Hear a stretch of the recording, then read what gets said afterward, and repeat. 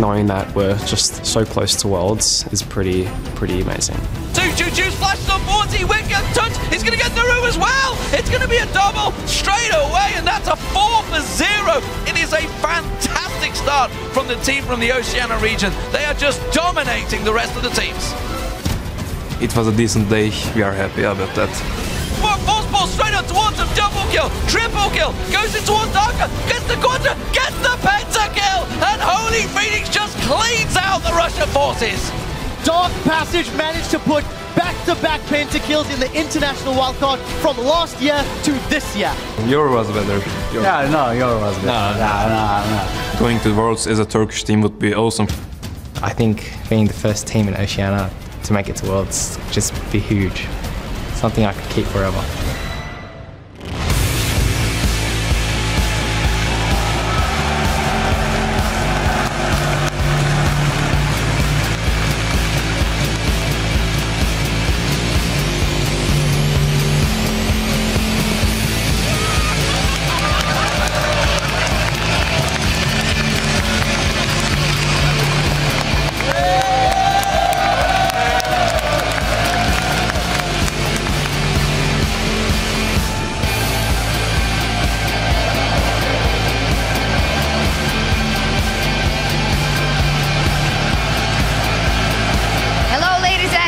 And welcome to day 2 of our continuing coverage of the 2014 International Wildcard and the European LCS Summer Playoffs, coming to you live from Gamescom in Cologne, Germany.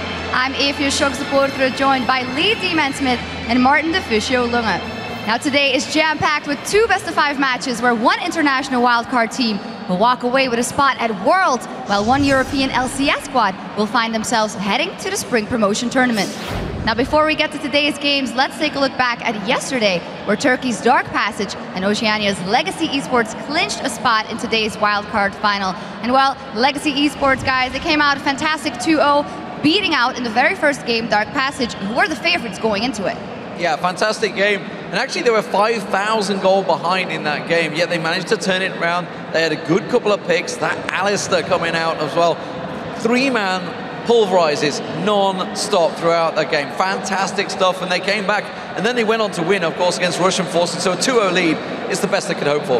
Yeah, but we still have to say, early game, they seem to have some issues, especially against Dark Passage in the second game of the day, where they actually lost the game pretty early on and couldn't really come back. They're too far behind in goals, so still some things they had to work on for today's grand final. Yeah, they absolutely like to fight, and as you mentioned it, Dark Passage then coming back. They lost the first game versus Legacy Esports, but they turned it around. They cleared up their picks, is what we heard, and then they just won the game, and they actually came out on top because they wanted a shorter time. Yeah, well, it just seemed like they got better and better after like the first game, a little bit shaky, the picks weren't really very optimal for them, and they talked about how they felt like they got outpicked and they couldn't actually do anything in the mid-late game. Adjusted it, fixed it, and looked just so much better like the later stages yesterday, especially the game against Legacy where they actually dominated them. And that's a big thing, honestly, because obviously today's going to be a best of 5, and adjusting to those picks is really what you've got to do. It's a worry for Legacy fans, of course, if Dark Passage have already maybe figured them out. Yeah, I was talking to Legacy Esports a little bit before, and I was like, are you nervous? And they said, we're nervous, but we're just going to fight. We're going to brawl. So I think it's going to be a great best of 5. And Dark Passage actually also provided our #1 big play of the day. Of course, that was Holy Phoenix and his heavenly pentakill. This comes from @Lobster667. Literally just shouted, "Pentakill," with food in my mouth. This was your most talked about moment. Damage dealers going in, rip one, force ball straight up towards him, double kill, triple kill, goes in towards Darker, gets the quadra, gets the pentakill, and Holy Phoenix just cleans out the Russian forces. Dark Passage managed to put back-to-back pentakills in the international wildcard. It just seems like whenever Holy Phoenix gets going early game, he will just get so many kills in the mid to late game, and Penta. He might even get one here because he keeps playing Tristana and Jinx, so whenever he gets one kill, he will get the rest as well. He should have had one earlier. He got the quadra earlier on, but the jungler stole it. Lee Sin stole it. So there could have been actually 3 pentakills in that game as well, because the top lane Fabulous got a quadra as well. So we were very close to 3 pentakills in one game. Well, maybe it happens here. Remember to send your favorite moments from today's games on Twitter by using that hashtag BigPlays. Now, Dark Passage and Legacy Esports will meet again on the Rift today in a best-of-5 series to decide which team will head to the 2014 World Championship. And then the European LCS Summer Playoffs continue as the Super Hot Crew and Millennium face off to fight for their spot in the LCS. The winner will clinch a 5th place, while the loser will head to the Spring Promotion Tournament. And on Friday, it's time for the semi-finals between Fnatic and Roccat, and Alliance and SK Gaming. These teams are all fighting for a spot in Sunday's Summer Split Finals, along with spots in the World Championship. Now remember to head over to lolesports.com for all the info on the team schedules, VODs, and more. And while you're there, be sure to vote on who you think will win each series. We'll be checking your votes throughout the event. Now, we'd also like you to head over to Twitter and let us know which player do you think will make the biggest impact in the International Wildcard Final, and why. I think I know what you're going to say. Well, I mean, Holy Phoenix is probably the easy one to say, but I'm going to say EGM actually for Legacy. I believe the way he's played yesterday, he can go and make the big plays here, try and shut down the bottom lane from Dark Passage, and also win the games for Legacy. I am going to go with Holy Phoenix because he is the obvious one, and honestly, when you get 22, 23 kills in one game, he is clearly the guy to watch. Yep, absolutely. Now remember to tweet us your answers at LOL Esports, and we'll read some of them on air later in the show. Now, there's a lot of action happening today, so let's head over to the caster desk to get things started with Joe and the incredible Penta Fairy. Still a little bit jealous that you get all those Penta kills, but hopefully your luck shines on me today. I hope so, we get some today. I hope so too. Thank you very much, Shogs. I'm Joe Miller here with the birthday boy, Trevor Quickshot Henry, looking great for 42, I must say. And we're ready to see which one of these wildcard contenders will be heading for Southeast Asia to Worlds, and who will be headed home to practice for next year. But let's get into the first series as Dark Passage take on Legacy Esports in a best-of-5 for a berth in the World Championship. First up is the Turkish side of Dark Passage, who actually lost their first encounter with Legacy yesterday before turning around their fortune and winning the second game in impressive fashion. Yeah, so with Dark Passage losing that first game, despite having a lead early on, they did manage to bounce back later in the day. They gained revenge in a very one-sided match over the Oceanic squad, and the rest of Dark Passage's games were incredibly one-sided as well. Yeah. They ended with 110 kills, 203 assists, and only 53 deaths after 4 games. I'm hoping that bloodthirstiness continues, and the player that's going to be leading it all will be Holy Phoenix. I think the team really hinges on his performance. In the matches where he had a comfortable late-game carry or a comfortable start, he managed to destroy. I was not convinced with Lucian in game 1, 0, 2, and 8, but he really stepped up in game 4 at the end of the day, and we'll see if he can do the same in the series today. And their opponents, of course, are Oceania's champs Legacy Esports, who showcased a surprisingly aggressive playstyle yesterday. They only lost a single game, but that game was against their opponents today, Dark Passage. Yeah, and it was very, very one-sided. The Australian team, I actually think, are even more aggressive than Dark Passage. They managed to accrue 88 kills, 190 assists, 47 deaths across their games, but I feel that their penchant to chase kills can be to their undoing because they did get punished for it. Whenever you dive into your opponents over and over and over and over and over, it's very possible to play around that. If you have proper warding and you have a reactionary team composition, you can punish that level of aggression. But the players that will be going ham in this series will be Choo Choo's and Cardred. They both had fantastic game yesterday, and I personally think Cardred stepped up. He really impressed me in yesterday's games in comparison to when I've seen him competing for his regional qualifiers to make it here to Gamescom. We'll see if they can keep it up today. So before we head into the game, let's listen to players from both teams tell us about this series and what it would mean for them to win. Dark Passage is really good at putting on early game pressure. I feel that we definitely have taken a lot out of our loss against them. Also, they probably learned a lot of us. In the Australian team, the mid laner is really good, as I could see. Like Zed plays and the other championship plays, he plays really good. Preparation is a big thing for us. We're a rather small region, so it was pretty hard to research the other teams prior to coming here, but now that we do have something to watch, we're going to analyze it to death. I think we are pretty good as players, but we have to play like a team. I like playing best of 5s because in Turkey we just won like 3-0 in best of 5, so it's good for us. To be the first at something is always a very great achievement. No one can take that away from you. And I think being the first team in Oceania to make it to Worlds would just be huge. Like, you know, something I could keep forever.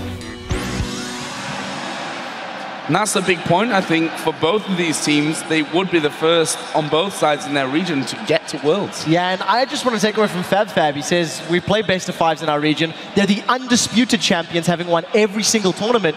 We'll just 3-0, and we'll see if he can deliver. I'm not sure after yesterday if this is going to be a 3-0. I think we might possibly need all 5 games. But first, let's take a look at the lineups. On the blue side, it's Turkey's Dark Passage with Fabulous in the top lane, Crystal M in the jungle, Naru in the mid, Holy Phoenix on AD carry, and Touch on support. And on the red side, from Oceania region, it is a Legacy Esports. Minky Whale playing in the top lane, Carbon in the jungle, Choo Choo's in the mid lane, Cardrid on the AD carry, and Ejim as the support. So you guys have been voting on who you think will take this best of 5, and according to LOLesports.com, you've given it to Legacy with 59% of the vote. Very, very close one, though. It is very close, and I actually feel that's a little bit surprising. Seeing how badly Legacy got beaten by Dark Passage in their second game of the round robin, I would have felt Dark Passage would have been the favorites coming into this, but we need to see how picks and bans play out. We were looking at the pick and ban trends, and Dark Passage actually played a slightly larger variety of champions, especially in their top lane and their mid lane. Yeah. But I think Nidalee, Maokai, Tristana, Kog'Maw, those have to be the focuses for the majority of champions. And I want to see whether or not Dark Passage ban Alistar, because Ejim was terrifying on the cow. Yeah, quite happy to first pick that one. Obviously, we've seen a lot of top lane Alistar as well, so you're always kind of left guessing as to where exactly the cow's going to be. And Ejim was just making plays left, right, and center. Brilliant combos, not scared to flash in there for the pulverize and knock you back into the tower if you're unlucky. Something that we did also see, despite the fact that Legacy lost to Dark Passage, in the game, Cardrid demonstrated some very good mechanical play on Zed. Yeah. His decision-making is questionable, but the mechanical level that he can play is fantastic. We've seen Yasuo being banned out against him. If Choo Choo's wants to get his hands on one of these very big playmaking mid-lane champions, that could dictate the tempo of the series. But again, it has to be right, it has to be smartly picked, because that Zed pick yesterday, I really feel, came out of left field, and it did nothing for the team, really. It didn't, but we saw moments of brilliance on him as well. The fact that now he was dodging stuff left, right, and center, making these, the most of Zed's abilities there, dashing off to the shadow to avoid ultimates and what have you. We'll have to see, though, because the bans are coming in. Zilean going to be banned out. They do ban the cow here, which, as we said, Ejim was just brilliant on yesterday. Rengar also taken away from Carbon, and I think 3 very solid bans out of Dark Passage. Other side, standard red side Kassadin, standard red side Maokai, I think we can say at this point, as well as that Tristana that Legacy didn't want to play against yesterday, but also that Holy Phoenix got his pentakill on. Yeah, very, very true. And very quick picks and bans, actually, in contrast to yesterday's games. But all of the teams in the wildcard were really taking their time, feeling out their opponents. It feels like nothing has been surprising thus far.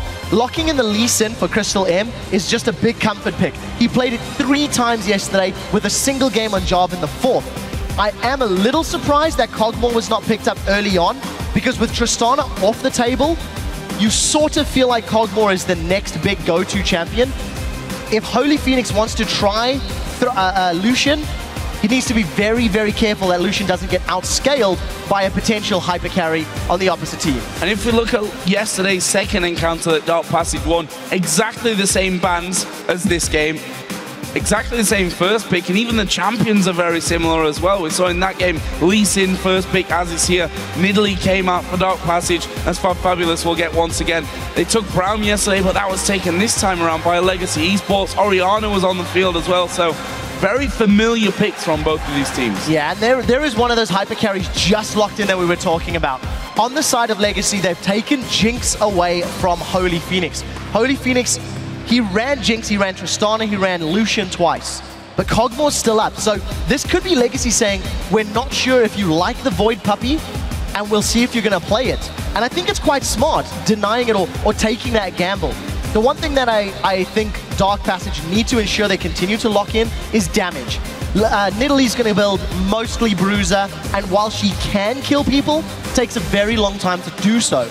So I do think they need to make sure they lock in some more damaging picks for these last 2 champions. Let's see then for these final picks. Lucian, of course, was the choice for Holy Phoenix in their first encounter yesterday, which Legacy ended up winning. And to be honest, certainly if you compare it to his other games, the Lucian had very little impact in that one. will we see Twisted Fate coming in as well? With Nidalee, that's two very, very scary, not just mobile champions, but two champions that are going to cause you problems in split pushing scenarios later on. Dark Passage have got all of the makings of a heavy split push team.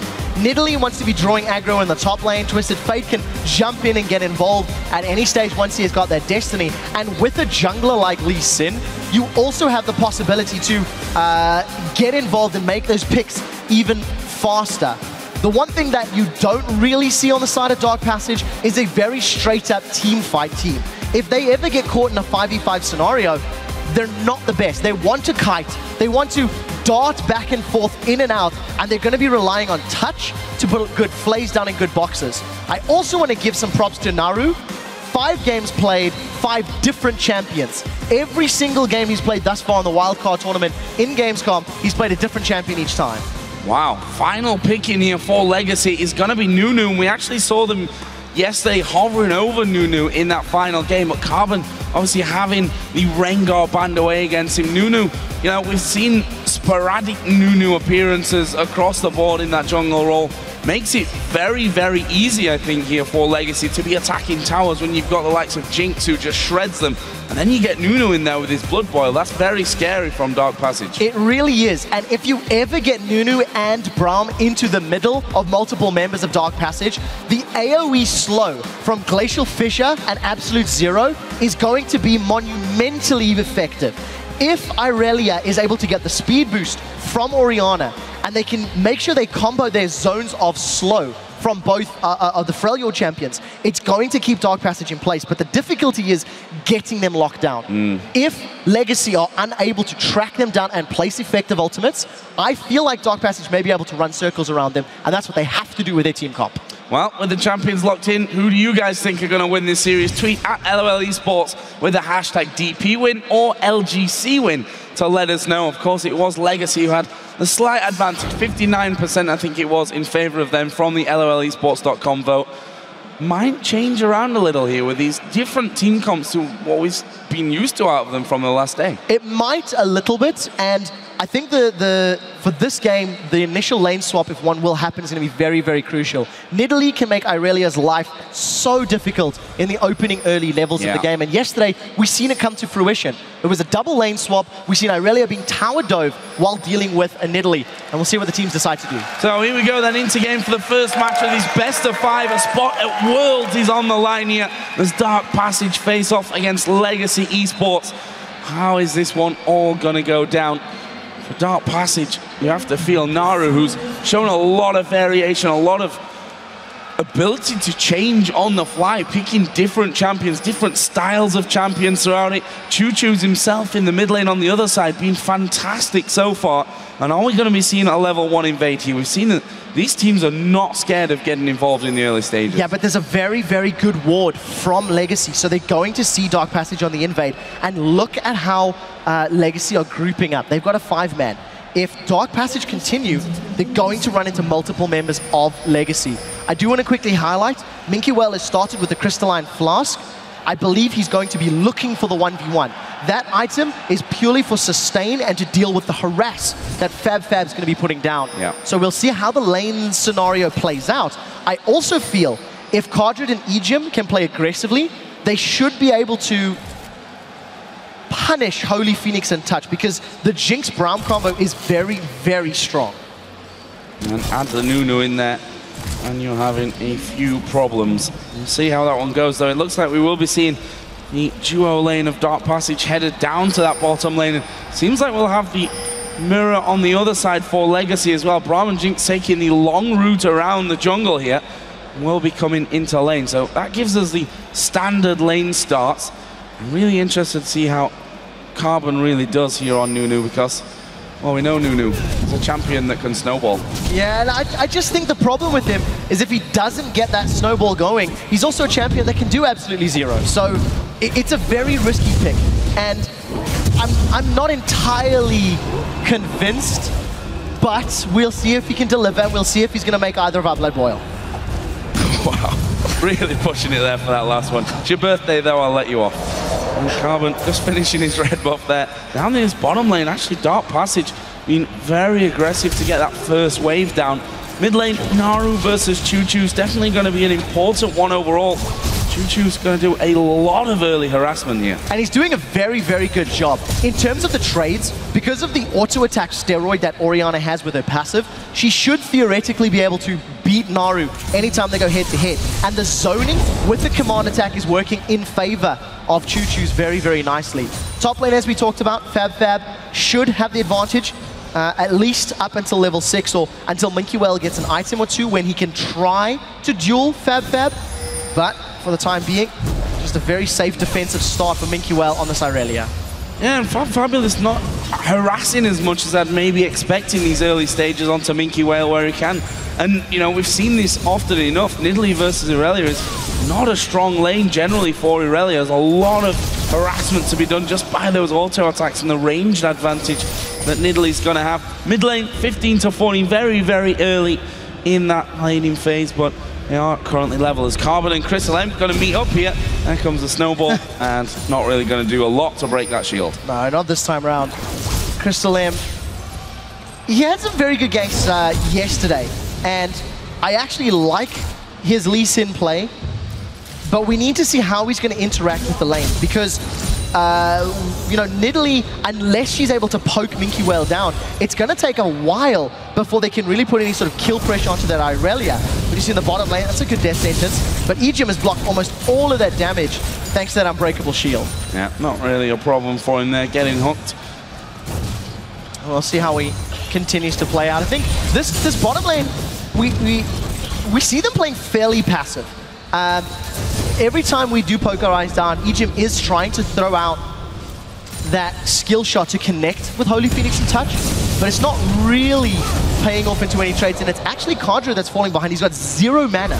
So if these fights were to break out, Holy Phoenix has got a small advantage there. See what Carbon can do here in the top lane. Gonna come through the brush. Nidalee quite far up the lane, so Fabulous, we'll see what he can do. Obviously, got the extra mobility in there now, right from level 1, and he kind of just does a bit of damage there to Carbon, who's probably just going to have to turn away. Meanwhile, Naru in the mid lane getting very, very low as well. Of course, gone full utility in his summoner spells, running the Ghost and Flash combo, which means Choo-Choo's in a fight scenario there is going to have the upper hand, that Ignite to finish off. Yeah, but I think that is... it is just a systemic of the Twisted Fate pick. He wants to be impacting side lanes. He needs the mobility. And despite the fact that Choo-Choo's has been bullying him, it didn't actually equate into a very big CS advantage. So we need to see if Choo-Choo's does continue that level of aggression once he has his ultimate and looks for kills. Well, Naru has Destinied out of the game, so we'll get him straight back in there in a second and we can get this one back underway. Just having a quick client restart. So we're 5 minutes into this one. Gold in advantage for Dark Passage at this point. Only a slim one though, so we'll see how that one all starts to work out. Uncharacteristic, 5 minutes in, we've not seen 10 kills yet. Like yeah, I'm disappointed. I am very disappointed, and I think these teams need to step it up. You know, 110 kills in 4 games for Dark Passage, 88 kills in 4 games for Legacy. Those were some hell of exciting matches. But what we do know from Legacy is once they have an item spike, an item power threshold, they do go ham. Well, that's the thing, right? When it starts, it's not going to stop. Yes, if correct. Yesterday taught us anything, is that these teams are more than willing to just get in there and do the dirty, have a good fight. And I'm assuming that once they get there, once these items start coming in, that will be the case here as well. Just to quickly run through the lanes and how they're all working out, it's pretty even overall. Orianna slight lead over Twisted Fate in the mid, as you might expect. AD carry, though, that's where the real difference is. 10 CS lead so far for Holy Phoenix. Yeah, so I was anticipating Ejim and Kadra going a little more aggressive onto Holy Phoenix and Touch to try get some lane dominance down, but Kadrad's burned through all of his mana, so he simply can't get involved. He can't use his spell reel for any of those trades, and I think it is costing him a small amount of CS. There is a fairly large wave that's built up, so it's only 5 at this point in time. And Carbon sticking around. I mean, he's babysat Minky Well for a while, and I think it's a smart call because Nidalee does have the advantage at the early stages of the game. And even with that extra pressure there, Fabulous doing a great job as the Hawk just goes flying between the AD carry and support of Legacy. That lane still going very well, though, for Holy Phoenix. And, you know, CSing under the tower, Cardred and Ejim a little bit out of sync there. Of the 4 CS I was watching, only 3 of them were actually, only 1 of them was actually picked up by Cardred. 3 taken by the tower. Not really landing the auto attacks or syncing up quite as effectively as they should. I do see Carbon as working his way towards that Quill Coat once more, and going to be getting that Spirit of the Ancient Golem. And interesting to note, yesterday, even on high damage junglers, like Elise, he still ended up building the Quill Coat, going the defensive route, and actually picking up Sight Stones. So we'll see if he does the same thing on Nunu, because it was a slightly different build path, slightly different itemization than I would say I'm used to seeing. Fabulous, doing good amounts of damage there to Minky Whale. Took an auto attack, or a turret hit, which is, you know, a turret auto attack, I suppose we can say. The hook does land. Cardred not taking too much damage there, but with him and Jim around about half HP, they've done well to bully back on that front. This mid lane, though, continues to stay very, very even. Choo-Choo's doing a fantastic job there under the tower to CS. He's going to go Athene's Unholy Grail for the start. Double Doran's Ring came out of Naru. Nunu's on the other side with Carbon. We'll see where Naru decides to actually go. Could see him just basically going exactly the same path there and taking that extra mana regen, although maybe the magic resistant AP a little bit later is something that he's going to be more valuable. Yeah, the interesting thing about these 2 team compositions is they both scale very, very effectively. So it just feels like both teams are fairly happy to continue CSing. Minky Whale's taken a lot of damage there. Needs to be careful, because the moment Fab goes into that Cougar form, should be able to look for that execute. And also, Naru now has Destiny available. So if any of these lanes begin pushing against Dark Passage, all of a sudden, Naru can look for opportunities to move around. But I think we also have to highlight the fact that Crystal M has been non-existent. He's not made any gank attempts or similar. Oh, this is bad for Minky Whale. Fabulous going to go diving in with the spear. Will get the first blood. And 1v1s in the top lane at the highest level, you just don't often see straight out kills like that. No, that was just a misplay from Minky and very well played by Fab. Fab had already shown how much burst damage he had when he swapped into that Cougar form, and Minky Whale just stuck around picking a fight that he really didn't want. Earlier on, he did have the backup of a fairly large minion wave, but that was all dead by the time the duel started, and that CS advantage grown to 20 in favor of Dark Passage. Cardred did decide to stick around there, though. Again, mana pool completely depleted. Really having to use a lot of that just to stay in this one. Not struggling, that's for sure. We've actually seen there the recall from Dark Passage's bottom lane. Is Twisted Fate gonna pop his Destiny, but actually he's just going home. Not quite sure what the plan was. There were a few champions missing, so that could have been a, Dragon check, potentially. But either way, first Destiny used. It is on a fairly high cooldown, over 2 minutes at this stage, 137 seconds with the blue buff. So, going to be a while before that threat is up. And you did see that both Carbon as well as Ejim moved towards Dragon, but they didn't have either of their carries really with them to try and challenge it, and they backed away. Minky Whale once again taking a bit of a beating on this top side of the map.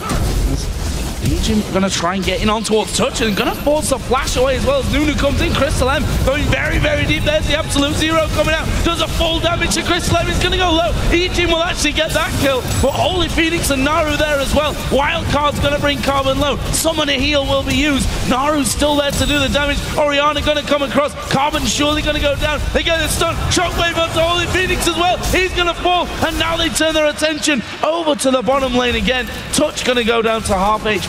And in the end, it's all about legacy. Yeah, while that's going on, there's a fight up in the top lane. Minky's in trouble. Oh, underneath this tower, Fabulous goes low. Spear doesn't quite connect. Heal from Fabulous as well. Are they going to go at this one once again? He's trying to land the spear in there, but the minions will block. Minky Whale has mana, Fab does not. Minky's got to be so careful with this Cougar form. I think he wants to look for the execute, but this is so scary. Okay, bottom lane, 2-for-0 trade in favor of Legacy. They darted in and out of combat and had the support of Choo-Choo's. Dark Passage just could not execute. Oh, here we go, Fab. I think he wants Minky or vice versa. He's come too close, though, and Minky Whale getting the sustain there with his ultimate. We saw Twisted Fate running running up towards that top lane, but again, a simple 1 versus 1 in the top lane results in a kill, this time in the other direction. Yeah, FabFab was shaking his head. He was not happy with that one. And rightfully so. He should not really have stuck around, despite the fact he had that executing Cougar form, etc. But Minky just had all of the sustain, so gonna jump over. Very, very good Transcendent Blades on the minion wave. So Minky ends up healing up with a flask, healing up with his abilities, and executes FabFab. Dark Passage have to work on their focusing in those sort of messy team fights, because they could have got more in the river fight if they had been able to focus the right targets. Just after those kills down on the bottom side, I actually realized that both of them went over to Egypt, who's now sat at 2-0-0 on the Braum. We'll see if he wants to get involved here once again. Needs to be careful though, because Crystal M is there. We are going to be seeing Nunu come down to that bottom side as well. Blood Boil goes on towards Cardrin. Lantern taken. Where is the slow coming in? Holy Phoenix in trouble as Minky Whale joins him with a TP. There's a TP on the other side, but that will actually be cancelled there by Fabulous. So very, very well played by Legacy. They managed to pull the support of Carbon. Minky teleports in behind Dark Passage, and it allows them to secure yet another kill. The thing you've got to keep an eye on, though, is despite the fact that Legacy have these kills, they are behind in a fair amount of CS in the top and AD carry role. Crystal M's thinking about the steal. We'll see if he's going to go in. And a couple seconds, that Sonic Wave's going to time out. I think that's smart by Legacy. Waiting for it, and then he jumps still. Yeah, he's already used his flash earlier on, used the safeguard to go to the ward. He's going to go down. Shockwave from Choo-Choo's trying to connect onto Touch. Didn't quite have the right direction there. Touch is able to walk away. Meanwhile, top lane went down. And Minky Whale and Fabulous once again having a brawl under the tower. Oh, there is Twisted Fate getting involved, and Cardrin completely out of position here. That's a free kill for Holy Phoenix. Yeah, really should not have been there. Naru was able to make use of that destiny the moment it came back up. And just like we talked about, Joe, the moment the fights start, they come thick and fast, because these guys have been just going at it for the last couple of minutes. And again, keep an eye on those CS advantages. Minky is down 40 CS in the top lane. There's a 20 CS lead in favor of Holy Phoenix, and Carbon, the Yeti, has found the Cougar. Absolute Zero comes in, and he just leaps over. Choo-Choo's around the side, and Fabulous going to be in a slight bit of problems here as the Ignite is used onto him, and that is going to be a kill. There is Crystal M though, trying to go in. Choo-Choo's going to flash away. Naru will join. Stun Card will get the kill. Can they get any more though? Irelia's coming down to help out, and Carbon is able to harass them away, but that will result in a 1-for-1 for Fabulous, and Choo-Choo's going down. Yeah, so we did see the roam from Legacy. They managed to surround FabFab, but because they were playing the surround game, they were not grouped for the support that Dark Passage put down. So 6 kills to 3. Legacy still behind in gold, thanks to that creep score difference, as you can see on the graph. And I think Legacy need to make sure they grab some more CS. Now that they've lost 2 towers in the top and bottom lane, they should be able to try and manage those minion waves and make it riskier for Dark Passage to push deep into their territory. Carbon unable to really stop Naru here. He's done a good chunk of damage onto that outer middle turret. And final outer turret that's actually left standing here for Legacy. Needs to be careful though. The rest of the team started to move up there, but actually the bottom lane are just going to help out with that blue buff pickup, so no real danger for Naru in that middle lane. Destiny will be coming off cooldown in just a few moments as well, so far, been pretty impressed with Naru in that Destiny, being in the right place at the right time. Yeah, barring the first one, the second one was definitely good. And we need to see how he uses it to try and punish Cardrin. Oh, there's so many people. Choo-Choo's is in trouble. Yeah, in more than trouble, I think. The stun into an easy hook, and actually using the shockwave there to try and stay alive, but not going to help him, and that is a kill over for Crystal M. His first of the game. Looks like this tower in mid lane is down, though. Yeah, there's not enough members of Legacy to defend, and also the reliable wave clear is with Choo-Choo's. Carbon and Cardrin, they've got to be a little careful. Egypt's been caught. Oh, into the box as well. Half of his health disappears. Absolute Zero going to come down. There is a kill onto Touch. Nicely done by Cardrin. And now they're going to keep chasing the slows from that rocket, the zap, and of course the snowball. And in the end, causing them to run away. Summoning heal was actually burnt there by Holy Phoenix. Naru going very deep, just trying to catch on to Carbon. Gets him low, not a kill though. That was a very good example of how powerful the ultimates are from Carbon and Egypt. If Choo-Choo's had been involved in the fight and was able to get some of those dissonance and shockwaves down, the damage onto the members of Dark Passage would have taken them out. Because because you've seen, pay very careful attention to the Glacial Fissure from Egypt. He's going to throw it down in a second, and Carbon instantly starts channeling the Absolute Zero. That is a massive amount of slow across the entirety of the lane. Unfortunately for Legacy, they did not have their primary AP damage, nor did they have Minky Whale, and those are the two sort of players that you're going to be looking at to help clean up those team fights with the mobility, with the ability to chase down. Fabulous trying to clear out a ward there and get some damage onto Choo-Choo's as he does it. Of course, Naru decided to go Morel and Omicron first, got a needlessly large rod in there on top of his Sorcerer's Shoes as well. Other side, simple Athene start, blasting one picked up as well now by Choo-Choo's. But that mid lane CS stayed very, very level. Top lane is a bit of a different story, as is the AD carry role as well. Definitely going in favor of Dark Passage there. Yeah, it is. But thanks to the kills and the Dragon, despite being down 3 towers, Legacy are only down 2,000 gold. With their composition, they're actually not doing too badly.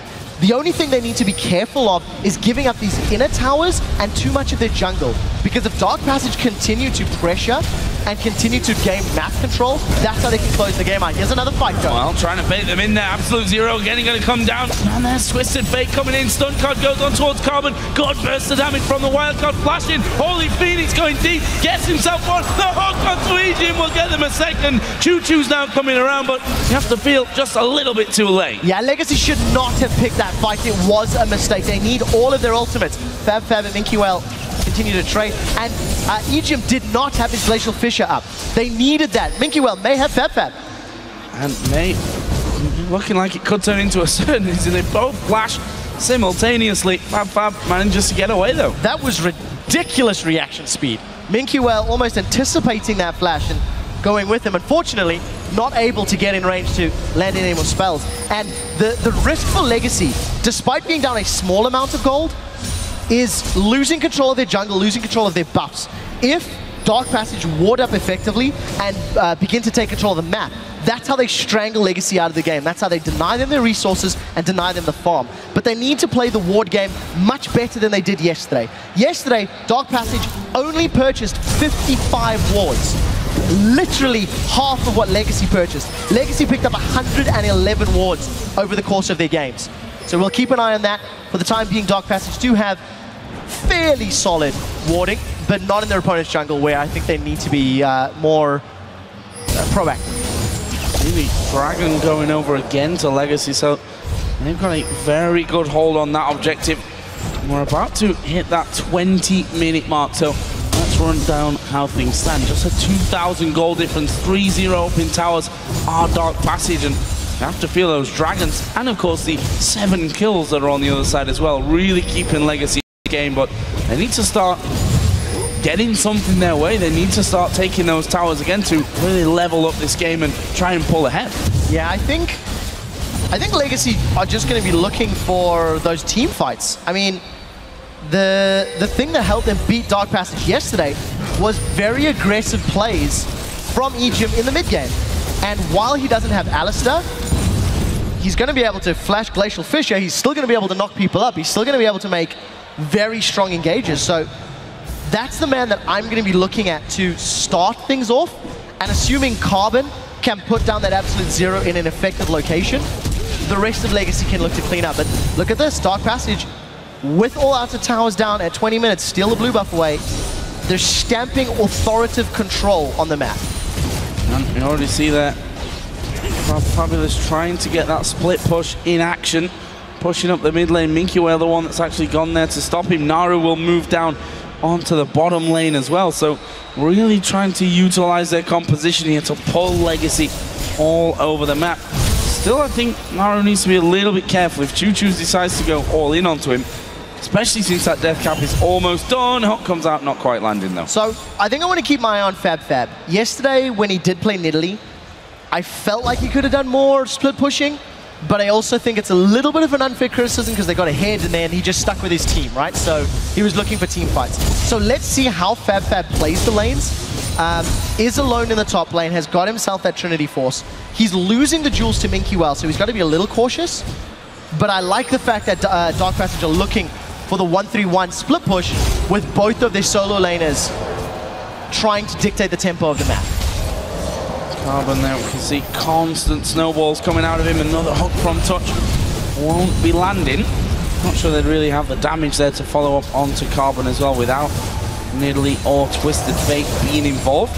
Holy Phoenix himself though got that Blade and Rune King, now got a Ghost Blade added in. Other side, Infinity Edge first item, and there we see Choo Choo decides to put down the damage on towards Naru and actually brings him very, very low. Had to use his ultimate though. There's a hook on towards Egypt. He's going to block it all. Yeah, Egypt's going to be able to get away. You know, it kind of feels like Legacy maybe want to make something happen, but the threat of that Destiny from Twisted Fate, despite the fact that he is low in HP, he can join the fight and spam out those wild cards. So we've got a grouping in the mid lane. We see Crystal Lemurs roaming towards the bottom. If Choo Choo gets caught by either Lee Sin or Twisted Fate, there's going to be trouble. And there's Crystal Lim going in. He's going very deep on this one. Going to go underneath the tower. Actually decides to flash away. And why is this so? Choo Choo's just dived in on top of him. They get one kill. Meanwhile, Holy Phoenix getting himself onto the rampage by taking down Minky Whale. So this time round, Holy Phoenix is making the Lucian work against Legacy. They not only grab themselves a kill, but they also grab the first inner turret of the game and pull even further ahead. It's now a 4,000 gold lead. Legacy are starting to lose their grip on this match. Fab is going to have a tough time defending the tower though, so let's see if Legacy can secure their first tower of the game. Uh-oh, Twisted Fate's going to get involved. They're actually going to go on towards Cardrin. Can they finish him off though? Holy Phoenix at the back, losing range on them, and Carbon really keeping him out as the absolute zero. Going to be used. Cardrin very, very low. Carbon low as well. There's the kill though on towards Nara, which gets the excitement going for Cardrin, and he's able to, with that, walk away. Meanwhile, Minky Whale now joining into the fight as well. Jim going to go low. He will fall in the end. Holy Phoenix now unstoppable. There's another kill for Touch. Minky Whale in all kinds of problems. The hook was a little bit wide, let's call it. And is Minky Whale being chased down now. There is the Q from Lee Sin connecting. God flash over the top from Minky Whale, but Fabulous followed through and swiped him down. Another terrible fight for Legacy. They didn't have Minky Whale with them. They didn't have Choo Choo's with them. Yes, they were trying to push the tower down, and unfortunately for them, Naru was able to jump in. Legacy stuck around, they committed to the fight, and they ended up losing 4, only securing 1 kill in the trade. Dark Passage have not given up though, and they're continuing to siege up, and we do see Legacy are going to be able to at least defend this tower, but I think they're maybe looking for more. Holy Phoenix, they're doing the damage to Carbon and then flying away with the help of Toucher's Lantern. And it's 5-2-5 now, Holy Phoenix. And we've seen what happens when this guy gets rolling once he starts to get a few kills. Let's have a look at that one again, starting off with Twisted Fate coming in. Yeah, and it's just the 3 members of Legacy, despite holding out for so long, they need Irelia with them. They need Orianna with them. Initially it was 3v3, it becomes a 3v4, and here comes Minky Whale, but it's too late. He teleported into the fight, and I like the way that Carbon and Ejim are using their ultimates. I feel like they're doing it appropriately. The fact that they held off for so long and survived for long enough was a testament to how well they stacked their crowd control or used it. But unfortunately, Legacy just did not have the full complement of team members with them, and they end up losing 4 of their players in that scenario. Yeah, really stretching things out here for Dark Passage. Over 5,000 gold is the lead, and they're finally going to get themselves down there and have a hand on this next dragon. No one around there from Legacy to stop that one. And the problem is they've lost that inner turret in the top lane. They've lost the inner turret in the mid lane. Only the bottom inner turret is left standing here, and that becomes then the obvious target, and then Legacy are down to just their base. And the thing that's very difficult for Legacy is they have to all in.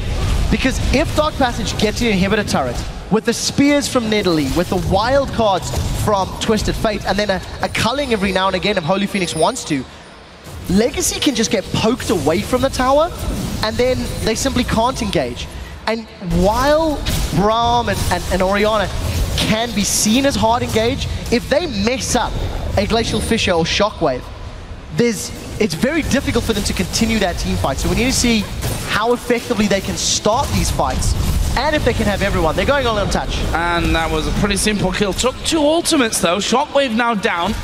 Super Mega Death Rocket also going down from Cardrid, but gets them the kill. Meanwhile, Minky Whale is over on the top lane, managing to get that turret down. Funnily enough, the first one of the game there for Legacy.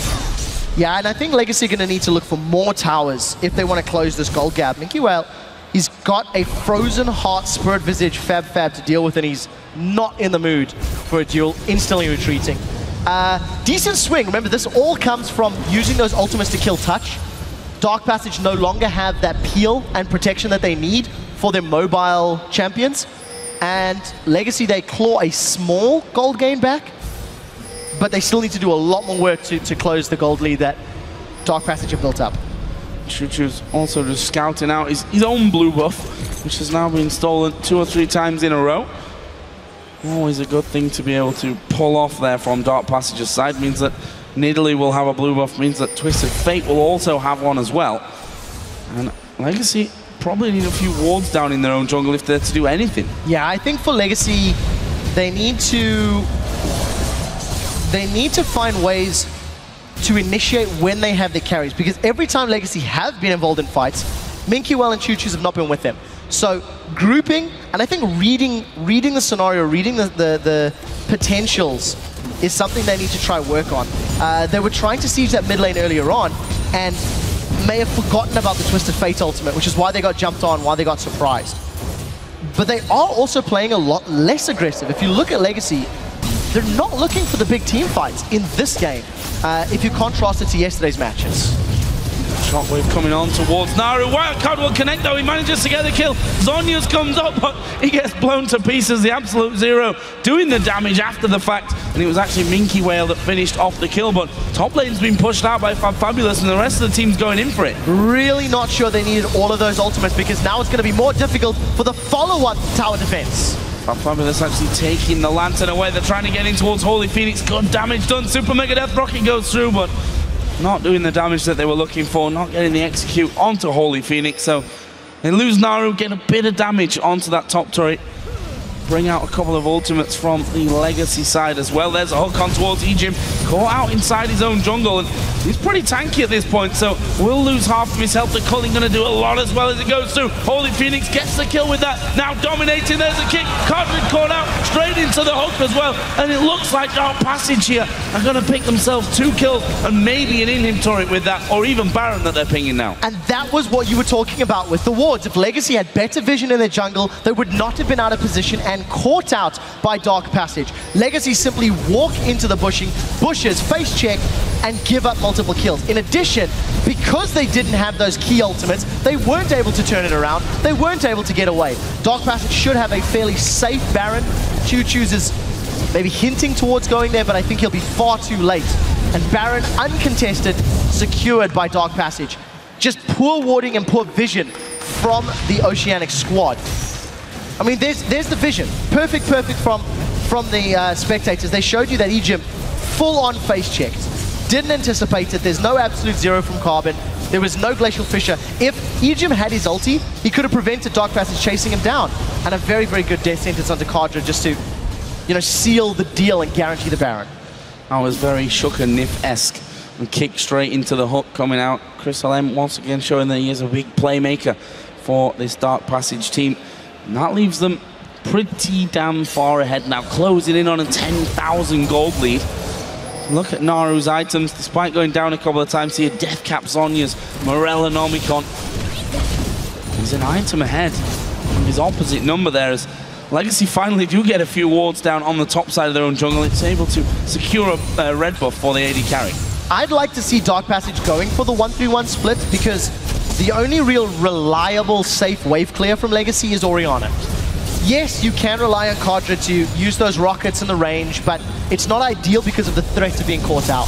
So if Legacy are pulled apart and Choo-Choos is defending one lane, it allows the rest of Dark Passage to get some damage on the other lanes. So I like the fact that Fab is pulling the attention of Choo-Choos bottom, and look at the rest of the team in the other lanes. It is the smart way to play it, and use the regen from Baron. So you can take some poke, maybe take a turret hit or two while you get some auto attacks down, and then just continue playing the split push game. That's exactly what they're going to do. Fabulous taking the damage from Orianna, seemingly not really caring about that. And we are going to see a Destiny coming into the back. They're going to go for Choo-Choo. Shockwave will bring him in, but that's not going to be enough to save his life. Zhonya's used by Naru at the back. The Absolute Zero doesn't really do all that much, but there's the Super Mega Death Rocket. Cardrid manages to get a kill. There's the Culling coming through. A lot of it going to be blocked out there by Unbreakable. I don't think they're going to keep chasing here. They got the slow onto Crystal M, but no follow-up. Okay, so they trade 1-for-1, and FabFab is continuing to split push. Minky, he's looking for a fight, though. The support of Crystal M is going to instantly turn him away. I'm not sure if the tower dive was 100% necessary if Dark Passage are unable to take towers, because look at how effective FabFab is dealing with Minky. He's split pushing. The same token, though, it is the wave clear that's denied from Choo-Choo's that may have opened up all of that tower damage. So, I don't know, it's a bit of a opinionated call whether you think it works or not. There's another Dragon for Dark Passage, not a challenge in sight from Legacy. We actually saw Infinity Edge there picked up as well for Holy Phoenix, so he is very, very scary. Got almost 2,000 gold to spend at this point. 1,200 on the mid laner, 1,800 on the top laner as well, so extra items going to be picked up. Looks like Guardian Angel is going to be next on the cards for Holy Phoenix. FabFab just bought a BF sword. So he's got Frozen Heart, Spirit Visage, Trinity Force, and a BF sword.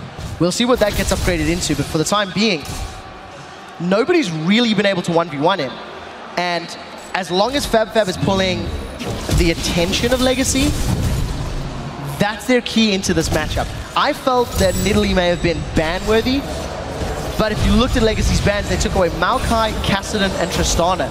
So giving FabFab Nidalee was a bit of a calculated risk because they took everything else off the table that was very, very scary in their eyes. Well, that's a funny thing, and one that they have to at some point let through because of only having 3 bans. Nidalee goes through, and Fabulous says, yes please, does incredibly well with it so far. Maybe a consideration in the next game for Legacy as to whether they let that Nidalee go through, or maybe even try and get it onto Minky Whale in that next game as they move over to blue side, but we'll see about that later on. For now, Dark Passage looking to crack the inhibitor circle turret. We knew what you meant. We knew what you meant. Trying to get onto the inhib turrets. And again, they're just going back to the split push. Destiny's available. Hourglass is up. We'll see if Naru wants to try to do the tower dive into Choo-Choo's again and then lead to some tower damage. But I just think the siege power of their poke is quite strong. So just trying to find an opportunity. It appears to be it's all in FabFab. Holy Phoenix and Naru have not really made much of an attempt to get on the towers. But look at the damage that FabFab's put on Minky Whale and how little has really been returned. Yeah, Minky Whale just going in there and he's like, you know what, I don't actually do damage to this guy. That could be a worrying trend if I'm to somehow hold on to these inhibitor turrets. Meanwhile, Naru is now getting into more of a split push position. Touch going to come through as well. It was a fairly obvious hook, and there is Naru just going to Zhonya straight through the shockwave and takes the lantern to safety. Yeah, so Choo-Choo's shockwave not available if a fight were to break out. Not massively impactful if Carbon and Ejim are able to put their ultimates down properly. But as you can see, Dark Passage are not presenting a real opportunity for Legacy to engage upon. And they're just going to continue playing the split push role. We do see that Minky Whale forced to use his ultimate to wave clear, and right now, Dark Passage are grouping themselves up. There's a recall from Naru, but he does have Destiny, so if he does want to join the fight, he can get in fairly quickly. The rest of the team was quite happy to join Fabulous on that top side, get some more damage onto the turret. We need to be a little careful here, to Legacy. We've shown already that they'll quite happily jump in. Meanwhile, Crystal pushing out that mid lane as well. Good move from Ejim to block most of that damage, but Carbon already took the brunt of it, down to less than half HP, will be forced to walk back into base. But it looks like Dark Passage might be backing off here, looking to spend a lot of gold. There's almost 2,000 on the AD carry. Guardian Angel's coming up here for Holy Phoenix. Very, very, very small chips from Dark Passage. They got a fair amount of damage taken off the bottom lane tower. That's sitting a little above half. They got a little bit of damage on the top lane tower. Oh, they're going in on Naru. Oh, and it's constant slows here from Jinx, from Nunu as well. There is a zap coming in. Naru actually will pop his ghost, but I don't see him getting away from it. There is absolute zero. Naru decides it's time to use her Zhonya's. In the end, though, they just pile on. Choo-Choo is able to finish off with the bulk, but Dark Passage queuing up for Baron that spawns in 5 seconds. So Dark Passage spent nearly 8 minutes attempting to siege. They had Baron, they went for the tower dive, they did not get any of those inhibitor turrets down despite taking a lot of HP off 2 of them. We'll see if Legacy can get in time. I don't think they will. Baron should be secured quickly enough because Fab simply doesn't have the speed to get in there, and now all of a sudden, Legacy, they have been looking for a fight, but they can't pull it off. Dark Passage grabbed the second Baron of the game, and I think they're just going to go back to this extended siege, to be honest with you. Minky Whale getting aggressive on this one, but didn't really have the rest of his team there within range to do anything about it. Follow up with those slows. And Fabulous just up on this top side, just going to continue that split push roll. Choo-Choo's finally going to get a blue buff back here. We'll see how that impacts them. You see that they've backed away here of Legacy to deal with Fabulous pushing the top lane. And unfortunately, because Legacy, have lost complete control of the map, they are so far behind in CS, they are still 14,000 gold down. But Dark Passage don't have a team composition. Oh, that's a massive hit on Cardred. And Holy Phoenix can afford to be a little more aggressive here because of that Guardian Angel that he picked up on his last round home.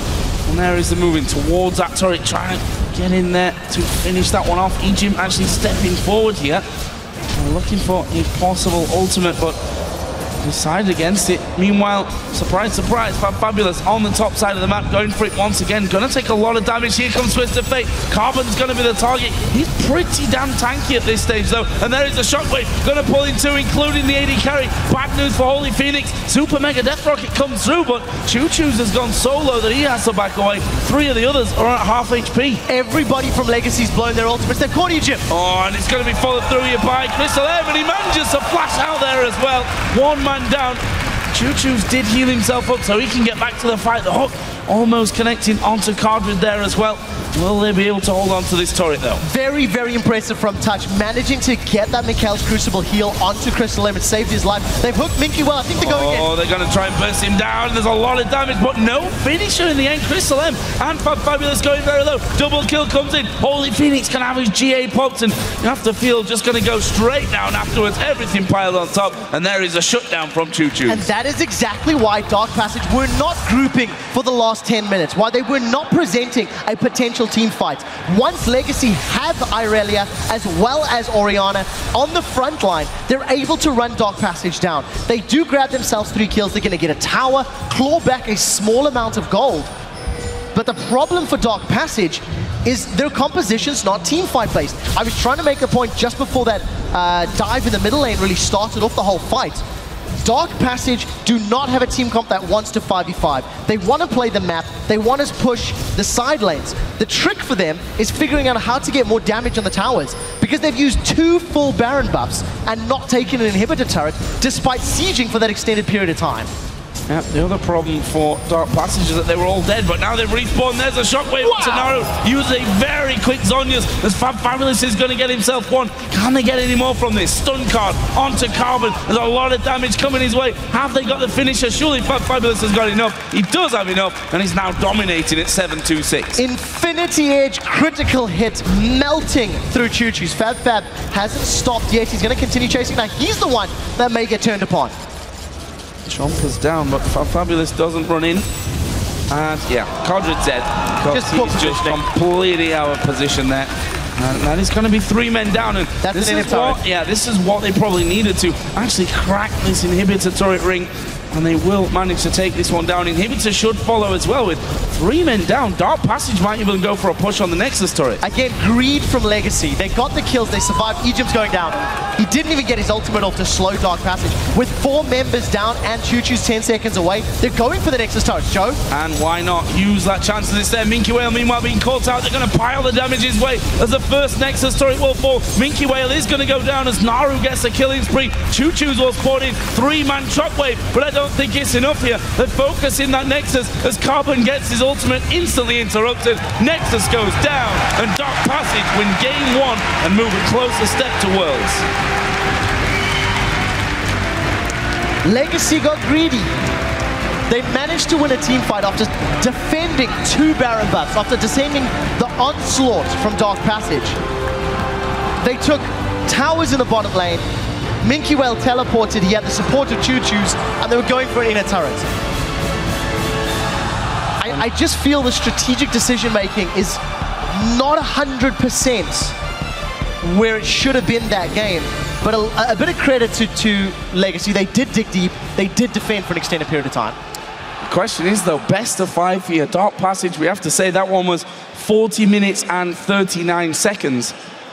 Felt like the longest game we've seen from Wildcard. Yeah. It may very well have actually been the longest game that we've seen from Wildcard so far, just showing that these teams, despite that crazy fight play style that they had yesterday, this was a completely different setup for Dark Passage. Yeah, it really, really was. And they demonstrated an understanding of how to play it. They did play the split push well. They did control the map.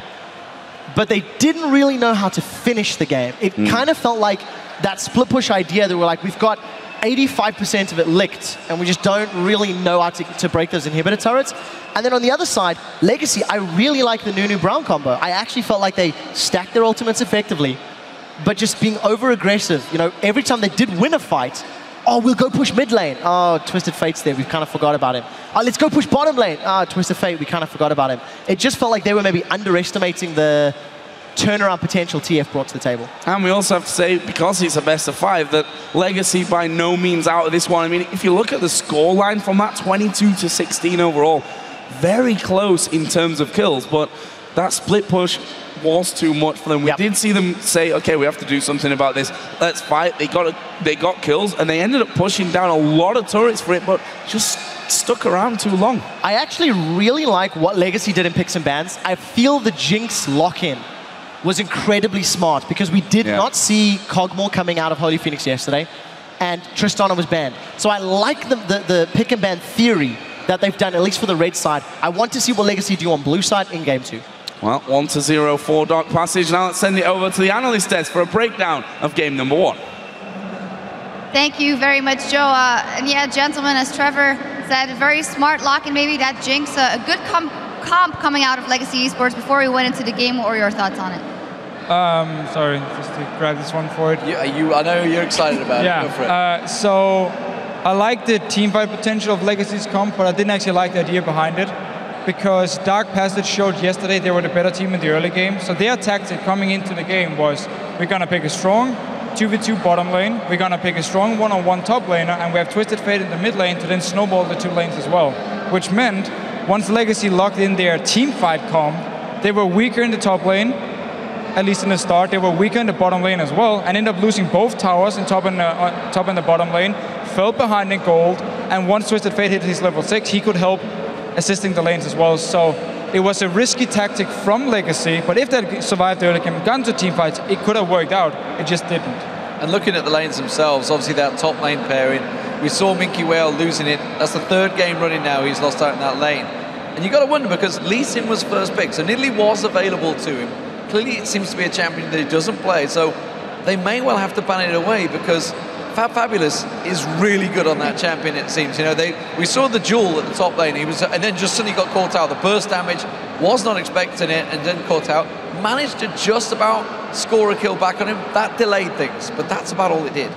Yeah, absolutely, and very impacting for the rest of the game as well, because Nidalee basically just went where she pleased, even though Aurelia was able to kill her maybe later on, but it never really got to that point. She could always divert attention and let their team just push. Yeah, so once Aurelia got her Trinity Force completed, she started really winning the one-on-one fights. But then as soon as we got some tank items on Nidalee, she became stronger again, and Aurelia kind of lost her mid-game power spike. And then in the variant, we just saw the last 20 minutes, every time Minky Whale tried to jump on Nidalee, he did no damage. So yeah, you can maybe push him back a little bit, but he will always get out sustained in that case, and we just saw the tower take some damage, and then Fabulous jump back to the tower again and again, and Minky Whale couldn't deal with him in the end, and they had to send up someone else. And again, the whole idea from Dark Passage was just this 1-3-1 split push, where Holy Phoenix was sitting in the mid lane, and you had, of course, Twisted Fate in one lane, and you had Nidalee in the other one, and you just push down every single lane, and you just look for picks every time you had the chance here. So again, they played it smart, because they did manage to win the lanes. They got the standard lanes as well. If Legacy wants to play teamfight comp, and wants to play against Nidalee in this case here, they have to force a lane swap. And how do you do it? Well, you have to go in and do what a Dark Passage is doing against Legacy, get the deep wards, spot where the dual lane is going, and then swap around it. Otherwise, they might be in for the same deal here, lose the bottom lane, lose the top lane, and then you're just too far behind to actually teamfight. Yeah, and D-Man, as we got further in the game, Legacy realized we are behind here, and what does Legacy do when they're behind or when they're in front? They fight, but they should have just maybe waited it out a little bit more to see if they could come back in this game. Yeah, fight, fight, fight. It's all they seem to want to try and do. And we saw it yesterday in the second group stage game against Dark Passage. They went for that crazy fight down the bottom lane, if you remember it, and it went a little too far. They probably should have backed out, but they went back in. Well, they did the same again here in the mid lane, and they just all piled down there. It was kind of a case of, okay, we have a rush comp, we can pile down this mid lane, it's great, we're going to catch out. But again, like you said, lack of warding. They didn't realize basically Dark Passage was just setting a trap. A few had gone back to base, 2 were waiting in the bushes, and they pounced. Yeah, let's actually take a look at a replay of that mid-game where Legacy tried to go in, tried to set things straight, and saw, well, we can have someone here, we can just pin him down and kill him easily, but it didn't go that easily. Right, so sadly, the clip we have right here, we don't get to see the items just yet. But at this point here, Orianna has a lot of gold. Actually running from base, death cap is not completed yet. So Twisted Fate at this point is actually almost 2 items ahead of Orianna in this case, and therefore also a lot weaker. And of course, because you have TF ult, you join the fight instantly, Orianna has to run from base. But let's just start rolling it here. Carbon is very low on mana, and we also have to notice, now we get a pentakill and now we get the fight. But anyway, we have to... Well, it's like a remix. It's like a flashback. It is a good remix. I mean, that's just that may well be a flashback of what they will get with Holy Phoenix getting a pentakill. It may well happen again. Could have happened. But make your point. Anyway, so the point was here. Legacy at this point is already very far behind in gold. They're behind in items. They're also picking a fight against the TF who has ulti, so he's joining in with their own mid lane and won't be able to join. Carbon was very low on mana. He only used his ult. And yeah, he was in a perfect spot in between them with 3 members around him with the AD carry, but he had no mana, so he was just like stood there. It's like, I don't know what to do. I can't do anything as Nunu. And more importantly, Carbon, Kadrid, or the AD carry, was not basic attacking. He just wasn't attacking at all. He was Jinx, and he was running back and forward. He didn't know what to do. It was just a very risky decision, and it's again also them saying we are behind in gold. We feel like we have the better team fight anyway, because our comp should be better team fighting. It just doesn't work that way, especially not early game and mid game where you are so far behind in gold. I mean, comp kind of becomes irrelevant all of a sudden because, oh, this guy has 2 items more than me. He's going to be stronger no matter what. Yeah, Dark Passage was very far ahead. So far ahead, they broke the replay, but we're going to see what they can do here in the next game. We need to take a quick break, but we'll be back in 3.5 with Game 2 between Legacy Esports and Dark Passage. Don't touch that browser.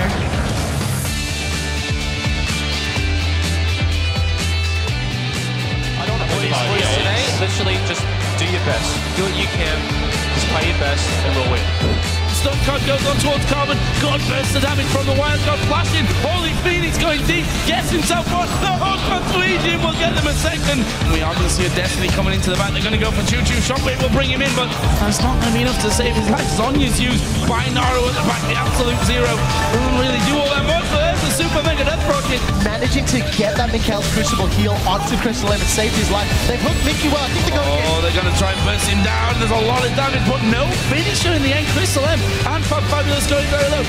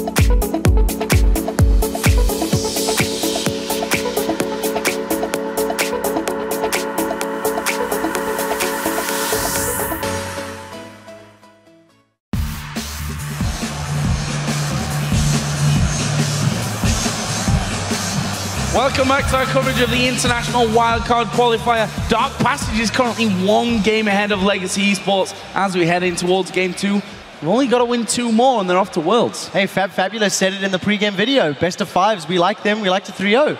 We'll see if they can. And talking about Fab, he got his hands on Italy, went 7-2-9, built an Infinity Edge as his 4th item. As you do. As you do when you're ahead. But just really, really good play. There was nothing that Legacy could do to contain him. Despite the fact that he did have moments of weakness, he overcame them and managed to control Legacy. On the other side, Choo-Choo's picking up the Orianna, had some good moments in that one, but just couldn't roll the ball far enough. Really could not. And on the side of Choo-Choo's, he actually made Naru's life very difficult in the laning phase. He was very aggressive, was in his face. But the problem is, he was playing Orianna, was looking for team fights, and his team were never able to get in Dark Passage's face. They were very rarely looking for those multi-man shockwaves. So, you know, I think Fisher said it quite well. If you're going to go for a team fight-oriented comp and you fall behind early, you need to take steps to prevent that happening. So, looking towards Game 2 then, is Nidalee now going to appear in the ban list? I think it has to be a consideration for Legacy. If they're not going to be first picking that champion, I think they will be taking it off the table. They do have the benefit of being on the blue side this time around. So in theory, if they don't ban Kassadin, it means they may be able to get their hands on one of their other priority picks. I mean, Maokai's still up there. They've banned Tristana away a couple of times. We'll see if maybe they want to get their hands on Tristana. Definitely seems to be the sort of go-to AD carry. And you just have to remember the likes of the Maokai, the likes of the Lee Sin, the likes of the Elise, all these preferential picks for Legacy. Yeah, they seem to be getting onto their comfort picks as well. Crystal M, once again, not scared to dive in there to flash behind people and get the kicks back into the team, as Cardred found out a couple of times during that game. But let's have a look then down the bans as we head into Champion Select for game number 2. And Legacy this time will once again ban Tristana, but they decide that Nidalee is of importance to Fabulous and get rid of that. So Maokai is still available, and it is a champion that is first pick worthy. What are the last 2 bans going to be? Choo-Choo's has played Kassadin in the past. He played it during the Oceanic Finals in game 1 of the series, and if Dark Passage don't ban him for the 3rd and final pick, they may even want to go that route. But the risk is then, do they ban Maokai and hope to get Kassadin? What do they leave up? Because both of those champions are up and available. Only one of them can get banned. Maybe I'm tunnel visioning, but we'll see. Oh, I think you're perfectly right on that one. You ban Kassadin, it leaves Maokai, and exactly the same the other way around. So far it's Zilean and Alistair for Dark Passage. Now they're left with the choice. Do they ban the tree? Or do they get rid of Kassadin here? Choo-Choo's has played it. We also have to say that Naru has played it. And actually, they go for neither. They leave them both up by taking away Rengar, which means they are going to give away Kassadin, but get the Maokai. Has to be. So the 2 power picks left up. Now, this is the advantage of being on the red side. When you are... when you do have 2 first picks in your first round, you can leave more OPs up and available, and that allows you to lock them in. A lot for Legacy will hinge on this Kassadin pick, and I wouldn't be surprised to see them running the likes of Elise, the likes of an Irelia again, because of the power and the potential to just jump on single targets. They do need to be very wary of containing Fabulous, because obviously, if that tree gets ahead, there's no Lumberjack in the world that can take him down. Except maybe Braum, because he's got a big manly mustache, but he's going to be picked as well, and he's going to be on their side. Touch once again will get his hands on that champion. Of course, last game was over with Ejim, who's Alistair once again banned away from him. And rightly so, I think, because Ejim's performance over these last couple of days with Alistair has definitely been ban-worthy. I completely agree. And for Legacy, maybe an AD carry pick. They've got their mid lane, and they've done this blind. Orianna's still up and available if Naru wants to go that route, and you'd have a very good team fight comp from Dark Passage already. Kog'Maw, Jinx, possibilities, really taking their time. The fact that Kassadin and Maokai were both up and available has, I think, thrown this entire pick and ban phase out of whack. And they have to go back to the drawing board to determine what are their priorities, what are they looking to build. Well, we are going to be seeing Shyvana come up here for Minky Whale in that top lane. scary champion in the right hands, and Minky Whale may just be those hands. Yeah, very, very big champion. Minky Whale used Shyvana to win Game 5 against Team Immunity back at home, and shout out to Atlas for the great call. He is a huge dragon, and he's going to need to become a huge dragon again. With the Morgana, with the Shyvana, you've got those diving champions that can, with the Cassidy and the Shyvana, you've got those diving champions that can get to the back line, that can get to Dark Passage's squishies, whoever they're going to be. And with Zed being locked in against Cassidy, it's going to be that assassin versus assassin matchup.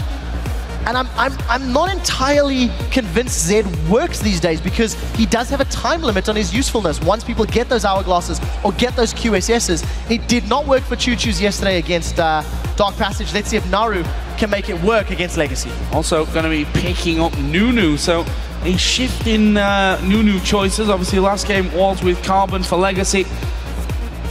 Was pretty effective, you know, those slows, Nunu and Braum together make it very, very hard to actually escape from anything. We'll see how Crystal M does with it this time around. But for Legacy now, looking to finish off their comp, looking for the jungler and the AD carry. Obviously, Lee Sin was taken away by Legacy, so that one not on the board. Rengar was banned away by Dark Passage as well. I'm somewhat confused by the Zed pick when you consider there's a Maokai and a Nunu in there. And the reasoning is Zed is really about blowing somebody up. When you've got Maokai, Braum, Nunu, you're looking for extended team fights. You're looking for fights to go on a while, and Zed, he kind of unleashes everything, and if somebody dies, great. Yes, he does have fairly low cooldowns, but he's not the type of champion you want stuck in the middle of a fight, continually, you know, landing auto attacks, if I can put it that way. So a little bit of a mix and match here from Dark Passage. What it does allow is if Naru gets ahead, he can obviously split push, which will work in his favor. But we need to see how the rest of this AD carry lock-in happens, because Dark Passage, they need constant damage over time to complement 3 of their 5 champions.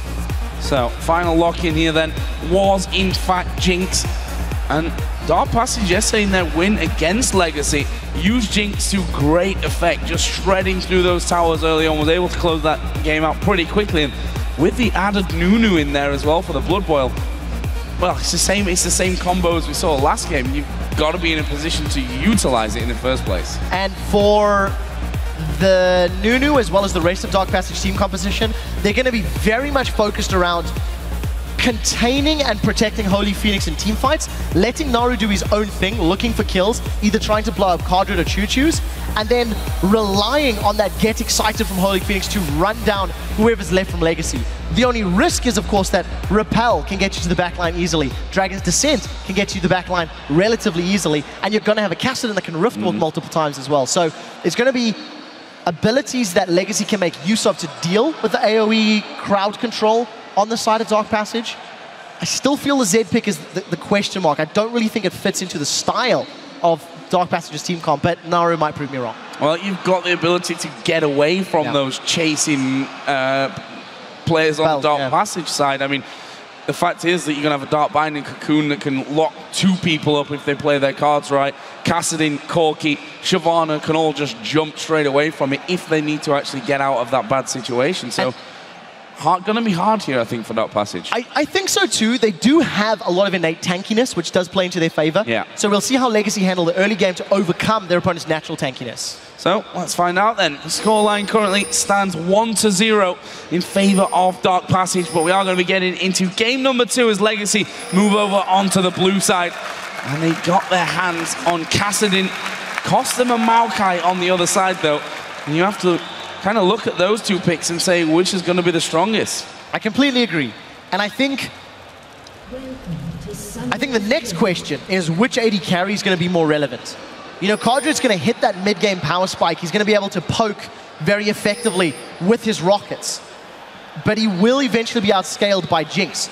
And it's just something they've got to be careful of. We'll touch that in a second, because Egypt has not seen Dark Passage. Dark Passage, if they can catch him out maybe with a Twisted Advance or a Brown Stun, that could be first blood. They're going in, Joe. Well, it's going to be, I'm afraid, somewhat anticlimactic there as Egypt just walks away from it. They weren't able to get in there quick enough to lock him down, and he walks off. However, Dark Passage have got in there, and they're going to be checking out this bottom side of the map. There was a ward put down, so they can see early on if these lane swaps are going to happen. And I think it's very important. Dark Passage are doing what Legacy did not. If you look at Dark Passage's comp, it is quite reminiscent of the team fight focus that Legacy had in the previous game. So as long as Dark Passage do not fall behind, they can make the right decisions to allow their team to work very effectively around the 4 or 5 members. On Legacy's side, you're a little more focused in finding picks. You want a Dark Binding or a Cocoon to land, and you want Cassidy and Elise and Corki to try blow him up as quickly as possible, and then allow Minky Whale to be that huge disruptive dragon. So for Legacy, when we eventually get to these roaming mid-game stages, they're going to be looking to insta-gib somebody, and if they don't, the longer the team fight goes, the better it's going to be for Dark Passage, because their comp will just thrive more and more and more. So, red buff start here for Crystal M. Taken down to about half HP and then gets it all back thanks to that consume. Bottom lane in the meantime, that started off well here for Dark Passage. Let's not forget the last game. Holy Phoenix out-farmed Cardrid by a heavy amount. See if we can do the same here with Jinx, Choo-Choos, and Naru in the mid lane. As was last game where they went very even, seems to be a similar scenario here. Yeah, and you know, Naru's obviously going to take more poke from Choo-Choos purely because of that Null Sphere, but they CSing evenly enough, and the kill threat will actually be very high once both of those champions have access to their ultimates. I want to see what Choo-Choos itemizes, because, you know, since Cassidy sort of changes and rework, we've seen a couple of variations. We've seen tanky Cassidy, we've seen, you know, Iceborne Gauntlet, we've seen full AP. There are multiple ways of building him, and against a Zed and a Jinx, it wouldn't be unheard of to go for that Frozen Fist. You know, it gives you the armor, gives you the zone control. It actually gives you CC to play with, and you can just continually chase with that little AoE slow. Bottom lane, once again, as we look down there, continues to go well for Dark Passage and getting going aggressive there. However, they plan the binding there on towards Touch, and that means that he takes quite the damage. But Holy Phoenix playing it aggressive, going in. Good damage back on towards Egypt. And it's a bit of a tug of war down bottom. They're going in and out. That binding did, in fact, miss, though. So he moves back over to the mid lane where Choo-Choos continues to pressure Naru. But notice how Holy Phoenix and Touch, with the same dual lane combo that Legacy had in the previous game, are playing more aggressively. I feel when you've got Jinx and Braum, you have to be more aggro, more in the face of your opponents if you want to get lane dominance. Choo-Choos, he's thinking about it. He's got Ignite. Oh, that is a lot of damage. Ignite goes down. They both flash at the same time there, and Ignite's not enough to take away, but it does force Naru to back off, giving Choo-Choos a lot of free time to farm. Yeah, and there's going to be some damage put down into that mid tower. No flash is available for either of those very slippery mid lane champions. And again, Choo-Choos is actually beating Naru in the 1v1. Second game in a row in the laning phase, where he is the one coming out victorious, and we touched on his mechanical prowess.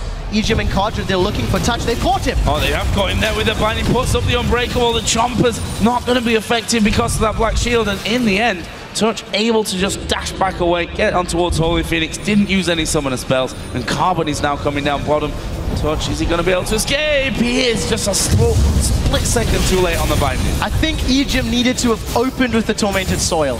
It was no travel time. He may have been able to interrupt the recall. But Dark Passage go all the way back to the initial invade. They got the information they wanted regarding the lanes, and they still opted into the straight-up lanes. Holy Phoenix and Touch, despite playing aggressively, they're holding even on CS, but you have to feel they're losing those trades with Cardrid and Egypt. Obviously, because of the fact they've been forced to recall first and move away. Now remember, no flash on Choo-Choos. We'll see if he can get away. Oh, going to be a problem for him here. The Ignite does go down, and surely he's going to die. One more hit will do it, and Crystal M goes in. Simple auto attack to get the kill. Choo-Choos just unfortunate to get caught out of position. I mean, no Riftwalk, no flash. It was actually fairly simple there for Crystal M and Naru. Carbon, he's looking for Naru. Not going to find him though. Repel brings him up in the air, and Naru just steps back off into the brush. Comes back into even try and do a bit more damage before he ends up going home. Came in with a Vamp Scepter, so went for that lane sustain. And now it's Minky Whale that could be in some problems on this top side. Fabulous actually going pretty low, but Minky Whale, he does have that flash available, and he's not even going to bother to use it. Goes down, Crystal M gets another one. Yeah, very, very well played. Crystal M making much better use of the Nunu than the previous game. Flash, Cocoon, missed. Dodged by Naru, give him that credit there. just step back towards them, which in itself could have been dangerous, but able to just walk away. Did lose quite a lot of health, but nonetheless didn't go down. The important thing of that is Cardred here trying to get in. Holy Phoenix going to get hit by the binding. Can they finish off the kill? He's been exhausted up as well, but look at the turnaround. Cardred going low. There's the slow. Touch needs a couple more auto attacks to finish it off. Has he got the damage? A good binding comes in.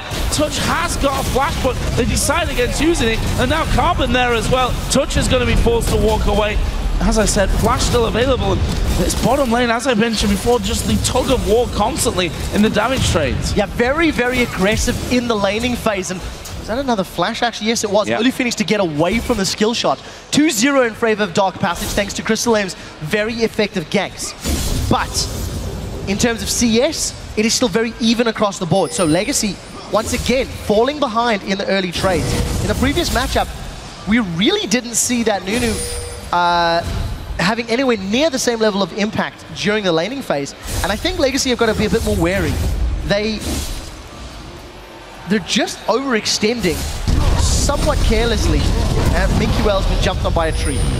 Actually, he has to use his ultimate there to get away. Didn't want to use the flash, of course. And that will leave him having to recall. Does have TP, so we'll see if he actually uses that to come instantly back into lane. Went for the Vamp Scepter first to get that sustain. And now that Naru hit that level 6 mark, that they got that kill on towards Choo-Choo's, got himself the death mark. Will he go diving here? Choo-Choo's needs to be really careful. There is the death mark coming down. Naru is going to be able to pick up the kill, but he might fall for it as well. Carbon coming away, dashes off to the shadows. Nunu coming around to cover, and that's the danger. Zed hits level 6 and just dives straight underneath the turret. And that is a testament, thanks to the fact that Choo-Choo's died earlier. Because he gave up first blood, he was behind in experience and he got punished. Now Touch eats another Dark Binding. Good block in there, actually going to dive forward towards Cardred, switches target on towards Ejim. Both of them could get stunned up with one more auto attack. It's Cardred that actually loses it. Binding comes down, Touch surely going to fall here, and he is finished off by Cardred, and that will be the first kill of the game here for Legacy. Yeah, we do see Touch and Holy Phoenix just going a tad over-aggressive. You don't usually focus the support, but when you're in full retreat, it's the only target being presented. I think Legacy made the best of that situation. The kill landing in Cardred's hands is very important because he needs to hit that power spike before Holy Phoenix. He wants to get the Trinity Force, and he wants to start punishing Jinx because she will take a longer time to scale up, especially because Holy Phoenix started with a pickaxe. Anyways, Cardred and Ejim, they're about to get caught by an absolute zero. It's going to do full damage here towards Ejim. The zap will land as well. He's in so much trouble. He's going to get the ulti proc off on towards Crystal M, but Holy Phoenix is going to finish off. He does get the excitement going, but Binding landed just before he died. And that will mean there's no chase onto his AD carry, but scary times. Jinx now getting the kill as well, and an assist on towards Crystal M, who's come out so strong with this Nunu. They're going for a dragon. Yeah, Crystal M definitely showing a better understanding of how to handle Nunu. His ganks have been great, and every single lane that Legacy has been overextended in, they've been punished for. Dark Passage have got 4 kills, they've got the first dragon of the game, they've built themselves up a 3,000 gold lead, and we're not even 10 minutes into this matchup. Despite the fact that Legacy have been playing fairly aggressively in this duo lane, it has only accrued to 1 kill, and that kill was because Dark Passage were the ones that were playing overly aggressive themselves. Jim now trying to hold on to this tower. Pink Ward's going to be taken away, and it's like Legacy just going to check there around the dragon. Actually, Dark Passage needs to be really careful here about this one because there's 2 men coming down bottom. They need to get the hell out of there as fast as possible. Touch not level 6 yet, so doesn't have his ultimate available to actually use that for defensive purposes. They might both go down here. Damage coming from Corki. Holy Phoenix is going to fall first. Binding doesn't quite have the distance to lock up Touch, but it's still a kill. So they managed to take down Holy Phoenix. Minky Wells get jumped on by Fat. Oh, this is real bad news for him. Actually, we'll use the flash there to go back. And Fabulous just bullying this top lane. Only got that Catalyst, the Protector. Obviously up at level 9 by now. Got a CS lead, got that advantage. from the assist earlier on as well. Minky Whale having problems. Deathmark and Ignite available for Naru. Who's going in? Yeah, he's going in, and Choo-Choo's is not coming out, I'm afraid. There he goes, back to the shadow. The splat comes down, and Naru gets his second. And he steals the blue buff from Choo-Choo's as well. 1v1, while Choo-Choo's was winning up until level 3. Since then, Naru has had Choo-Choo's number. He's picked the right fights, he's engaged correctly, and very, very good mechanical play from Naru. It feels like he had something to prove from the previous game. Dark Passage are just growing this lead even more. Despite the fact that Holy Phoenix died in the bottom lane, because Zed is getting so big and because Fab has got a sizable lead, you just feel like once team fights break out, Holy Phoenix will have all the time he needs because of how well the rest of his team is doing. Look at the 35 CS difference in that mid lane as well. Those 3 deaths that Choo-Choo's has accrued up until now means that he's really struggling on the farm. Holy Phoenix going pretty aggressive on this one, and why not? Crystal M actually coming in. There is the ultimate used by Crystal M. Didn't get much of a channel off, and Egypt trying to push this one back, and why not? Elise and Kha'Zix are both coming down. There's the TP though from the top lane. They may try and push this one back. Fabulous not quite in range to actually dive in on that one. Kassadin has left his mid lane all alone, and Naru will just use it to kill the tower. So first tower secured by Dark Passage. If they stay grouped up, they can take a second in a moment or two. Jinx plus Nunu equals dead tower. We do see Minky Well going in the top lane. He does not have any armor, and Naru is coming up behind him. Does not have Deathmark available, so we'll see if he's going to look for any sorts of kills. While all that's going on, Touch is now caught just a little bit up, but he's got his ulti up. Bit of a face check, but they do get the ulti on towards Cardin. Exhaust goes onto Holy Phoenix. I don't think they can chase in for a kill this time around, and actually Elise is coming down, so Dark Passage needs to start backing away from this. Elise does come in, but Carbon might take too much damage here at the start. There is Touch taking the Dark Binding to lock him up. Will dash away towards Holy Phoenix. The return is good here, but Touch is surely going to go down. Lasted a lot longer than he actually should have, and that will be a double kill for Cardin.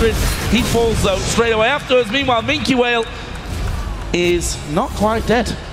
I don't know how he quite survived that one. For a second as well. Hopefully we can get a replay of that, but we did see Naru eventually going in on Minky Well in the bottom lane. Holy Phoenix and Touch had been playing overly aggressive. They gave up a kill, the first kill they gave up their first death to Legacy by overextending and being caught out. They got punished earlier, and now they're doing it again. Minky Well's got no teleport. Crystal M, I think he might be able to just pick this up. Oh, not quite finishing off there. Another snowball would have done it. Weird. That's Fabulous now gets his ultimate running as well, and Minky Whale gonna try and run for his life. Can't get away from the tree though. Pounds down, and Fabulous picked up his first kill of this game too. Choo-Choo's and Egypt started to come up, but nothing available. Dark Passage definitely applying themselves the 3rd time's the charm theory. Naru went in, couldn't do it. Crystal M went in, couldn't do it, and it was Fab that eventually got the 7th kill of the game for Dark Passage. They built up a 4,500 gold lead, and Cardrid is getting very close to having that Trinity Force completed. He's a couple hundred gold away. But Holy Phoenix, BF Sword, Zeal, Pickaxe, and 2 kills. He's becoming scary already.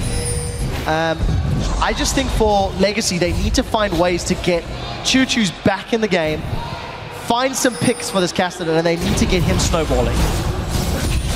All that CS difference for Naru as well means that he's now got a pickaxe on top of the Cutlass and that Brutalizer, trying to keep them now away from this mid lane. Zap actually misses there, which could have possibly been the death there of Cardrid. They're going very deep here though, and Egypt decides he's going to push around, get his ultimate going. That's going to land on towards Touch. What can Crystal do here? Binding means that he can't keep chasing, as Holy Phoenix almost going down to Choo-Choo's. They should be able to follow on from this. Yeah, there is a flash and Dark Binding in a second for Egypt. We'll see what he can connect with. Oh, wow. Well, the Binding is enough there to actually finish off the kill for Egypt. And no summoner spells available meant the easy kill onto Holy Phoenix. And Dark Passage once again are going to be forced to back away. Death marks up here for Naru. Minky Whale has to be careful. He has to back away to give the turret up. Yeah, Naru's chasing though. Gonna see if he can close the gap. A level advantage. And remember, still no armor on Minky Whale, so he would need to jump into that Dragon's Form to get the additional defensive stats. Naru's doing such a great job on Zed. 25 plus 38, 60 CS lead over Choo-Choo's, and there's that death mark. Oh, going in on this one, can he actually get the kill? The death mark might be enough. No, not quite, but the ignite is ticking, and Naru picks up his 3rd kill. He's just running amok here with that dangerous scenario now for Legacy. Well, very well played. You know, while the Zed may not fit into the team fight comp that the rest of his team composition is built, he is going to be the split-pushing assassination monster. I was saying, let's see if he can blow up the squishies on the side of Legacy. And he's blowing them to hell and gone. 3-0-1, Blade of the Ruin King completed. If you look at Choo-Choo's build, he's gone for a Seeker's Arm Guard into a Glacial Shroud. Fab, can he survive? It actually looks like he might be able to. They're going to have to go into look at that damage coming in. Cardred, in the end, does manage to pick up the kill. No one actually pushing with him. But look at this, down in the bottom lane. Nunu plus Jinx equals dead tower. That's the case, and it'll be the third or fourth of the game. Is this going to connect? So close. Well played, spectators, by the way. That was pretty smooth. Another tower down. Minky Well forced to retreat. All 5 kills for Cardred have come from punishing Dark Passage for overextending and punishing Dark Passage for sort of being in the wrong place. But it's not enough because they're not grouping for the rest of Legacy to get involved. Minky Well is still miles behind his opposite number, and Choo-Choo's is even further. That CS advantage is above 60 at this stage. Yeah, and you can see the items there from Choo-Choo's causing problems. Let's watch that one again from Fabulous as he almost got away from it. Yeah, very important to note, he's going to throw down that Vengeful Maelstrom, reduce so much damage from Legacy, and because he's got the Rod of Ages with a little bit of ability power, I mean, he burst so much hit points. If those team fights break out, Fab actually has a damage threat. You know, if Legacy group up and try focus and put that damage down, Fab can throw that. You add an absolute 0 and a couple of spinning slashes from Naru, and there's pentakill material waiting to happen. Crystal M there getting slowed down, but no follow-up after that one. Definitely had more of an impact than we saw Carbon's Nunu have in that last game. And with really the exact same combo, Dark Passage here basically said, we're just going to pick what you picked last game and show you how you actually play this combo. Yeah, I agree with you.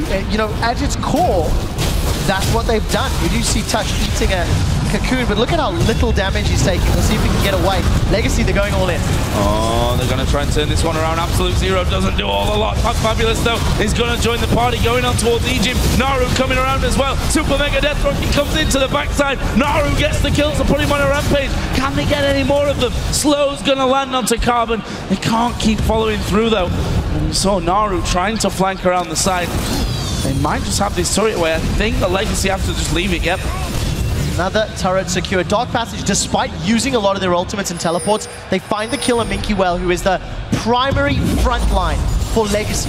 Look at how they're playing the map. Naru's gone top lane to push the inner turret, while the rest of Dark Passage are keeping Legacy at bay.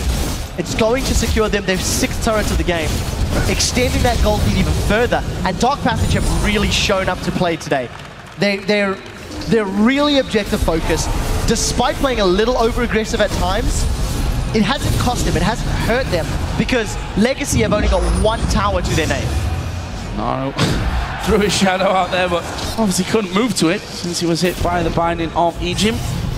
Not like Choo-Choo's was trying to get involved, but honestly, this Kassadin not really got all that much damage at this point. No, not really. He's just been terribly shut down. 1v1, Naru just completely outplayed him. It is that simple. It did stem from a gank of Crystal M, yes, of course, but after that, it's all been about Naru. And, you know, if you look at the minimap in terms of warding, Dark Passage is doing a very good job of keeping their vision of this game, especially considering how deep they just went in the invade. And I like talking about the vision game with sort of wildcard and with challenger teams, because you contrast it to LCS teams and, you know, the professional international teams. And in the previous game, Dark Passage actually had worse warding than Legacy. You could attest that to the fact they had complete map control, so they were a little lazy in warding. But, you know, placed 99, Legacy placed 119. That's a pretty big difference. This time around, I do feel they're doing a much better job at the vision game. And Zed is gonna be split pushing like a bit of a beast now as well. Ghostblade done on top of his Blade of the Ruin King. Carbon actually going to face check, but face checking into the support and the tanky Nunu jungle means that they actually start to back away from this one. The binding doesn't land. Ultimate going to be used, but this entire time Zed is pushing in the bottom. Here comes the rest of the team. Holy Phoenix off to the side. He's going to be picked off here by Minky Whale. Is it all about buying time for Zed to maybe take an inhibitor turret? They're going to keep them fighting as Touch goes down to half HP. But Naru is on the inhibitor turret. It's flash from Touch. Minky Whale trying to stick to him at this point. Carbon is incredibly low and Touch is still alive here. They're going to get under the tower. That's a support that they have not been able to kill yet. Legacy, they're not stopping. And Naru was killed off the inhibitor turret. There is the lock-up. Minky Whale tanking the tower this entire time. Crystal End going to chase him back. And they're all going super low from this one. Carbon now going to be focused down. Zed is in the base. The inhibitor's going down. And they're picking up kills while they go. Legacy managed to overextend. They took such a long time to kill Touch. They're going to lose their inhibitor, and they've given up 2 more kills. Crystal M and Fab want to chase. Blood Boiler's down. I don't know if that burnout's going to be quick enough. Here comes the 3. Twisted advance off to the minion. Sapling will be cancelled out there if it had even... Oh, it does Lances pretty quick at this stage. Still not enough to finish off Minky Whale, but... So once again, Super Mega Death Rocket comes out, just clips Ejim in the face. But Naru, inhibitor down. They were being chased all around the jungle, still managed to pick up a couple of kills on their way through. Could have made it a 3rd. And that leaves Legacy with super minions pouring into their base from the bottom side. And then basically Zed to just push the top side of the map. Yep, there's nothing on Legacy's side that can contain that Zed. Minky Whale has still not got a lot of armor. He's picked up Ninja Tabo. That's not going to be enough. Carbon's got himself a Giant's Belt and Spirit of the Ancient Golem. If you look at the item differences between these 2 teams, it is massive. There is a 10,000 gold lead in favor of the Turkish squad. And despite Holy Phoenix even being caught out, Legacy are just so far behind. It took them over a minute to just kill a support. Touch on that Braum, his natural tankiness that we talked about, really shining through, really doing a great job. And Legacy don't overcommit once more. It didn't work out last time. Dark Passage here starting to close in. They managed to knock up Carbon. The chompers go down. He's going to come right back on top of them. This is an easy kill. Naru actually manages to get in there to finish things off as Fabulous. Taking damage from Minky Whale, but he'll be happy to keep him there because it'll be a 4 versus 3 in the mid lane. Yeah, at this point in time, they could even do a tower dive if they wanted to. Fab would need to teleport in. There's the Soul Shackle. Let's see if Legacy can turn anything around. Well, Naru is the obvious choice here, but look at the damage coming back the other way. And it means that Ejim has to back off, and his ultimate will stop them from going for that turret for now. But will it be able to hold them off completely? They keep pushing onto it. Definitely wanted it at this stage. Ejim actually going to go down. It was the Super Mega Death Rocket out of Holy Phoenix that got it. That's surely this turret now. Yeah, Cartridge is doing the best he can to wave clear, but the moment Fab decides to jump on him, he should be instantly taken down. Deathmark is still available from Naru if he wanted to throw that one in. He's got 100 CS lead over his opponents, and Choo Choo's has only added an amp tome since the last time we talked about those items. Really not having a good day. 4v1, Cartridge not going to be able to defend. Here comes the support of Carbon and Choo Choo's. Tower is surely going to go down with this push. Fabulous actually going in. Turret does go down. Will they want to run away? Absolute Zero is going to be channeled in there as Minky Whale will dive forward. Choo Choo's looking to clean up from this, but they turn around the paint. Can they finish him? There we go. Let get excited for Holy Phoenix. And he's actually sticking around here. And here comes Naru from the backside. Ejim going to die to the death mark. Exhaust won't be enough to finish him off. And just like that, Legacy split up in all kinds of different directions. Naru looking for another kill. Minky Whale's recalling. I think Naru's going to leave him. They're going to get a second in him. They're going to get a second in him. There's super minions going towards the Nexus turrets. They may even decide to keep pushing, but it's low death timers on the side of Legacy. If Legacy were not 10,000 gold down, that team fight would have been very different. But because they fell so incredibly far behind, they didn't have the damage, they didn't have the items they needed to win the fight, despite the fact they actually looked pretty good. You know, it started off well. But unfortunately for Legacy, it just wasn't enough. Crystal M, he's being chased by Choo Choo's. Naru turns it around though. Look at the damage there onto Choo Choo's. Ignite came in as well, and Naru got the kill. Minky Whale's going to try and chase over, but Naru should have the cooldown back. No, Minky Whale gets the shutdown. He won't be able to catch Crystal M though. They got a Nexus turret, they got another inhibitor. Despite the fact they've given up a couple of kills, it is definitely worth it for Dark Passage. They continue to extend their gold lead. It's up to 14,500 now. And Minky Whale, he's going to get caught out by Fab. Let's see if that burnout is fast enough. It looks like it should be this time. Wow. Better safe than sorry, I suppose. Minky Whale using his ultimate there to get away. And let's have a look at that one again. It's the Super Mega Death Rocket into the base to kill Egypt. That was pretty spectacular. God. That was awesome, because it was even the right angle. I don't think he had the scrying orb either. And we're just going to fast forward to the team fight, I believe. Thank you, spectators.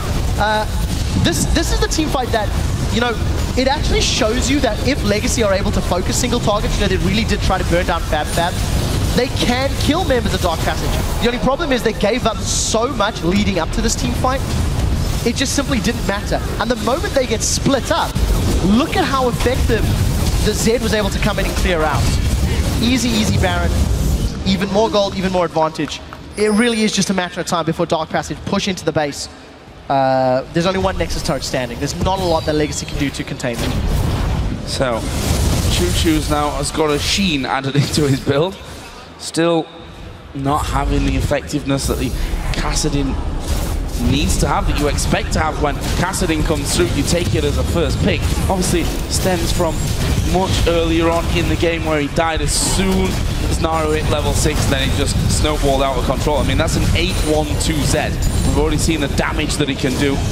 And now they're split pushing once again. Naru and Fabulous having to go on the inhib, and honestly, Choo-Choo's, he can only go so far. You know, Naru just turns around and he's just going to destroy him. 3 more coming down now towards his bottom, which means top lane has been pushed through. Inhibitor's going to go down. They could just go straight for those Nexus. So Cardinal is going to die. Double kill coming out for Naru. They're chasing more here on towards the fountain, but as those Nexus turrets fall, the Nexus itself is going to be focused down, and this is Dark Passage moving on to game point. 1 game away now from going to the World Championships in 2014. Very well played by the Turkish squad. Absolute control from the opening minutes. And Crystal M, first of all, Crystal M on Nunu getting very low-level ganks in lane was incredibly impressive. I love the way he read the situation and punished Legacy for overextending. Secondly, Naru on Zed. That was fantastic. A calculated pick and ban phase from Dark Passage to leave both Maokai and Kassadin open. Comfortably picked up the Maokai, locked in the Zed in their second round of picks, and managed to actually absolutely decimate Choo-Choo's. Can I help you with that clip there, Joe? Yeah, it's all right, guys. Don't need to put my cable clip on or anything. There we go. Put it to the back. That'll do it. Yeah, and the worrying thing now is for Legacy, because they already look kind of down and defeated in that game. I mean, if you look at Choo-Choo's, completely different game than we've seen from him throughout this entire international wildcard tournament. 0-7-5, frozen fist by the end, but 100 CS behind his opponent, a multitude of kills as well, and just didn't have the impact. And that's what the question that we're asking, Maokai or Kassadin as a first pick. So obviously, if you don't take it as a first pick, it's going into the second round of picks for the opposite team, but you have to say that Maokai was the stronger option here. I agree with you, and I also think that Dark Passage were very, very intelligent. I love the fact that they let that Kassadin through, because Naru very clearly was comfortable in the matchup. Very, very clearly, because he dominated Choo-Choo's from the moment he had that small advantage. And I also like the Zed pick, because we've seen Choo-Choo's play Zed. He played it against Dark Passage. So what it does is it starts planting seeds in your mind. If he can do that, I can do that. And if Dark Passage are able to sort of mind game their opponents, present something that might bait a Zed pick, and then play around that, you know, pick a jungler that can punish or something along those lines, all of a sudden the psychological advantage is lying with Dark Passage, because they can open themselves up to some opportunities and say, come on, pick Zed and we'll beat you at, you know, your own game. And that's the worrying thing now for Legacy. They have to win 3 games in a row to go to Worlds, and Dark Passage have looked pretty faultless for these final 2. We'll find out as we go into Game 3, but for now we're going to head over to the analyst desk for a closer look at that game. Thank you very much, Joe. Yeah, Dark Passage steamrolling here again. Fantastic win for them once again. 2-0 up. They can take the series and the spot for Worlds in the next game. And, well, let's look at pick and bans, and from the side of Legacy, kind of a dilemma. What are we going to go for? The Kassadin is open. It's almost impossible not to pick him, but then you don't pick Maokai. It was a tricky dilemma, honestly. You know, at the time, Trevor was saying, it's like, oh, they're both available. Which one are they going to ban? And they went, we're going to ban Rengar, give you the option. And it was a very clever choice.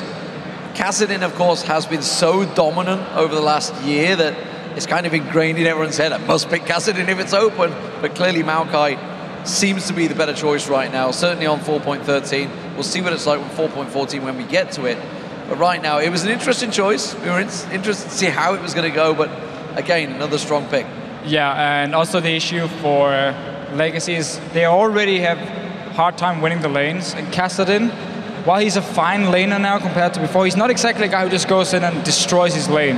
And once he played Kassadin against the Zed, the matchup, it is very, very risky to play against the Zed, because if you make one misplay in the early game, he will be able to kill you. And the misplay we saw from Choo-Choo's was basically where he flashed forward at level 4 to try and finish Nauru on Zed. It didn't work, he didn't kill him. Instead, he didn't have a flash. Nunu came in, killed him. He fell behind, he was level 5 once Nauru hit level 6. And from there on, there's nothing you can do, because he's going to dive you, he's going to kill you, and it just completely snowballs. So it was actually misplaced in the mid lane from the Kassadin. If he just had sat back and farmed, he was even in farm, he was doing fine. Got up to level 6, at the same time as Nauru, he would have been okay in the lane. He wouldn't have died, he wouldn't have snowballed it. And that's actually something we saw. I mean, he died twice while his flash was down as well. We saw the same thing down the bottom as well. You know, they used the flashes, went aggressive, and then get caught out, and they're just using those flashes a little over-aggressive. You know, we heard them talking about yesterday, you know, catching people out, the aggression's working. Well, right now, Dark Passage are well aware of that aggression and using it against them.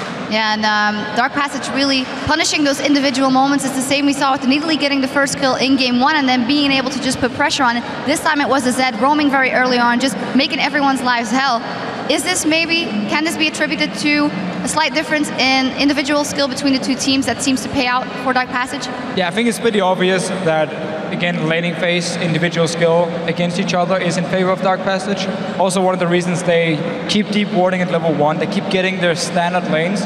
Even though in the bottom lane they didn't have a winning matchup, yet they forced the 2v2 just because they want to have standard lanes all around so they can beat Legacy that way and don't have to deal with a lane swap, don't have to deal with, okay, are they going to take some towers, are they going to get an advantage? So I like the way Dark Passage looks at the game and say, we are stronger in the laning phase, we get standard lanes no matter what picks we have. And of course, whenever there's just a small mistake from Legacy, it gets punished and Nauru carries the game. So they can close it out here in the next game. If you realize that as Legacy maybe as well, we are going to have trouble in that laning phase. Is there anything you can do to pull it back in your favor? Well, I mean, the problem for me is right now, we've seen Dark Passage playing multiple different team comps. They are quite comfortable to go poke comp, 1-3-1 splits, team comps with Zeds off the side, you know, doing what he can and basically killing everything and clearing all the base out. So for me, there isn't much of a weakness for Dark Passage, and that's a problem for Legacy, because obviously the game that they did win, they came back from 5,000 gold down because they lost the lane phase again. It's a problem. In that game, they got themselves a great team comp. They need to somehow come out on top in picks and bans this time around. Yeah, so I would pick very strong laners all around. I wouldn't actually ban Kassadin, even though Dark Passage has shown they can survive the early game and do well in the early game and then potentially snowball it. I would actually leave it open, try and punish it with a counter pick or with a strong lane matchup instead, and then pretty much have the setup they had in game 1 just against the Kassadin, because when you have like Jinx, when you have a Nunu and Orianna as well in the mid lane, the laning phase, just outside of the laning phase, in the mid game, you can push down towers so easily. Kassadin has no wave clear unless he jumps into the wave and then you kill him, which means you can punish the mid lane pick, and as long as you, again, don't fall too far behind in the laning phase, you can start taking down these towers, get objectives, get some gold, and I would try to do it. Otherwise, we might see them take the more defensive approach, which I don't think they will play because they like to fight. Yeah. You can pick like full wave clear, full late game scaling, and just sit back at your towers and just wave clear for days and try and like outlast Dark Passage like they tried to do in game 1. They were just way too far behind.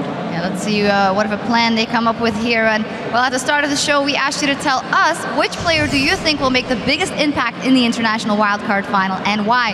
And here's what you had to say. The first one is from @AlisL. I think Egypt will make the biggest impact in today's games. 3-man head but pulverizes again. Well, he's been forced on some other champions today, and I think it's safe to say he is still playing well. He is playing well, but there's a big difference from when he's playing Alistar to when he's playing the more defensive supports. We can clearly see he wants to be the guy to engage. The team follow his calls when he goes in for team fights. And now when he's playing like Morgana, he can't do it unless he like lands every single binding before team fight, which normally doesn't happen. So he doesn't have the same impact as on the Alistar. Once again, well done by Dark Passage to realize Alistar was a problem, ban it, don't risk playing against it. Second one is from @China Richard. It is going to be Dark Passage's marksman player, Holy Phoenix. His aggressive plays are truly game-changing. #22 kills. Yeah, it's very impressive to watch him play.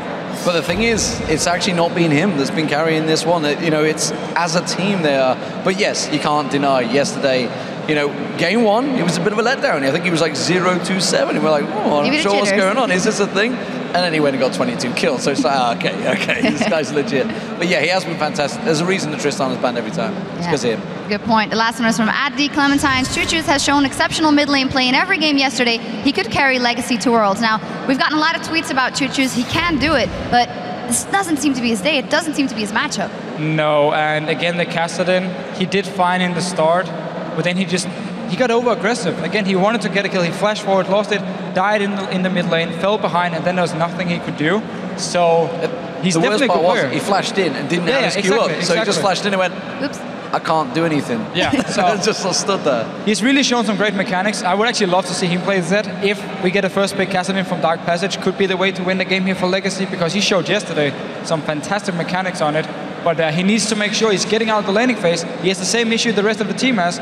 Early on in the lane, they're not very strong. Yeah, exactly. In the interview as well here with the two guys, I asked them, is there one of your teammates who really wants to carry? And they said, yeah, Chuchus. He just always jumps in. Well, maybe jump in a little less and we'll see what they can do. Well, thank you for those answers. And remember, you can tweet to @LOL Esports throughout today's matches. Stay socially involved. Now, our caster spells are on cooldown, but we'll be right back as Dark Passage and Legacy Esports gear up for Game 3.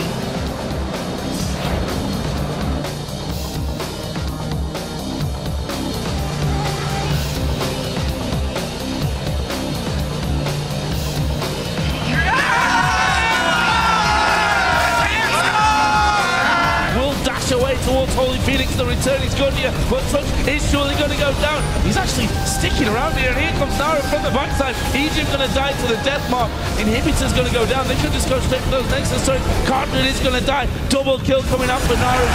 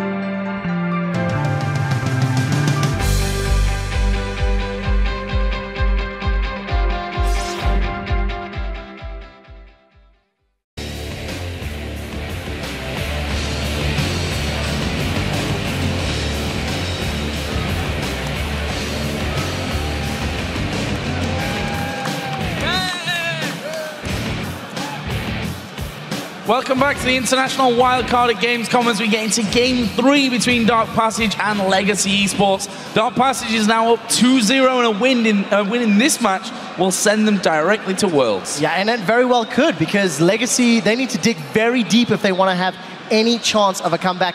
You know, the Turkish squad, they talked about best of fives. They're comfortable playing, and the players that I'm going to be looking at in this game will be Crystal, M, and Naru. In the previous game, they played Nunu and Zed, respectively.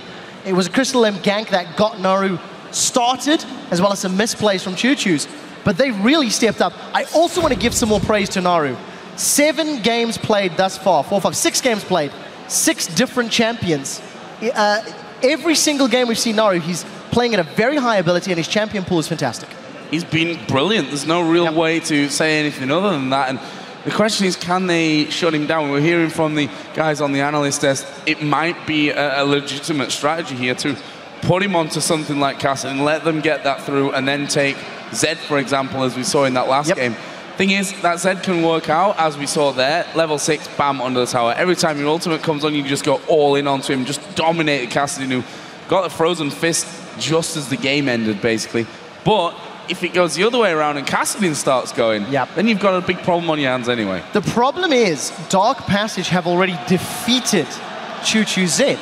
So even if they go for that route, I think for Legacy, if they don't come out with a clear advantage in the pick and ban phase, now that they are on red side, I don't know if they've got the ability to take down Dark Passage. You know, I think I share the sentiment with the Fish Show. He was saying that individually, it just feels that Dark Passage are just slightly better than the Oceanic squad in terms of the 1v1, in terms of the individual just straight-up matchups, because they are winning their lanes, regardless of which compositions they're running. Well, interested to see which way they do go this time around. We're going to find out as we head into Champion Select here in Game 3. Dark Passage looking like they're not going to change their tune too much. Zillion and Alistair get banned out. Kassadin, Maokai for Legacy Esports, so they're not going to leave them up. Rengar goes down. They take Lee Sin away from Crystal M. What does that leave Dark Passage here then for their first choice?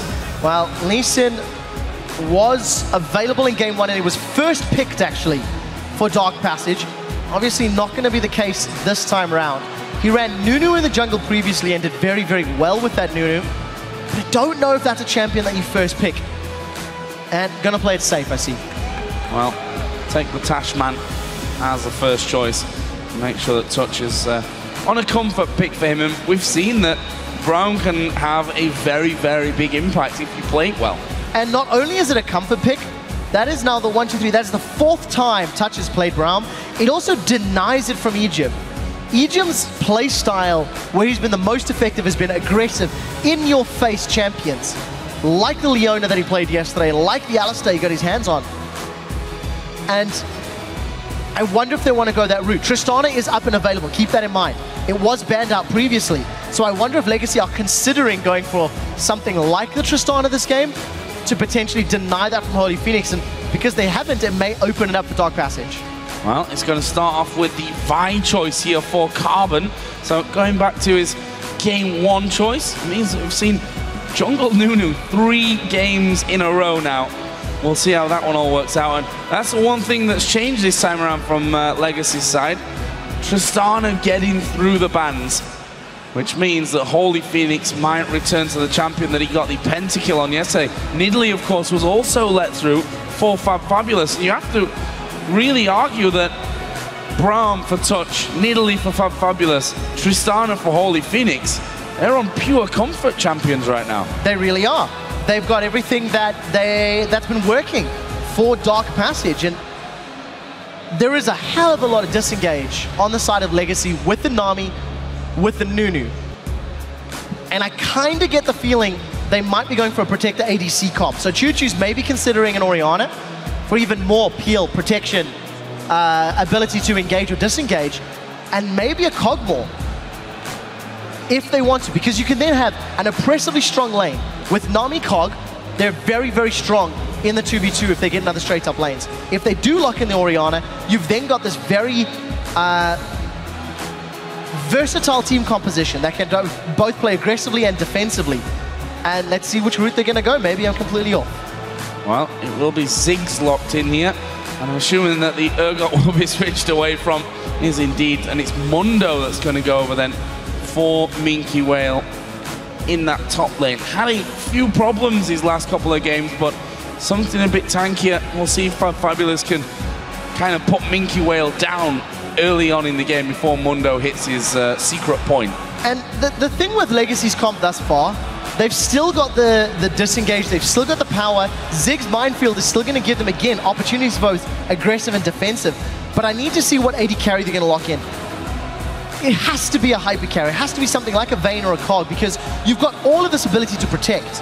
And the problem for Choo Choo is because he's a squishy sort of ranged mage, he's obviously open to being killed by assassins, and that's why Naru's gone the route of Fizz. Fizz locked in. They take 5 for the jungle as well for Crystal M. Obviously a safe and pretty easy gank once you hit level 6 out of Assault on Battery. Point and click, and let Fizz then throw his fish down. And you spend a lot of time in the air being able to not being able to do damage or probably escape either. And there is the Vayne locked in. So Codrid's going to have to go big for Legacy this game. All of Legacy are going to have to go big. I really like the Vi lock-in because it was quite apparent with Legacy's picks that they were looking for a quasi-protect the AD carry composition. They really were investing a lot into disengage, to zone control, to that type of skill set. So locking in a Vi means you've got an instant auto-engage onto the champion, whether it was Vi, whether it was Vayne, whether it was Kog'Maw. In addition to that, the massive mobility on Fizz means even if he doesn't really land the Chum the Waters, in combination with Vi, they should be able to blow Vayne up. The only risk for Dark Passage is they don't really want to be engaged upon, and they don't have the safest wave clear. So if Dark Passage fall behind and they're ever in a siege situation, massive advantages to Legacy. Yeah. But they haven't fallen behind in the 2 previous games, so what makes you think they're going to this game? Well, we want to know which team you guys think is going to come out on top in Game 3. Tweet hashtag DPWin or hashtag LGCWin to @LOL Esports, and we'll see what we think a little bit later on. It'd be kind of hard to bet against DP now. 2-0 up in a best of 5. Need 1 out of the final 3 games. However, never count Legacy out because they've shown us already that they can beat Dark Passage. The question is whether they can do it 3 times on the trot. Yeah, I agree. And I think this time around, at the beginning of the pick and ban phase, I was a little uncomfortable. I wasn't really sure how it was going to play out. But as the picks have come in, Vi's going to start falling off in the later game. Nunu's going to become very powerful. Nidalee and Fizz, both AP-based champions, against Mundo, who does great against double AP. I think Legacy have a chance. Well, I think all of Oceania right now is hoping that they have a chance here. Legacy need to win 3 games in a row to come back and secure their spot for Worlds. That may just be the kind of pressure-off scenario that they need here. And we'll see how Dark Passage reacts to things. We heard earlier on, we like best of 5s and we like to win them 3-0. We'll see if they can do that here today. So the one thing I want to highlight, with FabFab playing Nidalee, if Codrid does get going and get to a point where he's strong enough, he actually can deal with the Nidalee. There is outplay potential. With the Contempt, with the Tumbles, with the Blade of the Ruined King, he can jump into FabFab's face and try to contain him in the mid-game. In addition, the lack of wave clear is the biggest risk for Dark Passage. In addition to the fact, they're not the greatest of siege teams. If Dark Passage ever get grouped up in a turret scenario, much like Game 1, they run the risk of being caught by Mega Inferno Bomb, by Tidal Wave, by Nunu running into them. So Dark Passage, they're going to need to look for kills to lead to towers. We may be in for a long game if Dark Passage are looking to win, because obviously against the Ziggs you've got defense, and Dark Passage not the strongest unless they tower dive, which they can do very, very, very effectively. Which they will do. Yeah, I think as so well. too. That's kind of the idea here, right? That they're going to get cleared out so quickly that the real option is just to dive and then hope that you can take 2 or 3 towers after that one. We'll see though, because still a long way to go in this one. And see if Legacy's chat in between games is going to be able to bring them back in this best of 5. Looks like they're fancying their chances. Will it be an invade here, or are they going to go towards that top lane with 4? It looks like they're going to invade the blue. Yeah, I think that ward around the banana bush may have just spotted them. I wasn't paying 100% attention, so Legacy may have been giving away the information to Dark Passage. The lane swap does appear to be initiated by Dark Passage and equaled by Legacy. And I think with the sustain that Nami's going to give you, and the bonus damage from Tumble and Tidefall's Blessing when Ejim eventually picks that up, I think Kadra and Ejim can win this lane matchup, and I think they're going to have to. Because the composition for Legacy to work hinges on Kadra's performance. Well, one thing that looks almost certain here at the start is that crystalM is only going to be getting a 1-buff start because he didn't invade over to the enemy blue. And I don't think they realize just yet that their blue is actually going to be gone.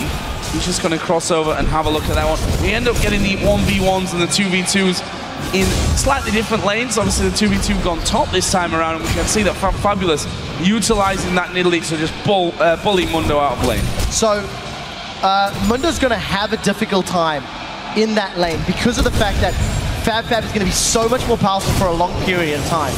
But we need to see how Minky handles himself. This is an aggressive... Here comes Carbon! Oh, this could be really bad news for Dark Passage. There's the jump away from Holy Phoenix. Touch is also going to get back from it, and it looks like they'll get away. Some of the heal was actually used as Holy Phoenix tries to push them back, sidesteps the bubble, and nice little first-hand interaction there from Carbon. As a side note, something that we missed, Touch's flash is on cooldown. That may have been a misclick super early on. We didn't see... we didn't see any sort of engages, but he did not have flash available to him. So summon a heal blown, Carbon with an early gank. Despite it not getting a kill, they did get a summon a spell. So Holy Phoenix and Touch can have to play a little more cautiously in the next couple of minutes. Right now, they're having a few issues in this bottom lane, as you'd expect. Minky Whale being bullied, having to use all of his potions here to make sure that he stays healthy enough. Meanwhile, Carbon is getting his own blue buff, which, as I mentioned before, means that he gets that 3-buff start. We've already seen him in lane as well. We'll see what he can do moving forward. Of course, 5. The chances are crystalM is going to sit in the jungle, get himself to level 6 before he makes an appearance. Yeah, so we do see once again Kadra and Ejim, they're going all in. Holy Phoenix is caught. Oh, could be bad for Kadra. Actually, there's the jump in. Oh, he flashed away. Exhaust goes down, and they manage to get the first blood back. Touch walks off. Kadra survives. It's Ejim that picks up the kill, and Carbon's now coming towards this mid lane. Naru shouldn't have too much trouble with that.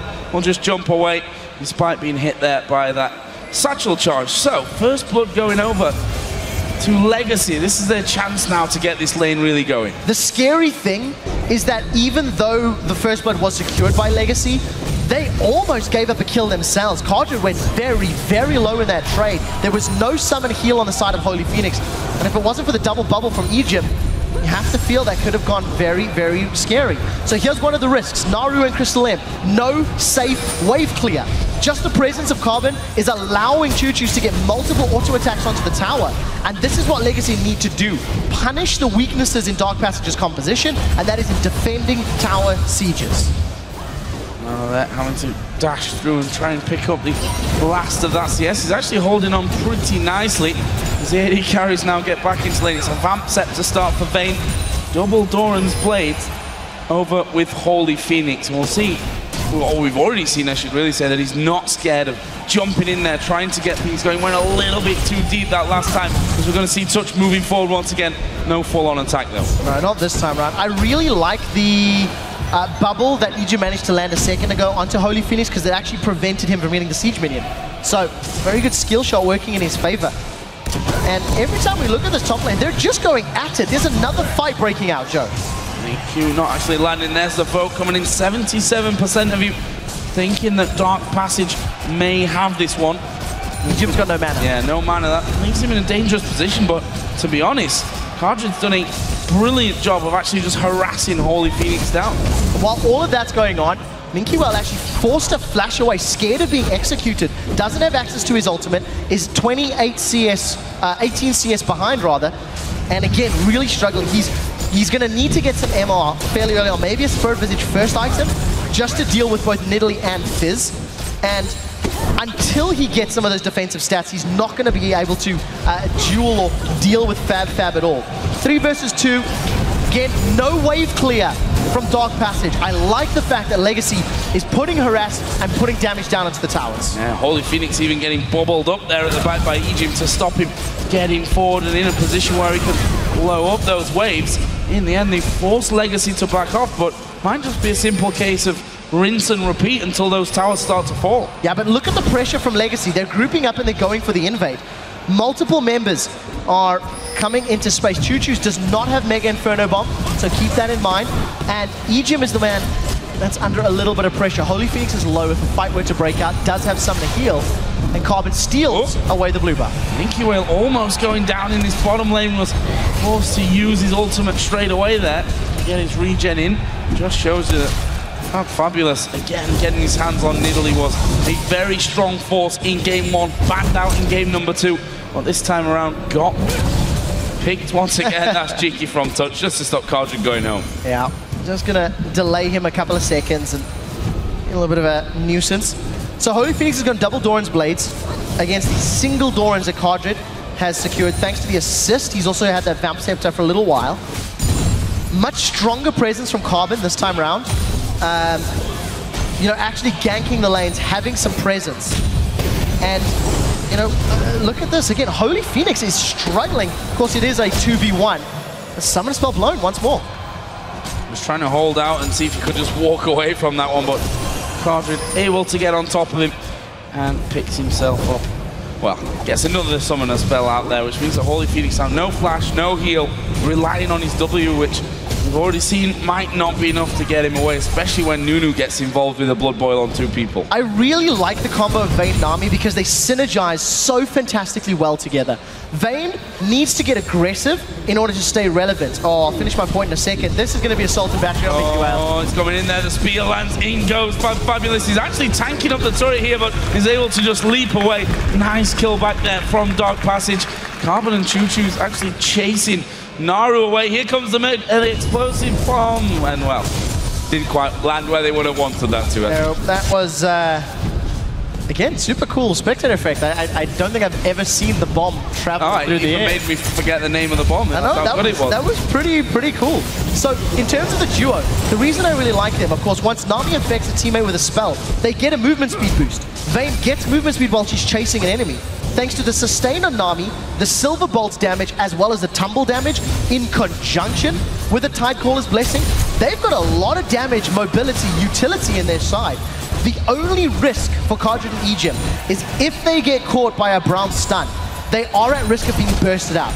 The bonus magic damage from those concussive blows, along with a Buster Shot, Rocket Jump, etc., is very, very scary. So Legacy have to be very careful not to get caught out or simply take too much poke without Cardred returning any damage. I need to get that focus up on that one. We actually see Choo-Choo's and Nunu now coming up towards that top side. Looks like they, as quickly as they appeared, are just going to back away from it completely. So no threat there on that side of things. As Fabulous has also made a bit of an appearance here in that middle lane. Are we going to see him going aggressive onto this one? Fabulous versus 2 of them as Naru's going to jump in there. Absolute Zero was used. There is the flash. The fish will miss though, and Carbon's able to walk off. Yeah, Yeti's going to be able to sidestep the one. Finally, we see Cardred hitting level 6. Ejim's actually been 6 for a little while. Thanks to the fact that he got that first blood and Cardred was out of lane for a tiny bit. But we do not have level 6 for touch. Here comes Crystal M. Assault and Battery is not available. Can he get the knockback? Oh, Ball Breaker comes in. It's a very good flash there from Ejim just to get away from it. Both of them use the flash. Exhaust was used by Ejim as well. So, Summoner Spell advantage all of a sudden in favor of Dark Passage. It was a flash from touch too, but obviously Holy Phoenix, the important one, with Rocket Jump and Flash, going to have those safety mechanisms. Monkey Whale with no tower to fall back on has now rejoined the rest of his team, and again, no safe wave clear. Keep that in mind. Legacy may decide to siege up. Assault and Battery's a second away. Crystal M may be able to use it soon. Oh, Mega Inferno Bomb comes through, but he'll be flashed away from there. The first kill. Choo-Choo's looking like he'll die as well. Double kill onto Fizz. That is the least happy moment I think a Legacy could have at this stage of the game. It's getting that Fizz going after the way that Naru played his last game on Zed. That leaves the turret open for the killing and Dragon. Legacy have made the same mistakes in all 3 games. They are overly aggressive when they don't need to. Look at the lack of vision. Crystal M just walked down the river after ganking top lane. You have to think that Legacy had forgotten about that, or they weren't communicating that information, because Crystal M, after leaving top lane, could only go into Legacy's jungle or his own jungle, meaning he could respond to that 3-man mid lane. And obviously comes in, sets up a nice gank, 2 kills, Dragon and a tower. Nice swing and control. Dark Passage once again off to a strong start. Cardred here, doing more than holding his own. Has got a CS lead. A lot of that can obviously be attributed to Ejim playing so well as well in this matchup. But he's currently 82 to 74 CS. If you look at the items, working up towards that Blade of the Ruin King, it's going to be possibly static Shiv first here, I think, for Holy Phoenix. That's what he's tending to do, get the pickaxe and the well, usually the Zeal in there, and then move up towards that Shiv first. We'll see if he decides to do that here. This time around, we're also going to see Fizz having a Lich Bane here fairly shortly. As Minky Whale finally alleviates some pressure down on that bottom side of the map. Will take some turret aggro for his pleasure, though. Also opted to go towards the Sunfire Cape first item. I'm pretty sure that's what he did last time we've seen him play Mundo. It can work for him, obviously, the regen and the HP. We'll touch on that in a second. Touch, he's thrown down the ultimate. Oh, they managed to knock up Holy Phoenix. There's the bubble as well. Carbon going to get involved. He actually got a kill onto Vayne there before he goes down. All credit to Holy Phoenix, really, in that 3 versus 2. Got the kill before dying. That leaves him on 1-2-0. 0-1-2 Vayne as well. We'll see how that one already develops. Been very close on this top side of the map. And it was just such a good play from Holy Phoenix. He just comboed his spells. And like we said, the burst damage is in favor. There comes Bai from behind. Minky Whale, can he get away? Oh, Fabulous actually going a little bit low from that one. Needs to be careful here. Crystal M is going to get in there. He's going to get the CC down, and he gets the kill before Fabulous even gets into any remote danger. That's another kill onto Minky Whale. 5 kills to 2. Minky Whale did finish that Sunfire Cape. And it's all going to be about Cardred. Now, the goal difference is about 4,000-ish. And Dark Passage, as long as they don't fall prey to overextending, they are not going to put themselves in a position where Vayne can run them down. The only risk for Dark Passage is how do they start breaking these inner turrets. I do think it's going to hinge on Crystal M getting kills, because if Crystal M can open up a lane to get pushed, that's how they can wipe. Double teleport. Oh, teleport time. They're going towards Choo-Choo's. He's dead as well. That'll be Naru now on the killing spree. Ejim is trapped between them. Can Minky Whale actually do anything? Touch actually might die here. Absolute Zero comes down. Holy Phoenix is actually tanking up the turret, but they do manage to get one. He needs to flash away from the tower. Minky Whale flashes into it, but it's a triple kill for Fabulous on Nidalee. And that is the Nidalee play that we have been seeing from him the entire weekend. He's just phenomenal on that champion. You do see again, it all stems from kills. In order for Dark Passage to take towers, they need to have the kill advantage. And just very, very well played. They focus Cardred so well. The burst damage from Holy Phoenix, when he combos his whole kit, is very high. And unfortunately for Cardred, no Blade of the Ruin King, not going to get that heal or that HP back. Nor did he have Summoner Heal available either. Just means he gets dropped in a triple kill for FabFab. Third of his health there just burst down by Fabulous. Now that he's got that Trinity Force on, it leaves Nidalee at 4-0-4, a 3-0-0 Fizz. 2 kills on the AD carry, 1 on the jungler as well. So we were talking earlier about how the fact that if Dark Passage get behind, they've got no safe wave clear, they might actually struggle to hold on to the game, especially against someone like Ziggs. However, if they get this far ahead, this is where they'll just say, okay, we want this tower, so we're just going to dive you. Correct. And if anybody from Legacy decides to group up or siege, Naru's just going to throw the fish, Crystal M's just going to throw Assault and Battery, and there's very little that they can do.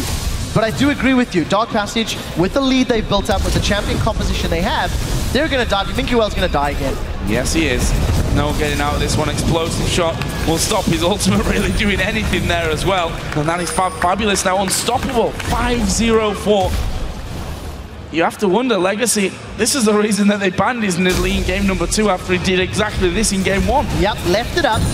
Felt that Dr. Mundo would be able to tank it up if he was able to get to a position, but not going to be the case. Assault and Battery, they're going all in. Dive time onto Ejim. He's going to be the first one to go down. The Absolute Zero, that's the name of it. Not really being all that effective.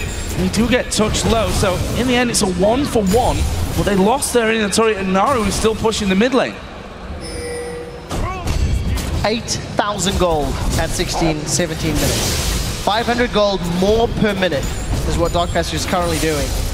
I don't see them having any problems finding the kills they want. Fabulous is building a cutlass after his Trinity Force. And he's just got such great mastery over this rework Nidalee pick. Punishing Legacy over and over. And truthfully, Legacy haven't grouped up. Legacy have a composition that can do well if they team fight, but now they're so far behind after the laning phase for the 3rd game in a row. I don't think even a straight-up team fight would work in their favor because of the fact that so many of their members can just get dropped instantly by Dark Passage's assassins and champions. Well, Fabulous here, looking to challenge Minky Whale for that big golem.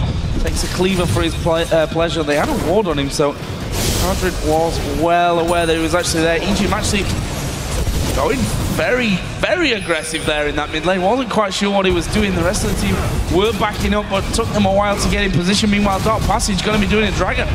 Gonna secure this one uncontested. Extends the gold lead to 10,000 before the 20-minute mark. 2nd of the game, and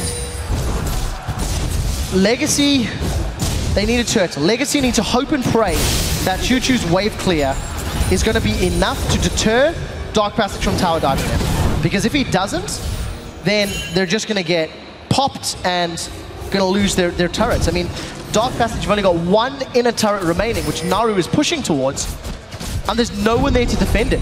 With the Lich Bane, he's also going to do a lot of damage to that tower, and he's got the support of the rest of his team. That's going down.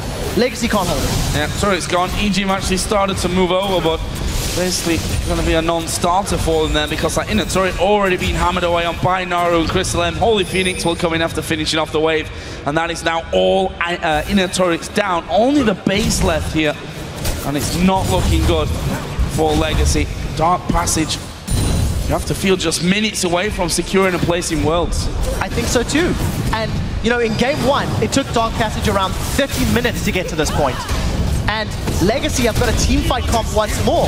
Let's see, Absolute Zero. This is Legacy going all in. Yeah, they're going to try for it, but you see that Carbon just knocked straight out of it. They do manage to kill off Touch, though. Are they going to keep chasing from it and jump? The Vault Breaker puts them in safety. They get the 1 kill, but it's just not enough at this stage. They need to be picking up 2s and 3s and then using that to push out. They've not got a single tower this game of Legacy. No, nothing at all. Legacy have got no objective gold. And yes, they managed to pick up a kill on the support of Dark Passage. It's going to slow down the pressure, but that's the 3rd kill of the game for Egypt. If that gold had been with a Vayne and helped him get closer to his Static Shiv or his Phantom Dancer, or Ghostblade rather maybe, it obviously is going to be much better, but unfortunately, the game just hasn't played out that way. The one thing I do want to highlight, though, is while the fight was going on, Fab did sort of get bullied away by Minky Whale in the bottom lane. So Minky Whale has got a lot of hit points, got himself that Giant Spell, got that Sunfire Cape, so he's already at 2,700 HP. We need to see how effective he can be at tanking up, because again, if Legacy can buy time for Cardred to get damage down, yes, maybe they can win team fights, but the chances are so incredibly minute at this stage. And Fab continues his split pushing roll on that middle lane.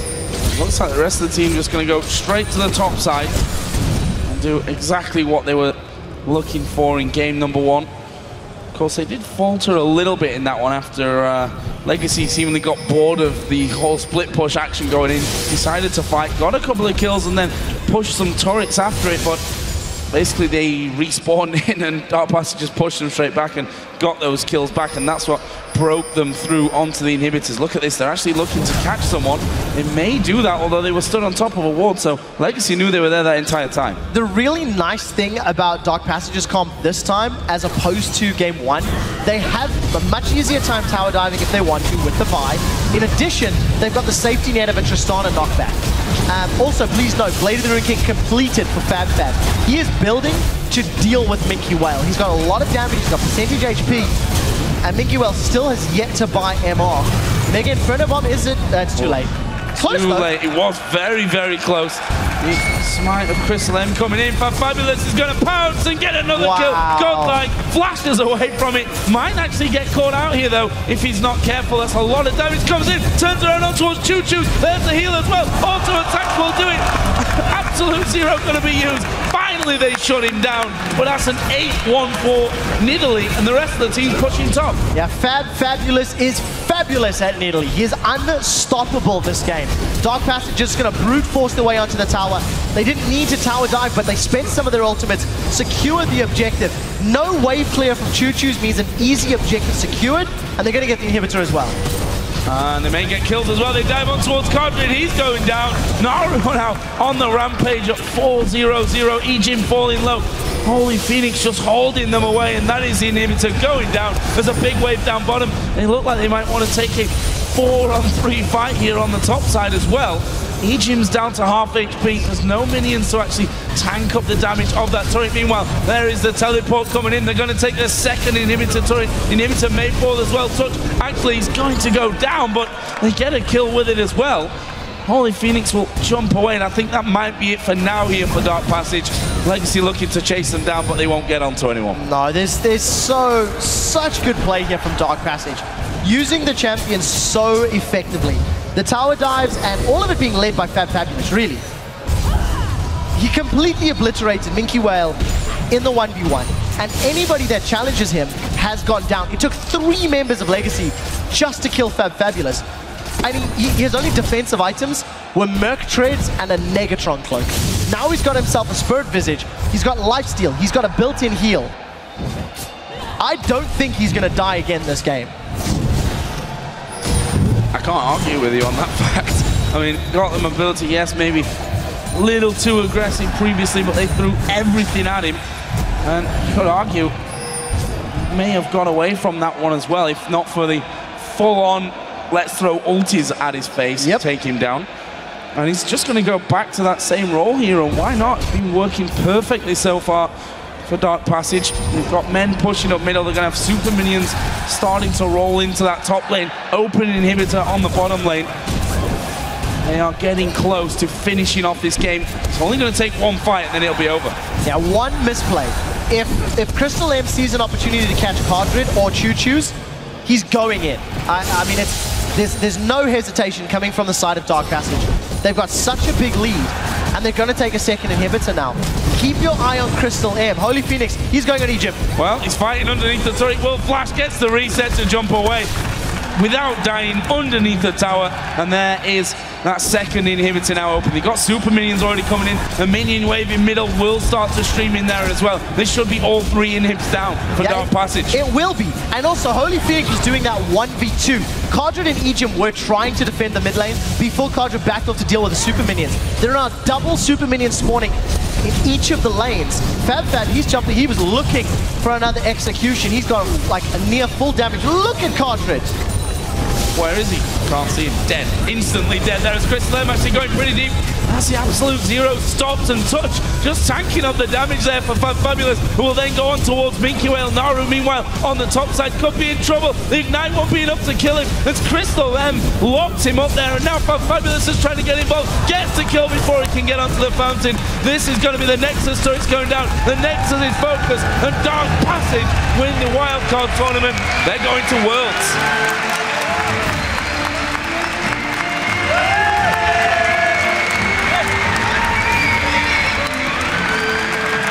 Unquestionably the stronger team. There is absolutely no doubt that Dark Passage were the better squad here in the International Wildcard Tournament.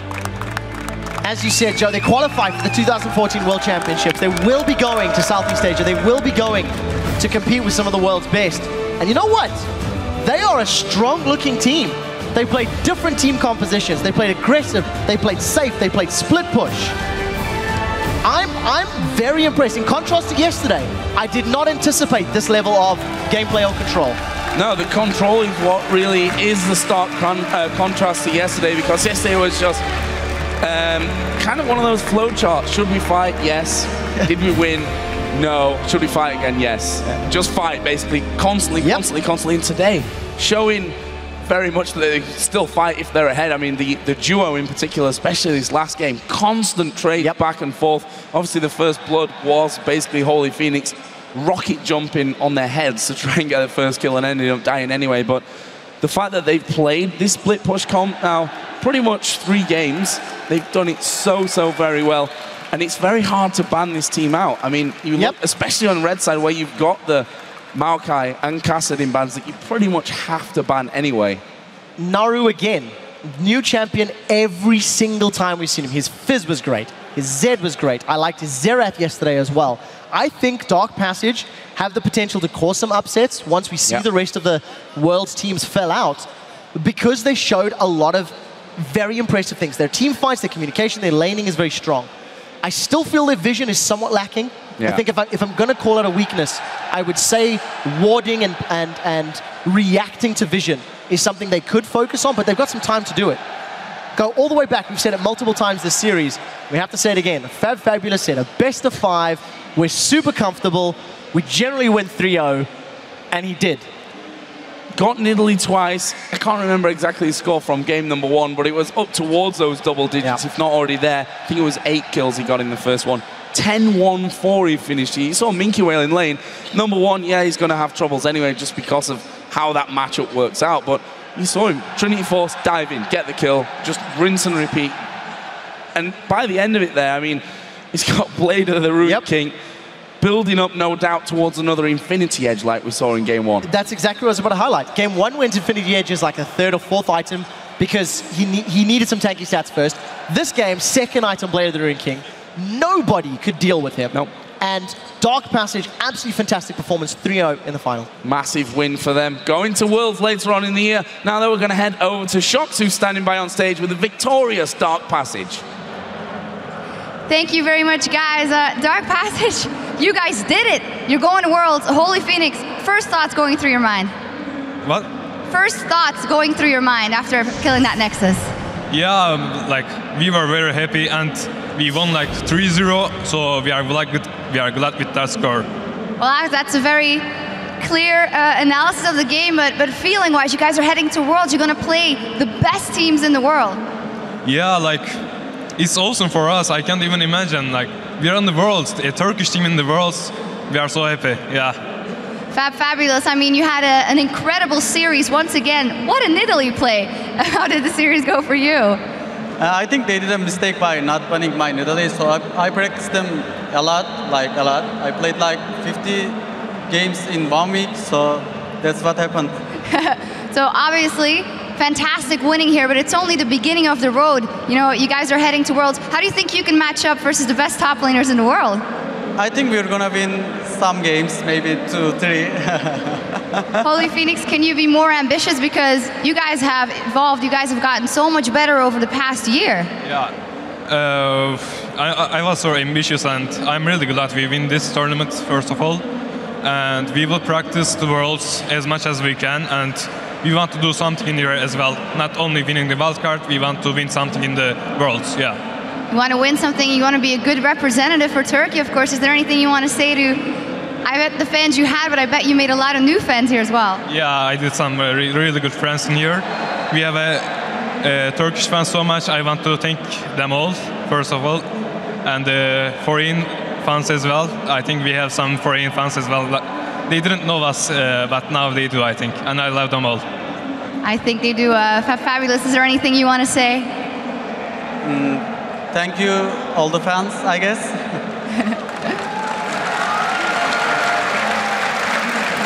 There we go, guys. Give it up one more time for Dark Passage.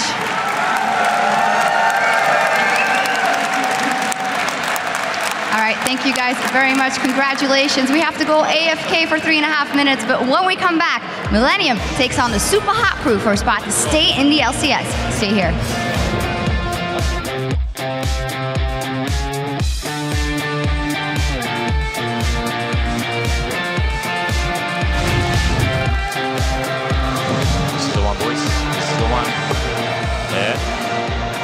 Positive, Aaron.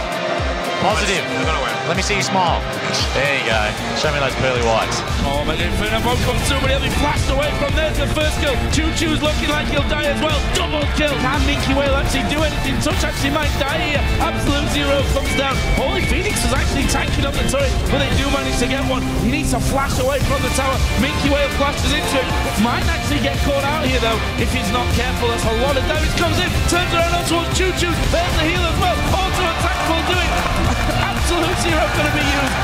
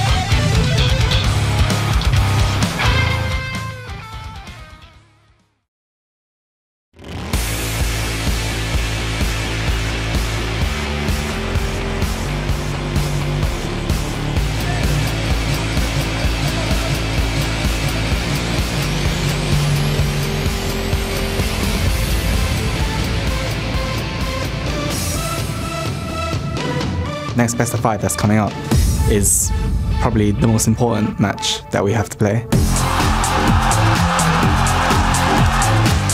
Our main goal right now just to stay in the LCS. The Super Hot crew being picked off one by one here. Impaler will be the next one.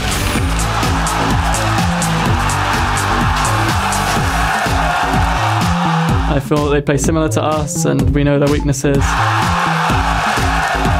That might cost Millennium. They are going to be losing men left and right. Harnex is going to struggle. That's a good kick, but it only prolongs the inevitable. I don't feel like we're going to go to relegations. I'm confident that we'll stay in LCS. If we manage to win versus Super Hot Crew at Gamescom, our LCS spot will be secure for the next split.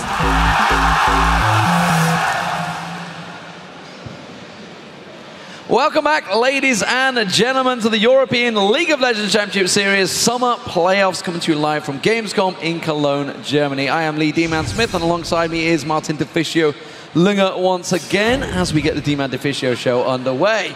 So it is a time for the all-important best of 5. It is between the Super Hot Crew and Millennium. Yeah, not only will today's match determine the 5th place team in the European LCS, but also finalize who will fall to 6th place and have to defend the LCS spot against the European Challenger Series team in the Spring Promotion Tournament. Yeah, it's a big, big one, that's for sure. Of course, these teams, they played each other 4 times throughout the summer split, drawing 2-2 overall. The Super Hot Crew, well, they played Roccat in the quarterfinals and never really got going. They were 2-0 down before they knew what the hell had hit them. They managed to pick up game 3, of course, after a long back and forth, but they got destroyed again in game 4, the final match, which knocked them out 3-1. Yeah, 100% agree. They got destroyed by Roccat and their fast-pushing strategy, which Roccat used against them, where Yangas, he would put a lot of focus on like early pressure, getting down towers early on whenever they had a winning lane from Rockat's side. And Super Hot Crew never really knew what to do against it. One of the reasons was Impaler. He played Rengar in 3 out of 4 games. And on Rengar, early on, you cannot put in the same pressure as at Elise. You can't help defending towers either. So there's nothing they could do actually in return to stop the push here. So in my opinion, Super Hot Crew failed to adapt to the strategy Roccat used against them.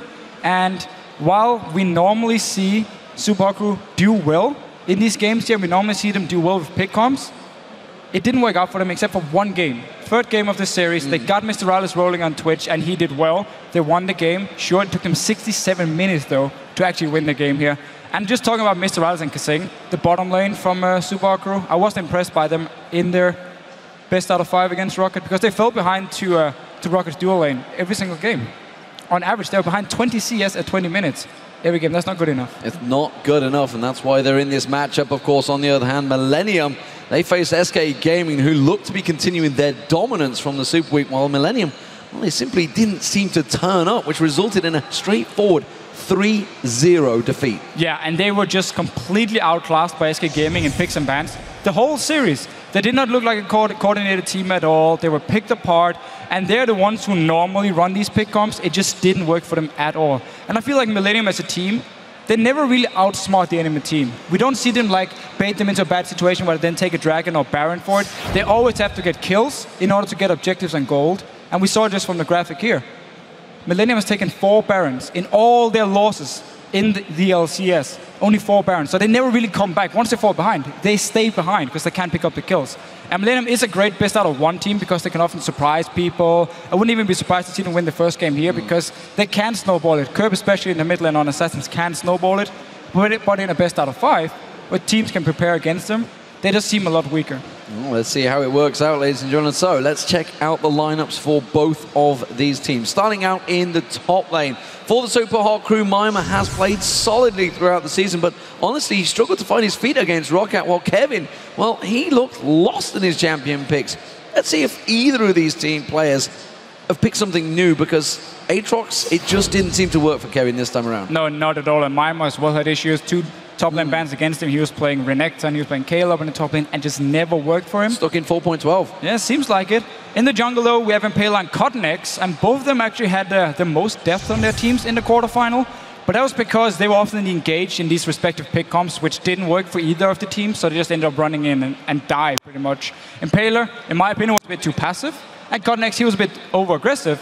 So I'm really looking forward to see if they have sorted their mistakes and the issues they had in the quarterfinals. Well, in the mid lane, we do have 2 very explosive players that simply had little to no impact in their quarterfinals. However, both Selfie and Kurt, they have it in them to pull off some amazing plays. 100% agree, and both teams really need them to perform if they want to win some games here. But in the AD carry role, we have Mr. Alice and we have Creaton, of course. Both AD carries have had great stats throughout the regular season here in the LCS. But only the Twitch pick from Mr. Alice actually worked in the quarterfinals and only worked in 1 of the games. And he's back on your screen. Creaton, however, he was just struggling in terms of champion choice in the first few games. He picked Lucian and Corki in game 1 and 2, but completely failed to have an impact in the mid game, which simply meant Candy Panda just outshined him. Well, finally, of course, on support, we have Kasing and Jayri. Well, Kasing is fairly new to the role of support. Of course, he's managed to make his mark on the Super Hot Crew fans already. Meanwhile, Jayri, well, he was in this exact same position last year. We'll have to see if that experience in the pressure matches works out for him. It could definitely be important here for Millennium, because they have more players than just Jayri. Kreaton, of course, played as well. Kerb was a top laner. And Mima, for you. Mima, for my team, yes, was also in the match. So we have some players who've tried it before. And going into this game, compared to going into like a quarterfinal or semifinal, you are a lot more nervous now. Because you know if you lose, you drop down to relegation. We have just seen the challenger teams play here last week, and they look damn strong. So you don't want to risk facing them and potentially lose your spot in the LCS. Well, absolutely. So with the summer split worth of games behind them, Super Hot Crew Millennium feel that they know what to expect from their opponents. I think Super Hot Crew is kind of focused on their mid lane and the bot lane. Those are like the key parts of the team that carry the game usually. The top lane is just very predictable in his 3 champion choices. I'm not a huge fan of Mimir. I don't like his champion pool. I think he's really based on 1 or 2 champions only. The jungle is kind of playing too much Rengar and Kha'Zix in my eyes, and it doesn't really benefit them. They prioritize a lot of the same champions as us. So like, Cotton-X likes Rengar and I like Rengar, and I think I'm a better Rengar than him. So if we're both going for the same champion, then I'm more confident playing it and I'm more confident playing against it. Overall, the team, I think, has his goods and his bads like we do. But for them it's even worse because they have a player that is depending on that. If something really bad happens right now, he will get demotivated. If something really good happens, he gets hyped. So I think that's the weak point about them right now. I think the games against Super Hot Crew will be really good. I can't predict the results at all. Okay, anything can happen pretty much. I think versus SHC we will know what to do. Like I think we are a stronger team than SHC. I don't feel like we're going to go to relegation still, so I'm confident that we'll stay in LCS for next split.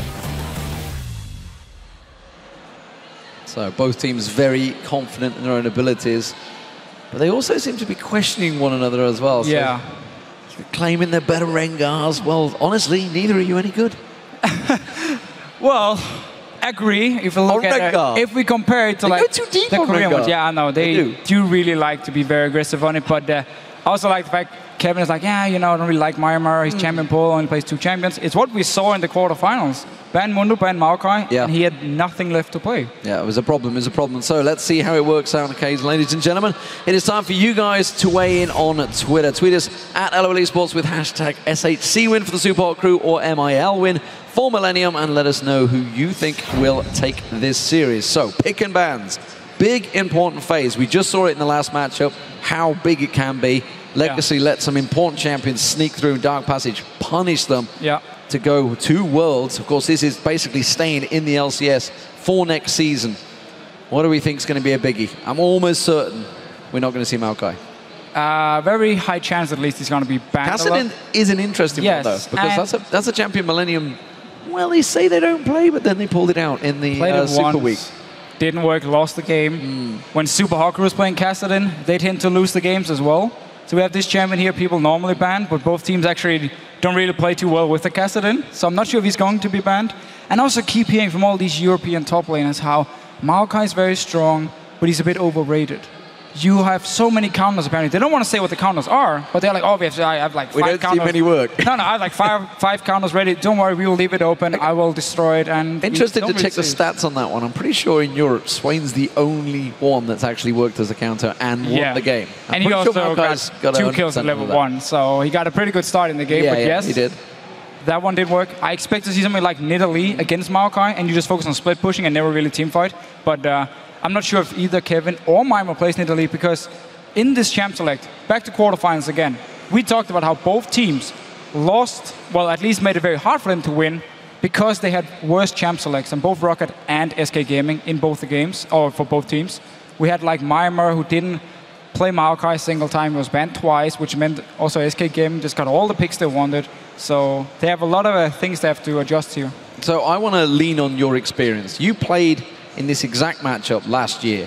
It was alternate versus Ninjas in Pajamas. You were obviously on the losing side, you know? What is it like? I just had to put that in. Obviously, you know, like as you just mentioned, this is a high-pressure game because you know, if you lose this matchup, this best of 5, then chances are your career is on the line. Exactly, and that's the worst. It's also why relegation is so hard to play, Because it's not just going in and saying, okay, if we win now, awesome, we have a chance of going to Worlds. But if we lose, well, okay, so we end like number 4, we end let's say number 4, and sure, we didn't go to Worlds, we still have a spot in the LCS. That's a big deal. It's very hard as well to lose out on a spot to Worlds here. But the fact that you might end up actually losing your entire job, your career, potentially your team is going to split up, whatever's going to happen if you don't re-qualify for the LCS, is just so scary. And a lot of players, especially the younger ones, when they go into relegation games, when they go into these matches where you play for your job, it's very hard to just relax and focus on what's going to happen. We've seen it in multiple teams also in relegation where they underperform. I mean, again, NIP is a perfect example of a great lineup when they play online, but as soon as they go to the offline stage, they just can't perform because suddenly there's nerves, suddenly you have the crowd, and it's not the same. Well, that's it. I mean, these guys, they've obviously played the stage all season long. Both of them played both spring and summer season. They played in London, so they played in front of big crowds, but now that they're in a lot of pressure in front of a big crowd, and I hope you guys are a little bit noisy for them because there is some big players that come out of these guys. We've seen Kerp and Selfie certainly pulling off some incredible moves in the past, but I want to talk about the AD carries. I want to look towards this bottom lane pairing because we saw last week, between these two AD carries, their pulls seem a little limited. Yeah, it was actually pretty strange because you had over a week now to prepare for the quarterfinals, and we have seen especially hyper carries become extremely strong. And we see pretty much every single game now where people pick hyper carries and make sure to just like get past the mid-game point and into late game and pick like comms build around protecting the hyper carries. Yet we saw Creaton play Lucian Corki twice the first 2 games. It is not bad to play, because if you can win in the mid-game, it's just fine. But it puts a lot of pressure on your team, because you have to win the mid-game, and Millennium didn't manage to do it. They fell behind in pretty much every single game, and instead of them picking up a hyper carry themselves and trying to just get to the late game point, they just end up losing the games. And Mr. Riles as well. 2 times Twitch, 2 times Tristana. I like the Tristana pick. I like the Twitch as well, if you can win the mid-game. Tristana, of course, is a hyper carry for him, so that was a strong pick. They just didn't deny anything from Rocket, which was a big issue as well. So based on 4.13, obviously we saw all the quarterfinals on it, and of course today, the last 2 days, for the international wildcard. What are we counted as right now? Tristana seems to be the highest ranked at the moment in AD carries. Yeah, at least one of them. Do we see either Creaton or Mr. Riles playing it? I definitely think Mr. Riles is going to play it. Also played it before, played it in quarterfinal a bit as well, so I would actually expect it to be one of his main picks, if not the main pick in this game here. Also in the mid lane, if we just talk about them real quick, Orianna was banned in every single game by Millennium. Kerp clearly does not play this champion, and it's one of the #1 champions overall. You can blind pick her, and they don't seem to do it. Well, pick and bans underway. Aurelia taken out there along with Yasuo, taken away from Self, who of course a big champion for him, but it can be hit and miss. Has sometimes put himself into those dangerous situations. Yeah, and remember how Kerp said in the pre-game he expects Super Outgrew to target him in the mid lane and towards the bottom lane? Well, first ban was Aurelia against Kevin. Banned in every single game by SK Gaming, actually. Because they expected, or they were afraid of Kevin snowballing the game with his teleports, especially down to this bottom lane. So the same ban as SK Gaming did in their games against Millennium, coming in here from Super Outgrew. Well, Fizz, as you mentioned, Mundo also taken away. And this is what we talked about. Focusing on Mima. So this could put him in a dangerous situation. Zillion taken away. We saw Kerp pulling that one out back in the quarterfinals to not great effect. Maokai finally banned out. Nidalee is available. Let's see if Mima wants to go for it. As you mentioned, Kassadin also out there for Selfie. We saw this as the bait the head before. Yeah. Kassadin was first picked by Legacy a few games ago. And was first picked by Super Outgrew in the first game against Rocket, where Rocket just went to Lee's Orianna and went for this fast push setup instead. And Kassadin never had a chance to actually scale into late game. He just sat in the lane, he had no wave clear, and just lost his towers left and right. It happened for the team as well, and they were completely outpicked in the game. So not expecting Kassadin just yet from Super Outgrew. Well, there is the cow in that top lane. Or will it be support for Kasing? Kasing did try it, of course. It does give options, and we talked about it. There is Tristana. It seems that Creaton wants to go towards that one alongside Kha'Zix. Really like that. We get some hyper carries on the board from Creaton from the start. We get the Rengar Kha'Zix going here. We could. Oh yeah, and Pale of course loves to play Rengar, and is priding himself in the fact he was a better Rengar player than Cotnex. So maybe he wants to pull it out now and really show it.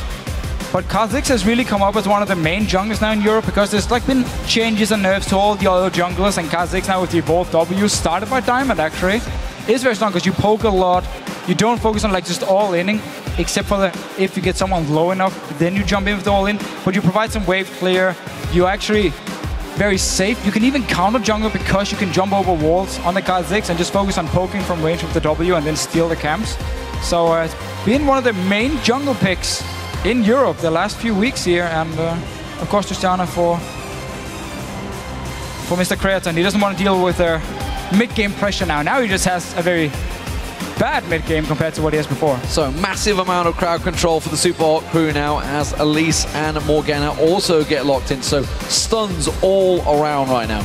Yeah, and it's just such a good setup when you have Elise and Morgana together because you have this double bind or double snare you can have, lock down one target. And also because it means you now have a comp which can do multiple things. You can siege up a tower because you have disengage from Morgana, because you have range from Elise, and of course because you can land CC on the tower if people are trying to wave clear. At the same time though, you can also split push again because you have so much disengage from these. You can also play a pick comp now all of a sudden because you have so much single target CC you can land, also of course with the cow in there. So Morgana and Elise has just been one of the best combos you can make in terms of jungle and support. And Super Hot Crew can be very happy with the pickup here. And of course means it's going to be Alistar top lane and not support. So at the moment, Nami being hovered over. What will they go with? It's going to be Lulu. That could well be for Kevin in the top lane, I feel. So he has adjusted. We'll see whether it works out okay for him. Could come in lane for Kerr, but I don't see it. No, I don't really see Kerr playing these utility mid laners. One of the reasons he seems to dislike Orianna as well, for probably the same reason. He wants to be the guy who can really carry, wants to be the guy who can snowball the game. And if it's off a top lane, against Alistar, it should mean Kevin can just push down the lane 24/7, poke from range, and Alistar should never be able to kill a Lulu because you have so many shields, you have your wild growth, and you can just kite him around as well once the knock-up ends.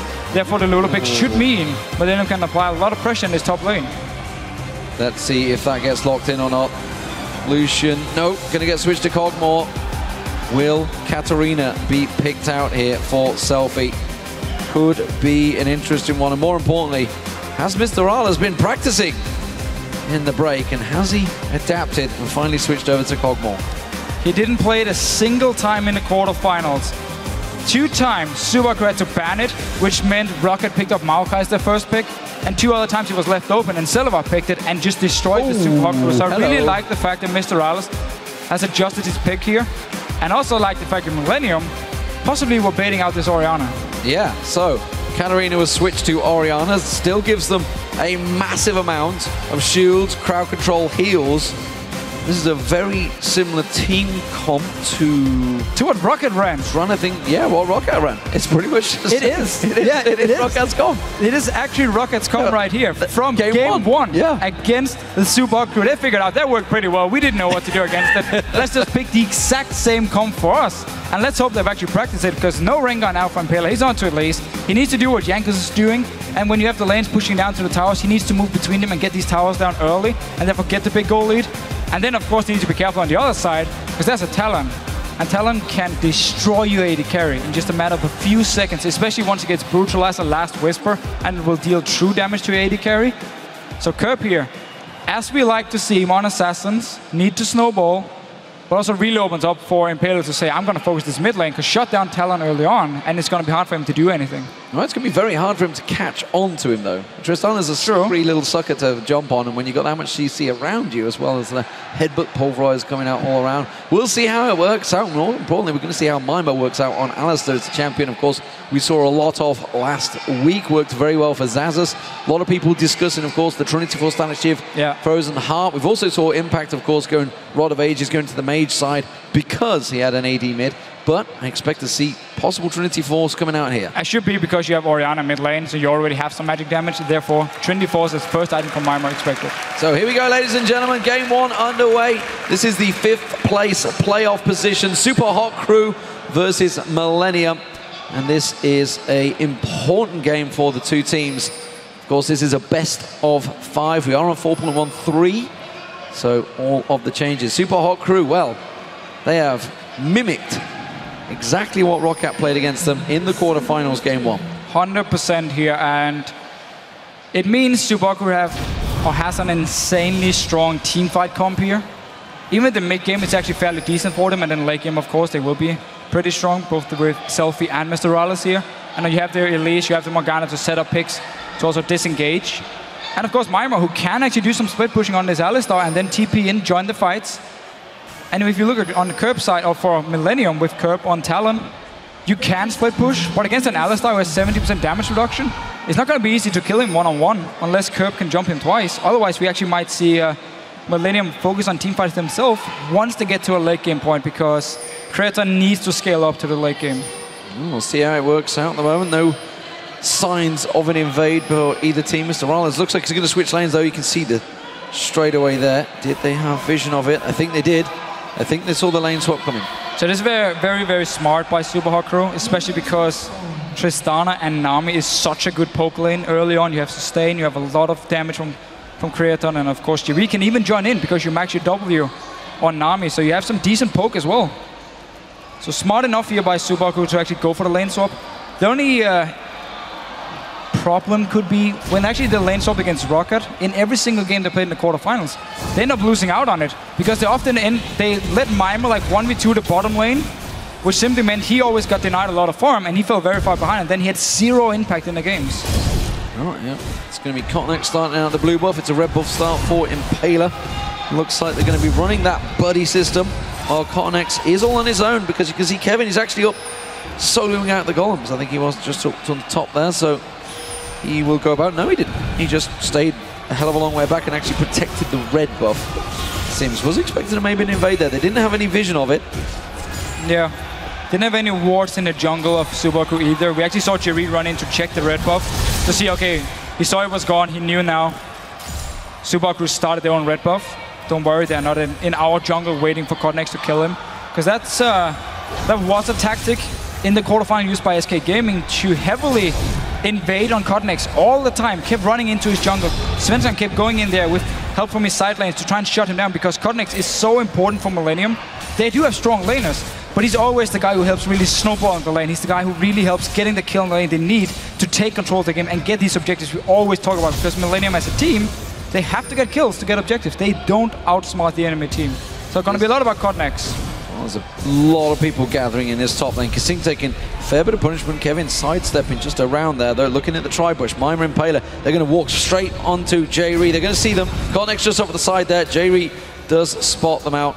Quick ward placements will stop that attack dead in its tracks. So a lot of people up on his top lane here to help Kevin pick up some farm, while Mimir is still running around the jungle. Now he's going to TP down to this bottom lane. I was about to say he should probably get his ass down there, otherwise he will lose out on a lot of farm.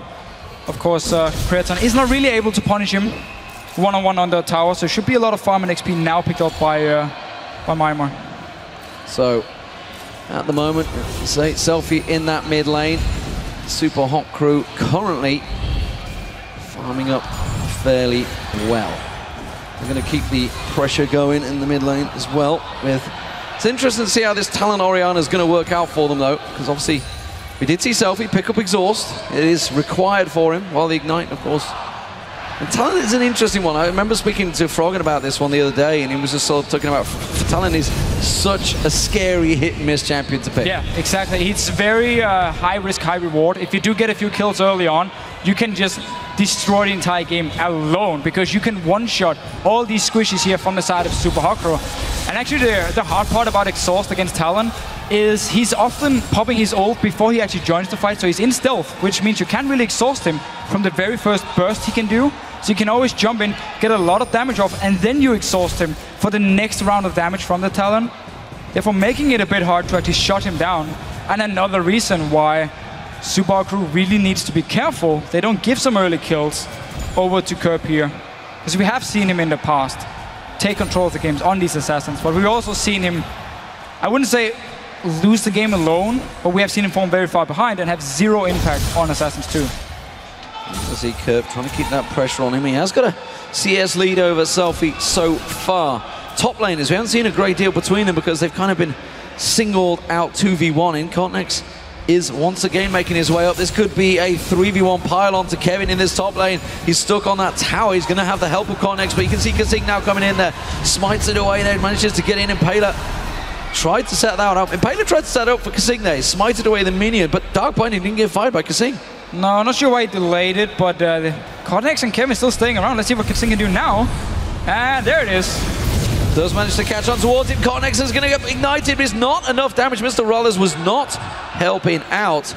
And simply put, it does just pull him away, but Kevin's returning. He is not too pressured by this one yet. But he also really needs to farm, because down his bottom lane, Maima has been able to just stand at his tower and get so much XP from all the waves. Again, it's going to push into him. He's level 5, Kevin only level 3 at this point, so he's falling behind in XP. He has to stay in the lane, otherwise he's going to be completely gone and completely out of the game, going to be too far behind in levels to do anything. So Maima here, been doing a good job, and also Millennium not been able to freeze the lane at any point, so Maima's just been standing down here and picking up all this CS. Yes, okay, he doesn't have too much farm, but it's all about the XP now, all about hitting the level 6 point. We'll delay them, but it's obviously going to be both of them delayed as well. Pulverized down there as he tramples on over the minions. Here's a good turnaround from Creaton, but he is about to hit 6, so you're not really going to kill that cow on his tower. Kerp heading down south just to get that pink ward down. We'll spot out and clear the vision that the Super Hot crew are in river. And we have to remember with both these top laners, because they are utility champions, you can fall behind in terms of gold and still be very useful, because you provide either a lot of HP, shields, slows from Lulu, of course, the Whimsy, you have the knock-up engage potential from an Alistar, and 70% damage reduction. It's not really affected by your gold, it's going to be 70% damage reduction no matter what, which means even an Alistar can fall behind. However, the issue is that he needs to build Trinity Force if we're going to see him go the same route as Xaxus did on Alistar. And getting a delayed Trinity Force is not going to be good for him, because it's actually going to mean he won't be able to kill people alone in a one-on-one, and therefore make him a lot weaker and make him focus purely on just team fighting and be like this utility tank instead of actually a damage dealer. Looks like he's having a great time according to the camera. Both of them look like they're really enjoying this 2v1 situation. I know I'm speaking to a lot of top laners. They all love it. This is something they really love it. They don't enjoy too often. At the moment, though, Creaton doing a good job at holding it off. Notice here 2 members from Super Hot Crew down this bottom lane. We're going to go in there. It's a pulverized headbutt on J-Ree, sends him into the tower. Of course, no damage was done, so the tower was not hitting him. Impaler catching on towards him. Have they got enough damage? Kassin comes in. They should take him down. It's Impaler with first blood. Very nice setup here. J-Ree and Creaton felt very confident they could actually start hitting the tower. And Maima just saw the opportunity. Instant flash Q, knocked him back into the tower here. And even though there was a flash from J-Ree, he just got right back into the face of the cow and couldn't actually escape here. So first blood from Super Hot Crew. Nice little rotation from the top lane with both Impaler and Kassin to come down here and set up this play here. Now they're probably looking for standard lanes. Feel like they've gotten enough in this lane swap and can start doing normal lanes. Well, Ixelf is in trouble here. They're pouncing towards him. Kurt's going to jump on towards him, gets the silence down. The exhaust used himself. He's not going to be enough. Shockwave does not go off because he died in time. And that was a simple kill for Millennium. And it's always a little bit strange with Selfie. He seems to be the player in Europe who always end up being the wrong place at the wrong time. I'm not sure why. In the quarterfinals as well, he was caught out of position so many times. Right here as well, walking out, Connex jumps him, he gets the slow in, and Kerp just joins in. Even though there was an exhaust, you see Kerp delaying his ulti and just pick up a kill here. And again, we keep talking about how you cannot give early kills to a talent, because he will be so strong going later into the game. And he's ahead in farm. He has to kill, got a blue buff as well. Kerp is looking pretty strong already. Well, we see Impaler's going to try and counter this one. He's already heading straight over towards the blue. Dragon started off, in fact. They know that the smite is down on Cotton X, so they're going to try and burn this one down. He needs the help, though, of course. He's just doing it on his own with his little spiders. It is quite possible, but there's not a lot of help coming his way. He's got down half the hit points already. He should be able to take it. He's level 6, remember. And he's going to sneak it out. This is very smart by Subaku and Kassin. The reason he doesn't actually run to the Dragon and help Impaler is he want to return to the lane instantly. So Millennium doesn't actually expect Subaku to be doing the Dragon, so they don't have like an estimated timer now. Because they saw Kassin run up into the lane. That's pretty normal to see someone going and deep ward in your jungle and just return instantly. No help on Dragon from Kassin. So Millennium at the moment don't actually know the Dragon has been taken, and that was just also a smart play because the 2 members from Millennium were at the blue buff. They saw Cotnex use the smite and also run towards the top side, so nice little pick up here from Impaler. Well, we'll see how it works out for him. He's gone for the Fiendish Cone Dex actually alongside the Spirit Sightstone, so Selfie now coming back into the mid lane. Looks like it's going to be a potential Zhonya's first item for him. Of course, he did go Tear of the Goddess early on Orianna this time around. So this is actually pretty smart because he needs the mana regen and he can stack it pretty fast. And instead of going Athenes, which gives him no armor, which means it's going to be useless against Curb, it's actually smart to go Tear and then go into Hourglass. And once he has the Hourglass, he can survive the burst coming in from Curb, of course. And down to this bottom lane, they swap back Super Hot Crew, so we now have the 2v2 lane. Still slightly in favor of Creaton and Jerry, even though Jerry is actually only level 5 at this point and Kazing is level 6. Mimer's taking a bit of burst damage from Kevin there. Basic attack range over Mimer. Held on to both of their ultimates though, so nobody really going too deep on that one. Mr. Rales just farming out on towards his tower. Had pressured a little bit, but he's just going to clear this wave out and push back in. We just saw Creaton Rocket jumping away, which tells me he's going to go back and buy. And for BF Sword, first item has got a little bit of gold on him. We'll see what he goes with. 900 gold, we'll go straight to a pickaxe. Okay, so not actually building Static Shiv as his first item. We see a lot of AD carries, especially in Europe, do pickaxe or BF Sword on your first back, depending on how much gold you have. And then second one, you actually build towards a Static Shiv, get the attack speed, and it's very smart to provide some extra wave clear. But this time around, Creaton feeling like he's getting enough farm in the lane to rush the Infinity Edge and get it as the very first item. And up in his top lane, Kevin really been controlling it on his Lulu, and we also see the reason for the Lulu pick into the Alistar, because you can bully him a bit in the laning phase. Selfie taking a big rake there from Kerp. Darkbind in lands, but still fairly passive in the lane phase at the moment. It's kind of what I expected. Needs to be careful. Oh, he's going to walk straight in. Kerp fancies this one, pops the ultimate, gets the damage down, repels away. Selfie's going to come around. Defensive ball is ready for him, but look at that, the Ignite burning away on him. Has to flash away from this one. Got to be careful. The wave, is that going to catch him? I don't think it will. That's a pretty deep wave coming out from Jerry. A little... yeah, not really sure why Kevin didn't presumptuous maybe there. Well, I'm not sure why Kevin didn't actually cancel his teleport as soon as Impaler was out of range, because Mimer canceled his teleport, so it's going to be ready before. They wanted to go for the dragon. Again, this is going back to it. Oh, yeah. This is what it was. They didn't know the dragon was there. They invested everything into that. Had no idea the dragon was there. And like you said, wasted teleport and everything. Everything was gained from Mimer there. Mimer actually was teleporting as well. But just he teleported to the top. He just canceled the teleport, I believe, and then stayed in this top lane to get some extra farm and push it in. Which, yeah, of course, the dragon. Millennium was like, let's get a kill, let's get the dragon, get the goal lead. Impaler said no from before, because he sneaked it on Elise. Something he actually does pretty often when he plays Elise. And we also see a little bit of difference here compared to Legacy Esports when they play Elise.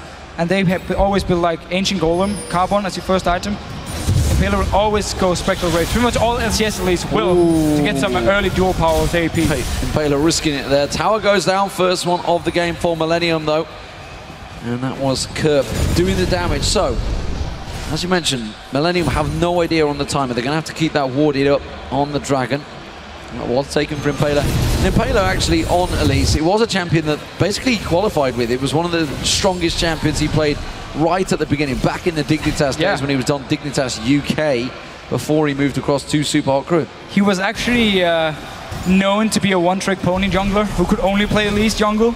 So after he played in the first 2 games against SK Gaming in the promotion tournament, and they actually banned it. And remember, of course, SK Gaming managed to win 3 games in a row and actually qualify. One of the reasons was the fact that Impaler didn't get Elise and didn't actually have an impact in any of the games after he was banned.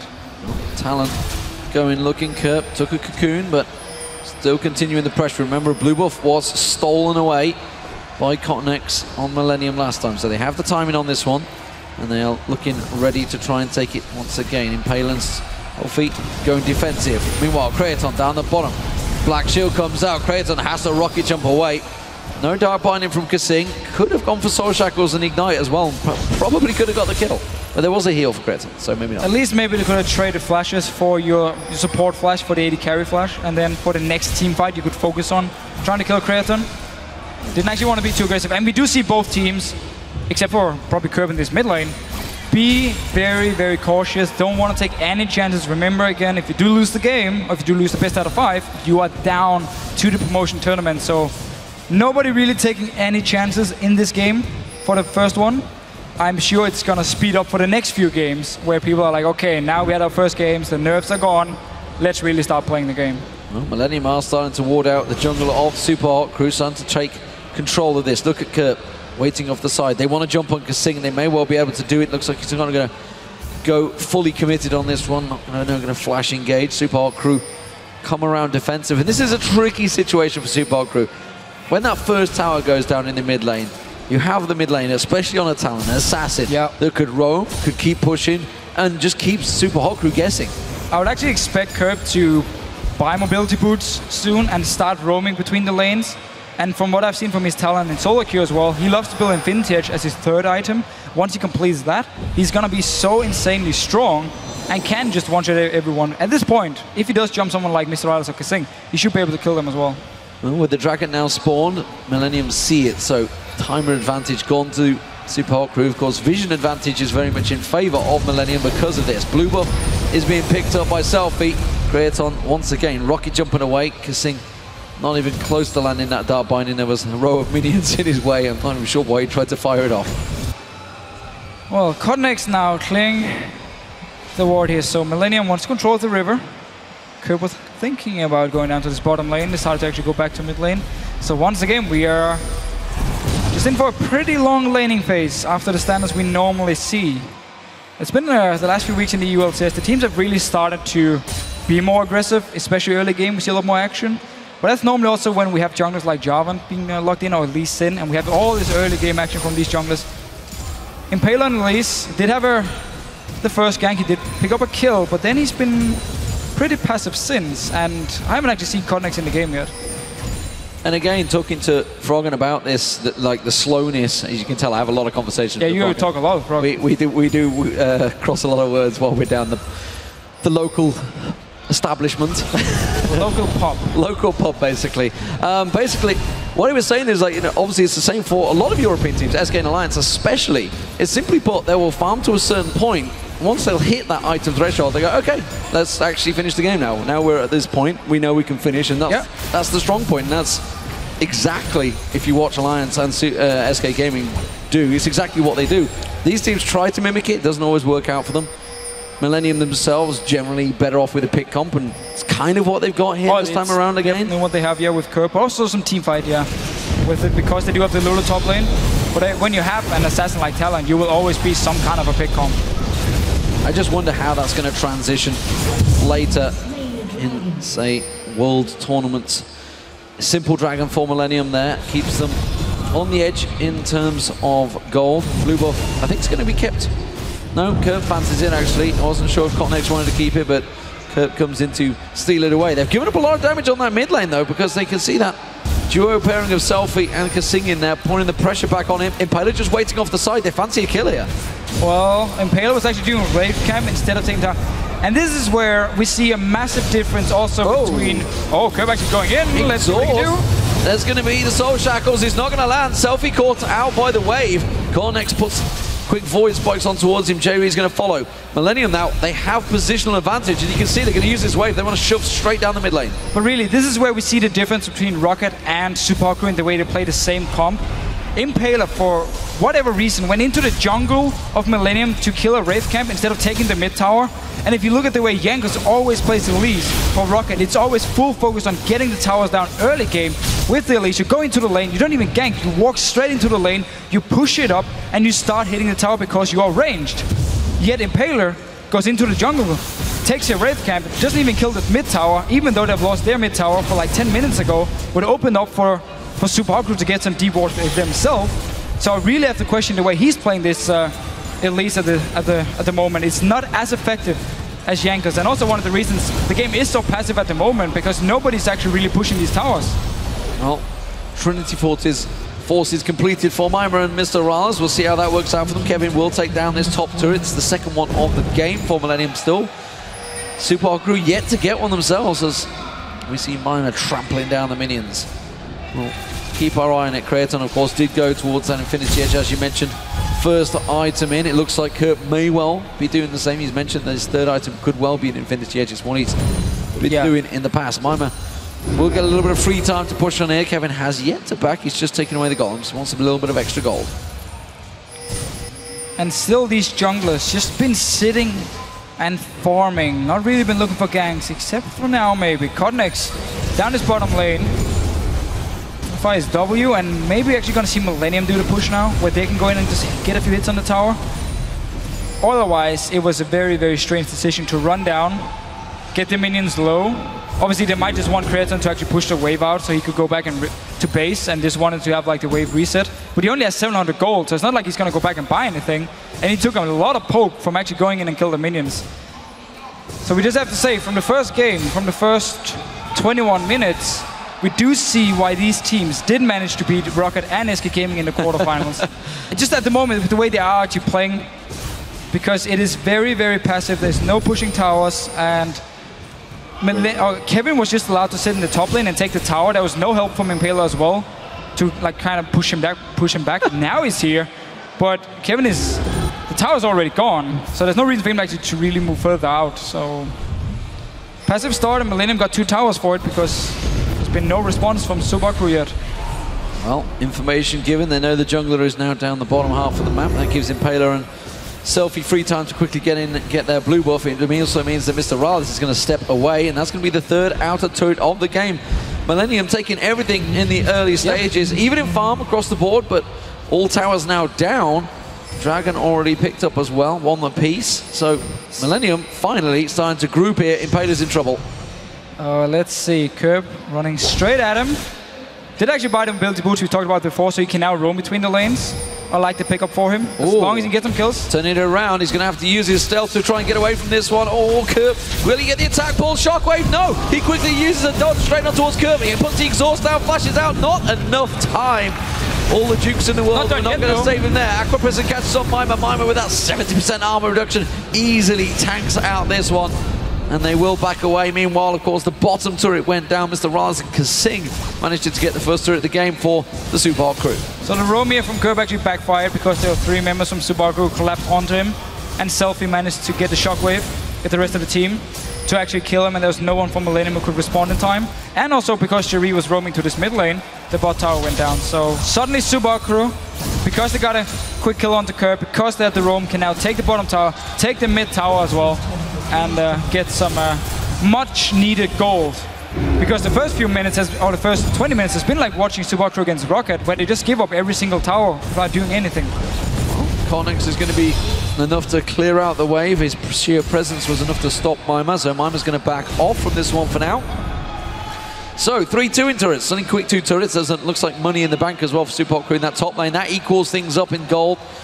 Dead even between the 2 teams. Farm-wise, fairly close. Curb is seemingly heading towards that Infinity Edge. You can see the crit cloak now in his bag. Meanwhile, it looks like Creaton is finally going to move across the static ship. So he's actually getting it pretty late here. And one of the reasons I would like to see static ship as the first item with just like a pickaxe and a BF sword, because you can farm so much faster, you can push out the waves, and you can also get the jungle camps. And if the enemy team does push up to your towers, you have the extra wave clear now from the static ship. But let's see what's going to happen down this bottom lane. Curb is sitting ready because there's a big wave pushing up from Subaru. Was hoping that someone like Mr. Rales would walk up to the juicy minions and then he would just jump him and kill him. Instead, though, we see 5 members from Subaru on this dragon. We should see our very first team fight now. It's going to be a fast dragon. You can see they're going to try and take it down quickly. Impale is in position to smite this one out. The dragon will go before the team fight starts. Or will it? Connex jumps in, gets the smite. Mr. Rales is in trouble. Curb jumping on him, but he gets pounded in towards him. And that's a quick turnaround. So, mid lane are now down. Kevin taken low. Connex tries to come in, gets caught out with the dog. So many reasons here. Pulverize comes out from Mima. Mima going to get focused on. Connex hits 1, pounces in, gets a second, pounces in. Will he get the 3rd? Yes, he will, and just pounces straight out. Oh, the captain surprise, gonna live as well. So Connex gets the steal and a triple kill. Big turnaround for Millennium. Yeah, and you have resets on Gazix, you have it on Tristana here. Curb actually walked around Subaru. We're just going to see it again. Curb is not part of these 4 members from Millennium. He's behind, jumping Mr. Rales, doing so much damage to both him and Kazing. Meanwhile, the rest of Millennium taking the fight. Everyone from Subaru is kind of panicking at start because their AD carry dropped so low. He's like, oh my god, Curb is behind us. So everyone kind of backs away and moves over to try and kill Curb. They do get him down, but it means the rest of Millennium can just clean up now, get the resets. I was looking at Creaton here, completely forgot about Connex jumping in. He got all the resets and picked up all the kills. And still gets away. So 3-0-2 Connex making the difference Now we just need to see some more fights, especially with the early kills here now for Millennium. With the Dragon taken as well, they do have the goal lead. Infinity is completed for Curb here. So now I really want to see Millennium start forcing some fights and just blow up people. Black Cleaver also picked up by Cottonex as well. So expect basically Cottonex and Curb to just be jumping on Mr. Riles. And without a Thresh to help him out there, he is in a dangerous, dangerous position. He could well be singled out and taken down. Millennium now back to bite. Getting a couple of items. Kevin almost got that death cap complete. You can see Morelnomicon also in his bag. A lot of pings going down here. Cottonex will wipe out and give the red buff to Curb. Yep. So he wants to keep the slow on him. Just critting for 1,000 already, 26 minutes in on the poor red buff. We also saw in the last fight here, Mimir and Alistar was like, should I go in alone to the backline of Millennium or should I try and go back and help my AD carry? So you actually end up standing in the middle of the fight and doing nothing. So there was not really any front line from Subaku. It was easy for Millennium to poke everyone down and then actually jump straight to the backline after and finish up everyone and get the kills. Which can be a big issue for Subaku because they have to have the shockwave from Selfie or the ball from Selfie on Mimir when he goes in if they want to try and one-shot someone like Creaton. Otherwise, there's nobody who's going to dive the back line other than Mimir here, and he's not going to be able to kill Creaton alone in these fights, especially not with the fact that Kevin is there on the Lulu. And with the delay, Mimir, of course, had to go towards, it seems like, was he going to go Rundians first? Frozen Mimir, he's going to go Frozen Heart. Frozen Heart, but he's not going to go Static Shift, which is kind of what he needs to keep basically Kevin in check, who's about to complete his Rabadon's death cap and will quite easily split push if needed. As you mentioned, the utility that he offers as well could just simply make Cottonex or Curb a gigantic leaping assassin. Yep, for sure. And now they're just going to push straight down mid. Super Hot Crew well out of position here. Just another reason why Millennium should just go be aggressive now and look for the fight. Mr. Riles has no flash, so once Curb jumps him, he's not going to get away. Like, he has to stay there and take the fight and hope the rest of his team is there to help him and kill Curb. He's not going to be able to run. So Millennium right now should just look for this fight and look for some towers and go straight from Mr. Riles, one-shot him, or at least force all the cooldowns from Super Hot Crew, and then let Creaton and Cottonex once again clean it up with the resets. And man, I really like this Lulu pick against Alistar as well, because it makes it so hard for Mimir to dive in the team fights, and also the laning phase was heavily in favor of Kevin once they swap back to one-on-one. Just turn him into a Pix and basically does nothing for a couple of seconds. It is getting a little split push on though, so he will take that tower down. The question is, will they lose this inner turret while they try and pick up that one? He has got teleport available if he's really needed to quickly spring into action. He is going to continue pushing. Curb is hoping and waiting, and he's going to catch somebody out of the side there. Selfie is actually playing it wise and going wide around this one. He has got a pink ward. I don't think he can see that. Yes, he cannot. Cannot see Curb's ward, nor can Curb actually see the pink ward either. So neither gaining from anything there. Top lane didn't continue pushing. We are going to see Mimir moving down here, so it's going to be 5 members of the Super Hot Crew now. Dark Binding catches on Kevin. No follow-up, but Creaton took a lot of damage. Cocoon follows onto Kevin, but again, Super Hot Crew don't want to risk it, and they are playing very cautiously on their tower. And again, they only have the cow to really jump in here. He's actually going for it. Jerry out of position. Jerry out, gets the wave off, but it doesn't really make any impact. We do see Cottonex taking some damage. They've got vision on towards him. He's going to pounce away. Kasing, will he fire a blind? No, he will not. He'll just carry on walking behind them. Has he got Moby boots? He has. He should be able to catch on towards him, but a good glitter lance from Kevin will slow everything down. They have got a gigantic wave in the top. If anyone wanted to quickly go up and deal with it, maybe Mimir could quickly teleport up there and try and push it. Instead, they're going to try and follow this wave through and go for an inner turret of their own. But how on earth did Jerry just die here? He has flash. Must have been hit by Cocoon and then binding after. Otherwise, binding is so easy to dodge around with the flash. Selfie forcing the ultimate out of Creaton there. No, Curb died too. Sorry. Curb just died. So every time we don't look at Millennium, they die. Well, there we go. Now we know the answer of helping Super Hot Crew. Yeah, just don't watch them. Don't look at them at all. Just look in the base, and we're just going to see kills, kills, kills for Super Hot Crew here. Let's see the replay. So Curb jumping in onto Mr. Riles. Oh, wow. Remember, he had no flash. That was over-aggressive. He's alone. I don't know what he was thinking there, honestly. That was suicidal. It's a bit of like, you know... Dragging up in 3 seconds, Impaler's like, no, it's up, it's up. Nobody's believing him. It's like, no, trust me, it's coming. Yeah, but look at the Baron here. Millennium instantly moving in because the rest of the Subaku is on the Dragon. And they have no idea of it, no vision of it. Mima coming. No clue that it's coming. Now Mima's moving up there. Have they got the damage to take it down quick enough? It doesn't look like it. They're going to have to peel away. And they can see that the Baron was damaged. Super Hot Crew, though, simply the presence of the bull was enough to force them away. So Super Hot Crew got a few kills, got the dragon here. Very strange decision from her. From Kerb going in 1v4 and just end up actually giving the dragon because of it. Him going in to die here. So once again, we're kinda going back a little bit to the passive style. Millennium tried to force something. They wanted to get a bot lane tower, didn't work out. Jerry ended up dying first, even though he had flash and he got hit by Cocoon or Binding. From max range, I mean, you have to flash it, don't even take the chance. Unless, of course, it was Mima who engaged onto him. We didn't actually get to see it. No matter what, he should have flashed away from it. At the moment, Impaler and Crew all in the mid lane. Let's see if they keep on pushing on this one. They're going to try and sweep out and get some ward coverage over at the Baron area. It will, of course, mean that they should be able to take out all the pink wards there. Except Mima's just going to... Oh, there he does. He does spot it. No? Yeah, he does finally give it out. So, top lane being shoved in. Mr. Riley's going to push that one through. Our Millennium just going to blanket ignore them and push straight for the mid inhib. Seems like once again Millennium want to try and siege up a tower, even though Kreaton is going to be the main guy to hit it. And they can always get a few hits, so in that case it works out because they have Kevin as well with some range auto attacks. Let's see what's Selfie here. Oh, Kerb just going to run away. Oh, Kerb caught out. Shockwave, exhaust will get taken down. It's going to be Impaler that picks up the kill on him. They could keep chasing on this one. Millennium backing off once again. Will they take this opportunity with a 40-second death timer to rush straight for Baron? So you had this perfect start on your Talon. He got early killed. He had Infinity Edge completed at 26 minutes into the game.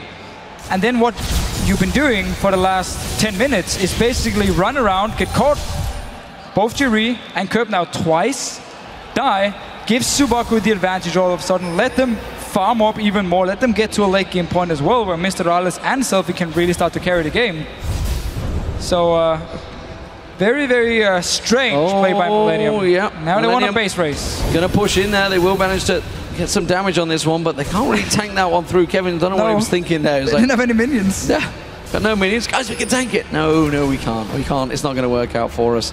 So it does delay Super Hot Crew, though. Oh, that's a great dark binding catching on towards J-Ree. Is they going to get follow through here? They're going to keep the pressure on. He can just follow him through. You can see Mr. Rale's coming around. If they can land another dark binding, it's going to be coming off cooldown. Forces the flash from J-Ree. They're going to continue pursuing on this one. Kasing going deep on this one. Will follow on through. Will he be able to land a third binding? Oh, if it had stepped to the side, Kreaton was there instead. It's just going to force them out of position. And they are back to clearing the waves. All right, so while it did look a little bit funny, Millennium running down to the tower, 4 members, it did actually make Super Hot Crew instantly recall from the top lane. So while there were 5 members and Kerb was dead, they didn't actually manage to take a Baron or push a tower. So in that case, a small win for Millennium. But I can definitely see what Carbon was talking about with the more passive approach we normally see, or sometimes see here in Europe. The last few weeks we actually have seen a lot of aggressive games in Europe, but this one definitely goes into the passive book. And still very even though. Yeah, very even, but very different compared to the goal difference, 1 killer difference. It's everything still stacked up right now, moving into the as we approach the 40th minute soon enough. Remember, we had a 67-minute Super Hot Crew game against Roccat. Could they go that distance? I'm not too sure. There's a lot of explosiveness in between these teams, and Millennium, if they can catch on to someone, they can get kills, that's for sure. But the control that Super Hot Crew seem to have in these team fights is causing them some serious problems. Yeah, and there's going to be a lot of armor stacking from Super Hot Crew going into the late game, where Kevin is the only magic damage, which is going to make it even harder for Millennium to take someone down. And they don't really have a tank either, because Connex is building full damage. He's going to build some tank now, but it's not going to help him just have like 1 tank item, which means in the late game team fights with all the shields from Super Hot Crew, with the ulti from Mima and all the armor they can build, it's going to be hard to do anything, and they're going in. Headbutt pulverize goes in towards Kevin and just destroys him. Impaler's going to repel. He's going to still survive from this one. Well, he's going to drop down. Is he going to be alive? He survives as well. Gets out of there. Kreaton, quick pulverize from Mima, brings him back in. Kerb goes deep on this one. Way too deep. And Selfie gets the defensiveness down. And Super Hot Crew with a shockwave flashed out of both Kreaton as well. Connex is going to avoid this one. So it's a 2 for 0 so far. And the Super Hot Crew this time, they fancy backing off again. Why? Still though, the aggression here from Maimer. As soon as Millennium showed himself at the tower, he just flash queued, knocked back Kevin, killed him. Curb once again tried to jump into the back line. Instantly, 5 members from Super Crew just collapsed onto him, kill him. And a bit of a split decision also from Curb. First he wanted to kill Impaler, then he went for Mr. Alice and didn't actually end up killing any of them. And he's gone from being the 1-0 great start to actually die 5 times in a row now. Well, we talked about nerves earlier on. The fact that you've just got 2 kills, you've got 2-0. You've got a choice of any lane, maybe a Baron, who knows. 5 members alive, a healer, lots of shields. Let's go back to base, guys. Let's just play it safe. You need farm. You don't have time to go Baron, mate. You have to go farm. Apparently so. Kevin is doing a good job farming, honestly. He's out farming the cow. They were a little bit low. Could have maybe been risky, but it should have definitely taken the top tower, in my opinion. Could have pushed and taken at least something, maybe on towards the inhibitors, because Millennium, they had 3 members that were surviving, did take that top tower, but we can see, of course, a 2-man potential Baron coming out here. Darkbinder does not land the Cotnex. Selfie, Maimer, and Kasing all trying to run interference on this one. Instead, Impaler goes for it. Cotnex is going to have to use that stealth, but he gets caught out with a cocoon. Jumps away. Shockwave pulls him straight back, and that is the jungler down for Millennium. Curb is here, though. Once again, he's behind Super Hawker. He wants a piece of Mr. Alice. Nice, juicy Danish beef. But now, though, he's not been able to get it. Well, can't touch it. Creaton is going to have the range, or is he? He's going to have to come back around the side there. J-Reed winding up the wave. He manages to land an Aqua Prism, but it's on Maimer. Does next to no damage, Creaton, on the cow right now. His bovine hide is enough to keep him away. Takes a little bit of punishment. The ball backs into the base. Remember, Shockwave is down, not available, but that Baron is dropped, and the Super Hot Crew get themselves that secured. And this has basically been Super Crew in the start being very passive and lose a lot of towers, fall behind in gold, gave the kill also to Curb. But then as soon as if we do ignore the very first team fight, let's just see it again here. Onto Cotnex. It's going to be all about the Shockwave from Selfie coming in to actually stop him in midair, and also the knock up from Maimer. So Cotnex tried to jump away, completely denied, and then back onto the Baron here. But if we just ignore the very first Dragon fight, which went in favor of Millennium, ever since, it's just been Millennium being caught out of position again and again and again. Fall behind, and now Super Crew is running. 5 members all the time. No split pushing here. You don't need it. You can just run 5 members, keep looking for picks with their Alistar, with their Elise and Morgana combo, and they've been finding them. I think Impaler's just had a pause to say, guys, did you just see what I did there? I repelled and cocooned him while he was did repel and cocoon. Well done. I did that. I got the Baron and the Dragon for my team. I just wanted to pause it, take a moment, and he's more to celebrate now. Yeah, Sue, did you see this? Did you see this? Impressing the girl. He's like, yeah, I saw it. I saw it. It's amazing. Well done, Impaler. So, quick gather across the items. Baron buff now on Super Hot Crew. It's going to have around about 3.5 minutes because they've just went and took the Dragon down. So, they have the kill advantage. They have the tower advantage. They have the gold advantage. Can they push through and finish? Because it seems for Millennium, they've left this lane phase. They took all the 3 outer towers. They were 3-0 up in towers, but they seem basically lost because there is no one to pick off for Super Hot Crew. They're moving around as a group. And also just every single time Super Hot Crew seems to fire a skill shot towards Millennium, they catch someone and either force a flash from them or actually straight up kill them. And then they take Dragon, and then they can move on to take a tower and get all the gold they need.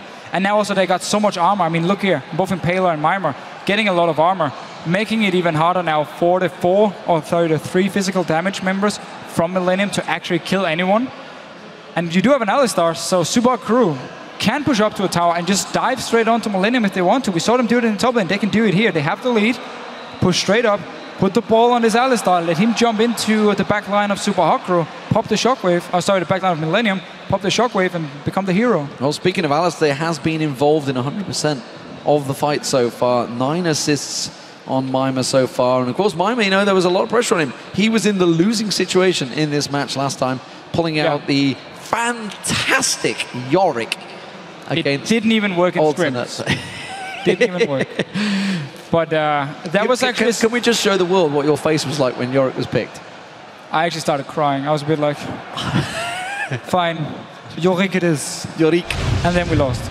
And then you lost. It wasn't actually Maimer's fault. He played pretty well. It was just Yorick at that point, unless you were called. So he was obviously ahead of his time because Yorick now is a legit pick in that lane. Nonetheless, we are back in the game. Super Hot Crew have resumed and Millennium are behind. What will they do with this Baron? They're going to have around about 3 minutes. They're all going back to base, spending their well-earned gold. And we do see Spirit Visages coming out. Frost Queen has been upgraded as well. Impaler going for a Frozen Heart. So tanking is coming out of him. Infinity Edge also picked up by Mr. Rala. So lots of damage and tankiness suddenly stacking out. Their team fighting ability will be very strong coming into this next game. And thinking of Kraton, the damage he was trying to put down on Mimer barely touched him in that Baron pit. Yeah, for like the 6 seconds we have the ulti running from Mimer. There is pretty much no reason to hit him, but often, sorry, the 7 seconds, you often just don't have a choice because he's going to be right in your face. So it's really where Subaku has a lot of time to kill whatever member from Millennium actually jumping in. It's also one of the reasons Kerb has just been jumping in kind of alone, and they could just collapse on him because Mimer was taking all the damage anyway. And in that case, it's been working out in their later stages of the team fights, but it's still just more about Millennium being caught out of position again and again and again, and give up the entire lead they had. You could also argue that Kerb's gone a little bit too deep. Maybe just a little bit. Then again, Mr. Riles is a very good-looking guy, so I don't blame him for jumping towards him. I would have tasty target, but honestly, he is a tasty target. As a talent, he's a bit skinny though. This is the problem with the talent. And honestly, against the team comp that is running right now, you're going to go in there and you 100% are going to get crowd controlled. There's no doubt about it. You need to try and pick off a juicy target, but there's no one doing the long-range poke, the long-range damage to get those juicy targets. Instead, they're just going to push through. Millennium are going to have to give up this tower. You can see they're already backing away. It definitely makes it harder for Kerb, but I honestly feel Cotnex needs to just jump in with him and commit 2-3 members at once. Maybe even see someone like Kraton go full aggressive, jump past Mimer if he can, because these targets will drop so low once all the burst comes from Kerb. But it's of course, it's never anything you want to do as an AD carry, jump into the middle of the team fight. You want to get a kill first, or you want to kill the front line first. So it makes it very hard for Kraton in these team fights. It worked for Holy Phoenix. That's all I'm saying. It did sometimes. He also ended up dying a few times. He did, but he also got the pentakill, so that's what counts. We'll see whether anyone from Millennium can do the same. I know, right? So this tower's going to go down. Millennium, they have to give up on this one. I mean, they're up against the Baron Up team that's beaten them in the last 2 team fights already, so not too sure what they were hoping to achieve. They're just trying to poke down, do anything, but the regen is too strong. Selfie, will he put himself out of position while this is all happening? Mimer, he's working through that mid lane. He's putting the pressure down. Selfie's just going to rotate across, and now he'll start hammering down on that mid turret, which is already going to drop. And Millennium losing 2 inhibitor turrets with this one Baron. Oh, Cocoon lands on Connex, followed by JTC with that Dark Binding. He will just be able to leap out in between the timer, but that's going to be the first inhib down. Second one, also just to the right-hand side, is free. Kraton caught out, taken very, very low. J-Ree caught out. Now he Dark Binding, pulverize on towards him. Trample through there, but he doesn't manage to get the damage down. They don't get the kill. Connex trying to get the reset in, but the Dark Binding will catch on. He will be the first man to fall for Millennium. Now we see Kerb going in, gets one, does not get the other though, but he manages to take down the cow of all things. Super Crew, they may back out of this one. But we just see the thing we just talked about before, Super Crew can just walk straight into the base and look for the fight. So Millennium were forced to back away from their own tower, give up the inhibitors, and potentially even the game right here. Whoa! Flash shockwave from Selfie. Flashy moves indeed. Takes down J-Ree. That could be the game, and Super Hot Crew are going to go through in this best of 5. Kraton, the damage on him is huge. Super Hot Crew take the game. They are 1-0 up in the series. So a bit of a shaky start from the Super Crew. Reminded me a lot about the Rocket game where they gave up all the outer turrets very early on and didn't really seem to have any response until they managed to get a pick, got some towers themselves, didn't lose a dragon fight, but from there on out, it was just all about Millennium being caught out of position, lose the entire lead. Kerb tried to 1v5 a few times. It might work in solo queue, but against a team who's playing so safe and so coordinated like Subaku did in the team fights, it's not going to work. No, fantastic stuff. So, it took them a while to get going, no doubt about it. That's safe to say. 4,000 gold lead for Millennium as well, we should not forget, in that game. So they managed to turn that game around very well with a couple of well-earned team fights and a little bit of suicidal play from Kerb, diving in 4 members, no problem. Just a little bit, but it was, again, the idea behind the comp from Subaku was like, okay, we're really strong in team fights. Just get the needed items, get some armor, get especially the Hourglass and Selfie. Then we can start looking for team fights. So while I was passive and not too passive in my opinion, it was too easy for Millennium to get these towers down. Impaler had no impact in the early game. But as soon as they had the items they want, got the team fights we talked about, where they had a very strong comp, and just picked up the kills they needed. So it worked out for Super Hot Crew. Need to be careful though, because in the next game, if they do fall behind 4,000 gold again, and Millennium decides not to be caught out and decides to actually engage as a team, they might end up just losing the game. So where do we see Millennium going in this position? You've been there, 1-0 down. Do you think, do we change things up? 1-0. We won the first game. You did win the first game, and then you... And then we just lost. Okay then, so you've not been there. No, we were like, but just put yourself in that position. Yeah.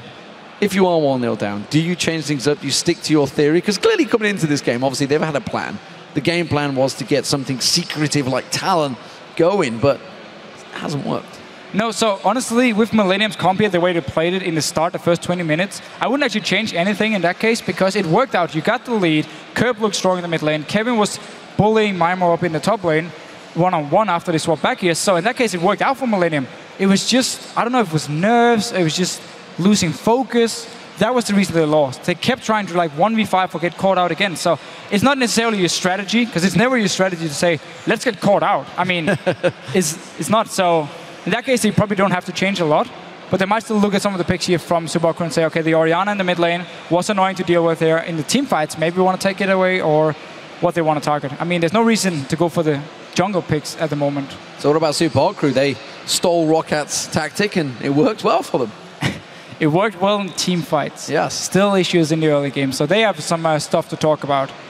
Both teams, their comps worked at different times in the game. They had some good moments, they had some bad moments. So in that case, they could probably stick to the same comps and just try and fix the issues and see who does the best and fastest. And of course, this is a best of 5, ladies and gentlemen. It's still the 5th place position. The loser of this best of 5 will go down to relegation. Of course, there's a number of teams that they can choose from when they get down there. They will have the first pick. But SK Prime, H2K, and the Unicorns of Love all looked very good in the Challenger Series playoffs. And the only team who looked to be just like, I mean, you can say they were pretty close in terms of the skill level, except for H2K probably being the best team. But then you have Unicorns of Love and SK Prime, both looking very good, and I'm not sure who to choose. No, I wouldn't know who to choose either. So let's send things over to Shox and the Analytics desk to break down that last game. Thank you very much, Demon. I'm Eva Shock, supporter here with Trevor Quickshot Henry and the Copenhagen Wolves. As Youngbuck has joined us for some analysis. Thank you very much. Thanks for having me. All right, well, if we take a look at the first game and the picks and bans, Youngbuck, it's an adaptation coming in as we look at the beginning of the playoffs coming in that were both Millennium and the Super Hot Crew. What did you think of the comps? I think that Super Hot Crew got all the strong champions in almost every lane, and as a result, Millennium tried to pick champions that beat them in lane. However, Super Hot Crew just countered it very easily by lane swapping. Yeah, I also think the early game, Millennium just really weren't aggressive enough in my mind with the champion picks. One thing I do want to highlight, Super Hot Crew ran the exact same composition that Rocket ran to beat them in game 1 of their series, including a first blood pickup by the jungler of Impaler. So he was even channeling his inner Yankos in that matchup. Yeah, very good adaptation coming out of them there. And then even though it was a slow game, it was Millennium that managed to come out ahead in that initial phase. Yeah, I think Millennium, they had a small advantage. I actually just want to pull a replay up onto your screen right now, and I'd like to ask Youngbuck for his opinion on how the teleports actually impact this dragon fight. 24 minutes in, gold is even, towers are nearly even, kills are nearly very close.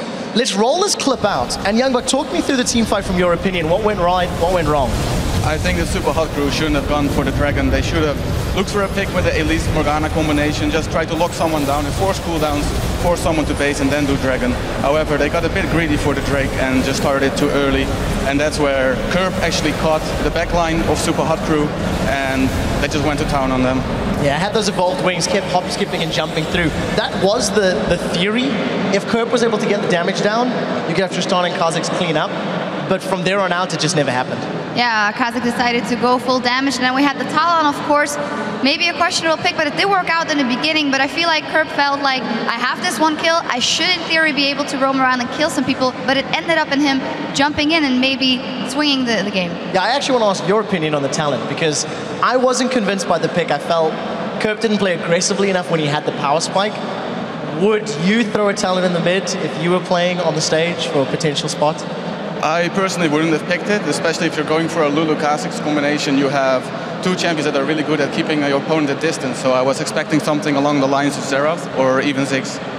All right, let's actually take a look at a team fight that occurred a little further in the game that brought it back in Super Hot Crew's favor. Let's get that up on the screen where they jump in again. Yeah, so from this point, Super Hot Crew have already stamped control in the game. Millennium have been caught out a couple of times. If you just roll this clip out, I like the engage from Mima, but the problem is Millennium's composition. You see Curb, he still hasn't used his ultimate. He's trying to look for something to do, but he's got no one to jump onto, and unfortunately, when he does dive onto 4 members of Super Hot Crew, he just gets instantly blown up. I really don't think Millennium's comp scaled very well, and like Youngbuck said a few moments ago, Super Hot Crew got all of the strong picks on this patch. All right, then let me ask you guys this. Going into game 2, obviously the Talon may be different. Is there a different approach they should go for? But obviously going in for that pick up against something they love to do so much, Trevor. So in my mind, I think Super Hot Crew have the ability to play more. I think they're a more diverse team. They can play pick, they can play split push, they can play team fight. Millennium, I feel, are a little bit more of a one-style pony. So for Millennium, it's just about getting the picks that works with their style, that are relevant. Because Talon fits with his style, but I don't think he's relevant in this patch. Joey, any advice for Millennium in this one? I'm hoping to see Millennium pick up stronger champions this time and not pick just for the lane, but pick for the overall strength of the champion. All right, we'll see what they will do. We need to step away for a moment, but we'll be right back for game 2 between Millennium and the Super Hot Crew. Stick around.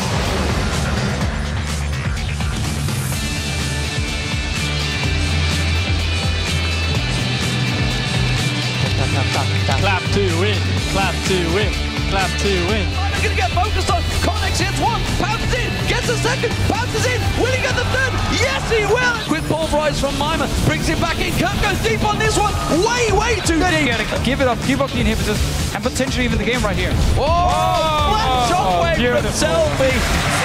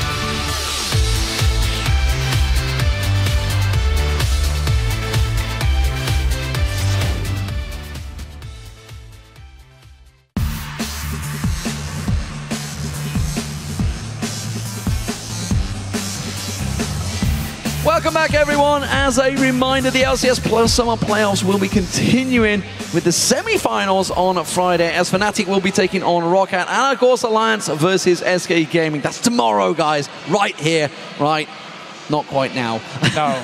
The winners will head to the finals. They're going to be on Sunday, and the third and fourth place playoff will be on Saturday, which is probably just as important. Well, it's more important, maybe. Who knows? Of course, depends if you're a team involved.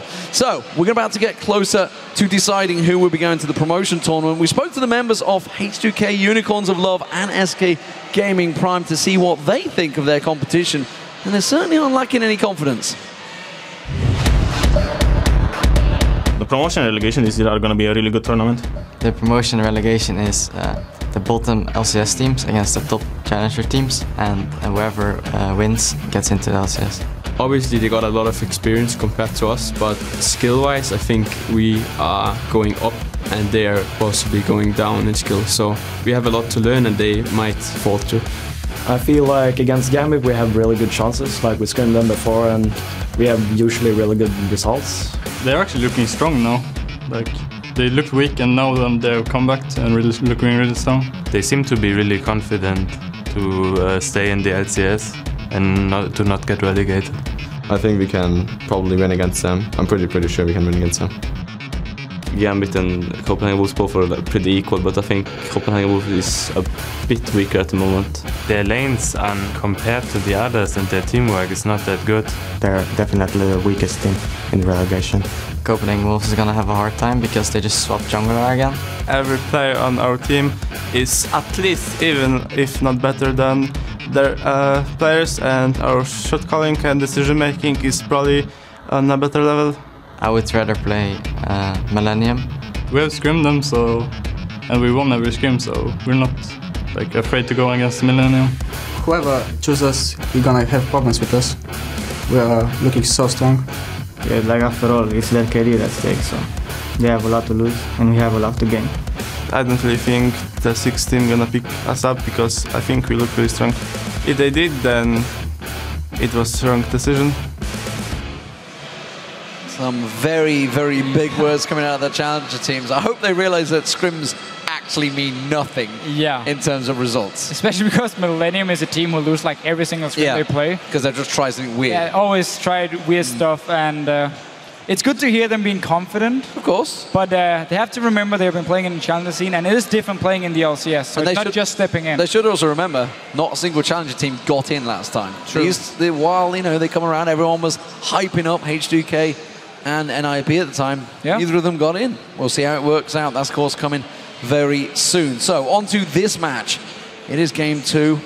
Millennium, will they adjust anything? They're going to be on the blue side this time around. Super Hot Crew on the red. Will that help them out in his pick and ban phase we're about to get underway? Well, maybe we're going to see Millennium get a possible Maokai pick. Then you don't actually have to ban the Kassadin for either of the teams, so it should just mean like perma Maokai ban actually in all these games, because he's going to be the new Kassadin in terms of these two teams. And I really like the fact Orianna's been banned now. Yes, so Mundo, Yasuo, and Orianna banned out by Millennium. Quick and fast as well. Super Hot Crew banning out Aurelia, Maokai once again, and Zillion. So, the cow, first picked. This time around, Kevin gets his hands on it. I remember Mima, of course. Was it 100% kill participation? Maybe not in the very end. He did die and Silver picked up a kill, but up until the very last team fight, he had been part of every single kill.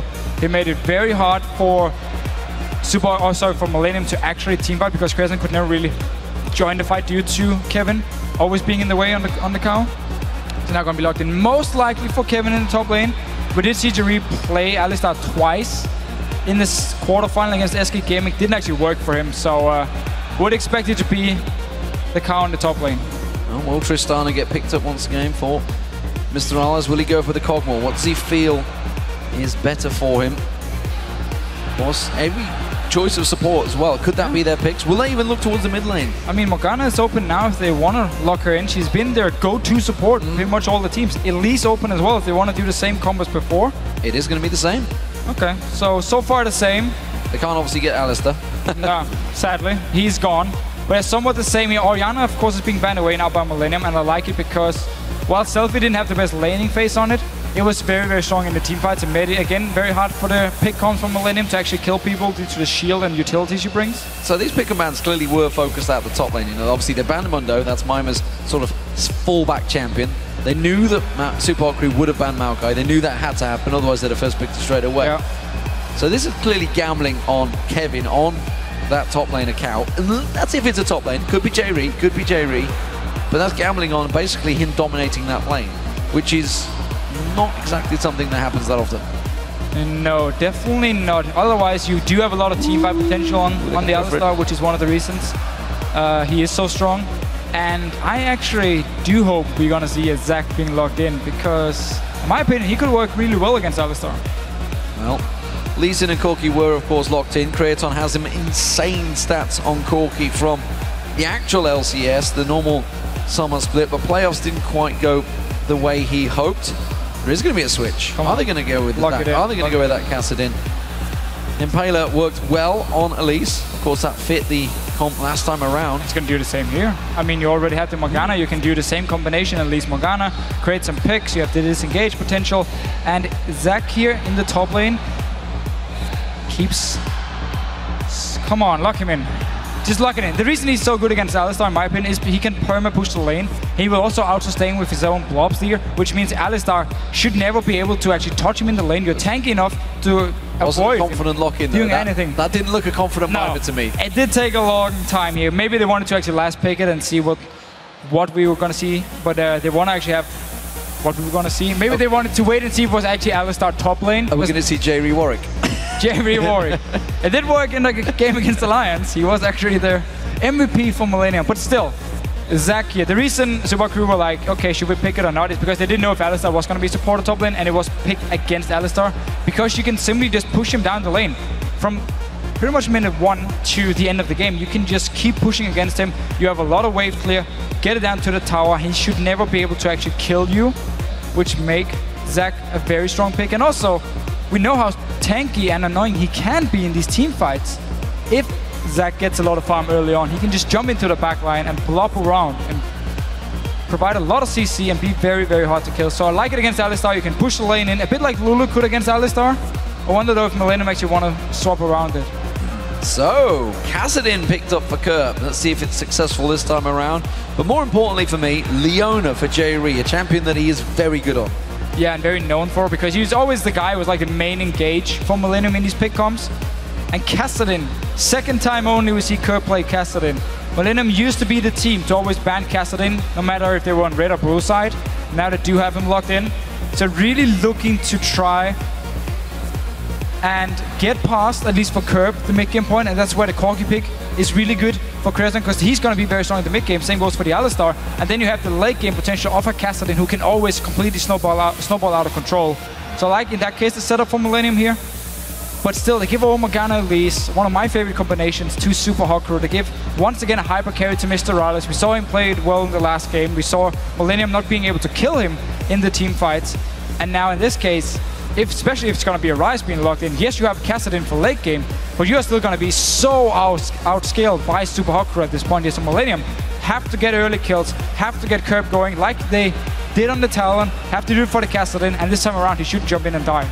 And it has been the standard counter, I think, for Kassadins these days. Apart from the Zed, of course, we saw Naru just pull out earlier on, but Ryze tends to be that fallback champion against Kassadins in mid. And at the same time, you now have Rune Prison and then double skill shot CC. So whoever gets Rune Prison by the Ryze will get followed up with more CC and opens up for Mr. Rallis to just kill the target. So it's also going to mean Kerp has to build an early hourglass if he wants to play aggressive in team fights. Otherwise, he's going to jump in, get CC'd, and just die instantly. A bit like he did on the Talon here. So once again, Millennium, they love this pick potential they can do here with the Leona, with the Kassadin, with the Corki. They do have some mid-game power, but they have to get the kills in mid-game. They have to get the kills early mid-game. If they do fall behind, Super Crew will super outscale them. Well, game 2 about to get underway in just a moment. Millennium trailing behind.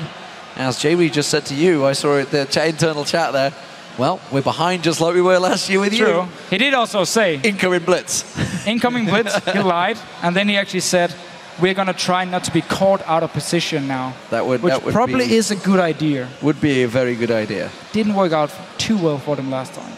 Well, they are the ones that are going to be looking for picks, of course, with the Castle in there, with Lee Sin in there. More importantly, we want to see Alistair versus Zach. Or will they switch it to a 2v1? Could be 2v1 simply to avoid the lane here. Unless Kevin feels like he can actually handle Mime on the Zach. I don't know how it's going to be in the matchup. Well, here we go, ladies and gentlemen.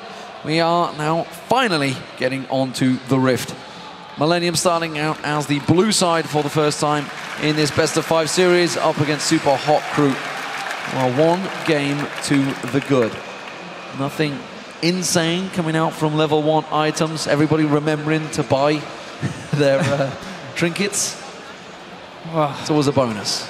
So yeah, again, Zach in top lane, as I said in Champ Select.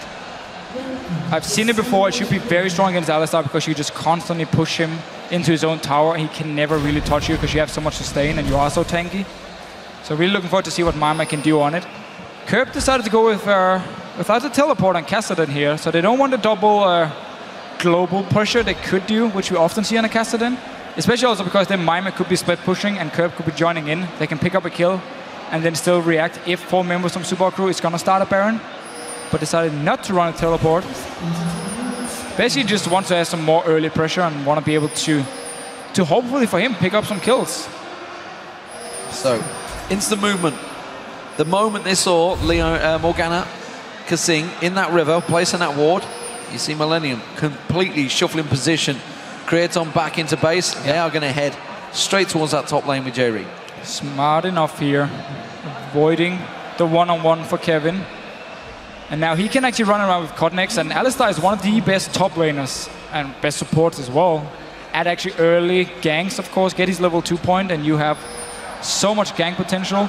Slap Lee Sin on his back as well, and you have 2 members running into a lane, and you can just shut down whatever target you actually want to early. So do have a very scary ganking squad between Cotnex and Kevin now.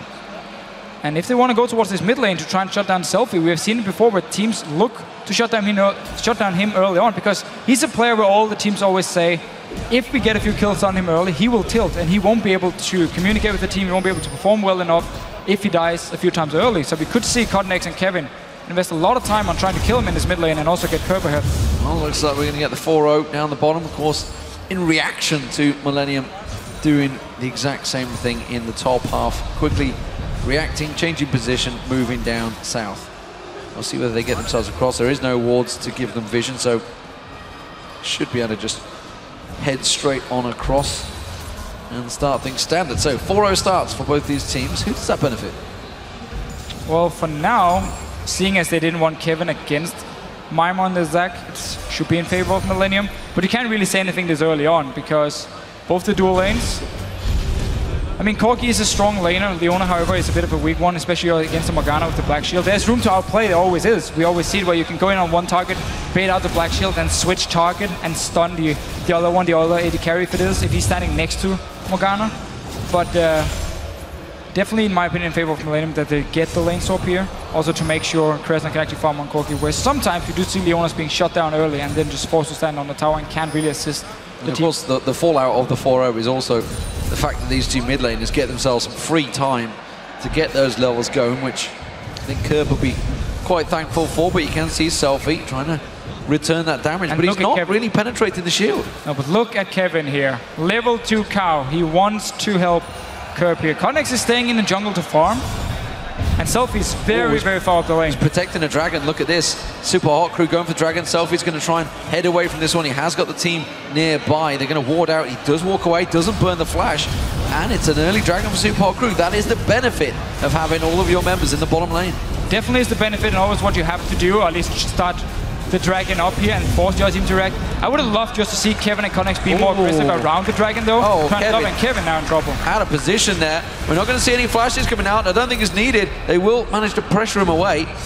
Super Hot Crew not burning too much for that. So while again the lane swap was started by Millennium, I'm not sure why they didn't actually invest any of their members to stop this Dragon, which happens pretty much every lane swap we do have.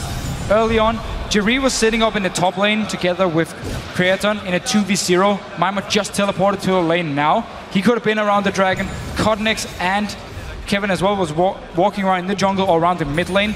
They should have been in position to stop the Dragon, because that's the thing. You can start the early Dragon, but you take a lot of damage from it, so you have to stop it if 3 2 or 3 members walk down towards you. Kasing, they were going towards Curb. He does have backup from Codnex. Kasing, I'm not too sure whether he was ever planning on landing a Dark Binding because there was a stack of minions that Curb was stood on top of. He's still continuing to keep his presence known, along with Impaler. Just off in the river, they're going to come back up again once again. Can they land the 2 skill shots? Dark Binding does not land. Impaler repels, so he can't switch across quick enough to cocoon out. So flash burn from Curb, that's enough done. Yeah, and he's only level 4, so it's going to be a while before he gets his level 6 and his own little jump, which means if Subaru wants to go for a second gank now, they should be able to lock him down and potentially pick up the first blood and make him fall behind. I mean, we saw earlier today what happens when a Kassadin actually do fall behind. He's not going to be able to offer a lot before he picks up a lot of farm. He doesn't bring a lot of wave clear, so he has to find a safe lane to sit in and farm. Down his bottom lane, Mr. Alice once again pushing in a massive wave to the tower. Kevin is there. He's only level 3, and Kasing has rejoined the lane, so might be able to push him away and at least deny him some farm. He should be able to pick up the experience. Let's see what he does. Kraton's holding the lane. He's so scared, yeah. He's in really the top. He's not going to vision, does put the ward down, finds Kasing is there. Mimer, of course, launching himself across.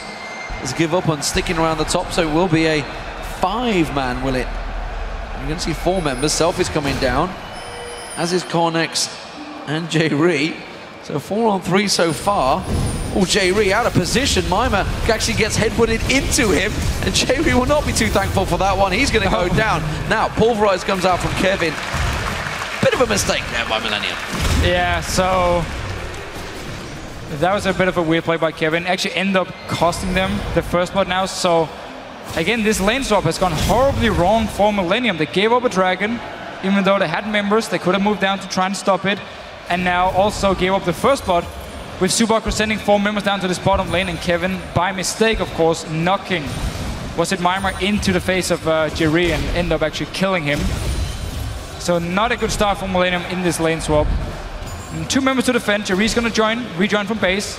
4 members from Subaru, however. They might look for this one. Oh, Dark Binding on Cornex. He's going to be the target. He'll go down. Remember, the cocoon was not used, I don't think, in that last time. Kevin trying to heal out J-Ree.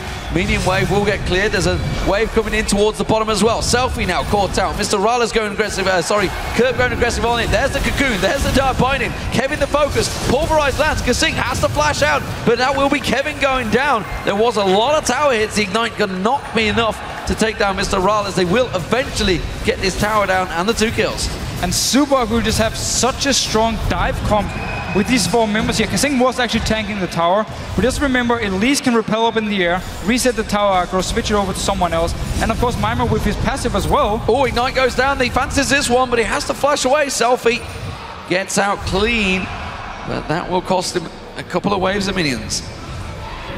So some action mid lane. Curb doing good job. Might actually fancy this one. No flash, however. A Rift Walk on towards him. Just staying to recall. Simple RQ combo would take him down, and Selfie, well aware of that one, will finally get back to base. So all this action down this bottom lane here. A lot of kills picked up by Superhawk crew.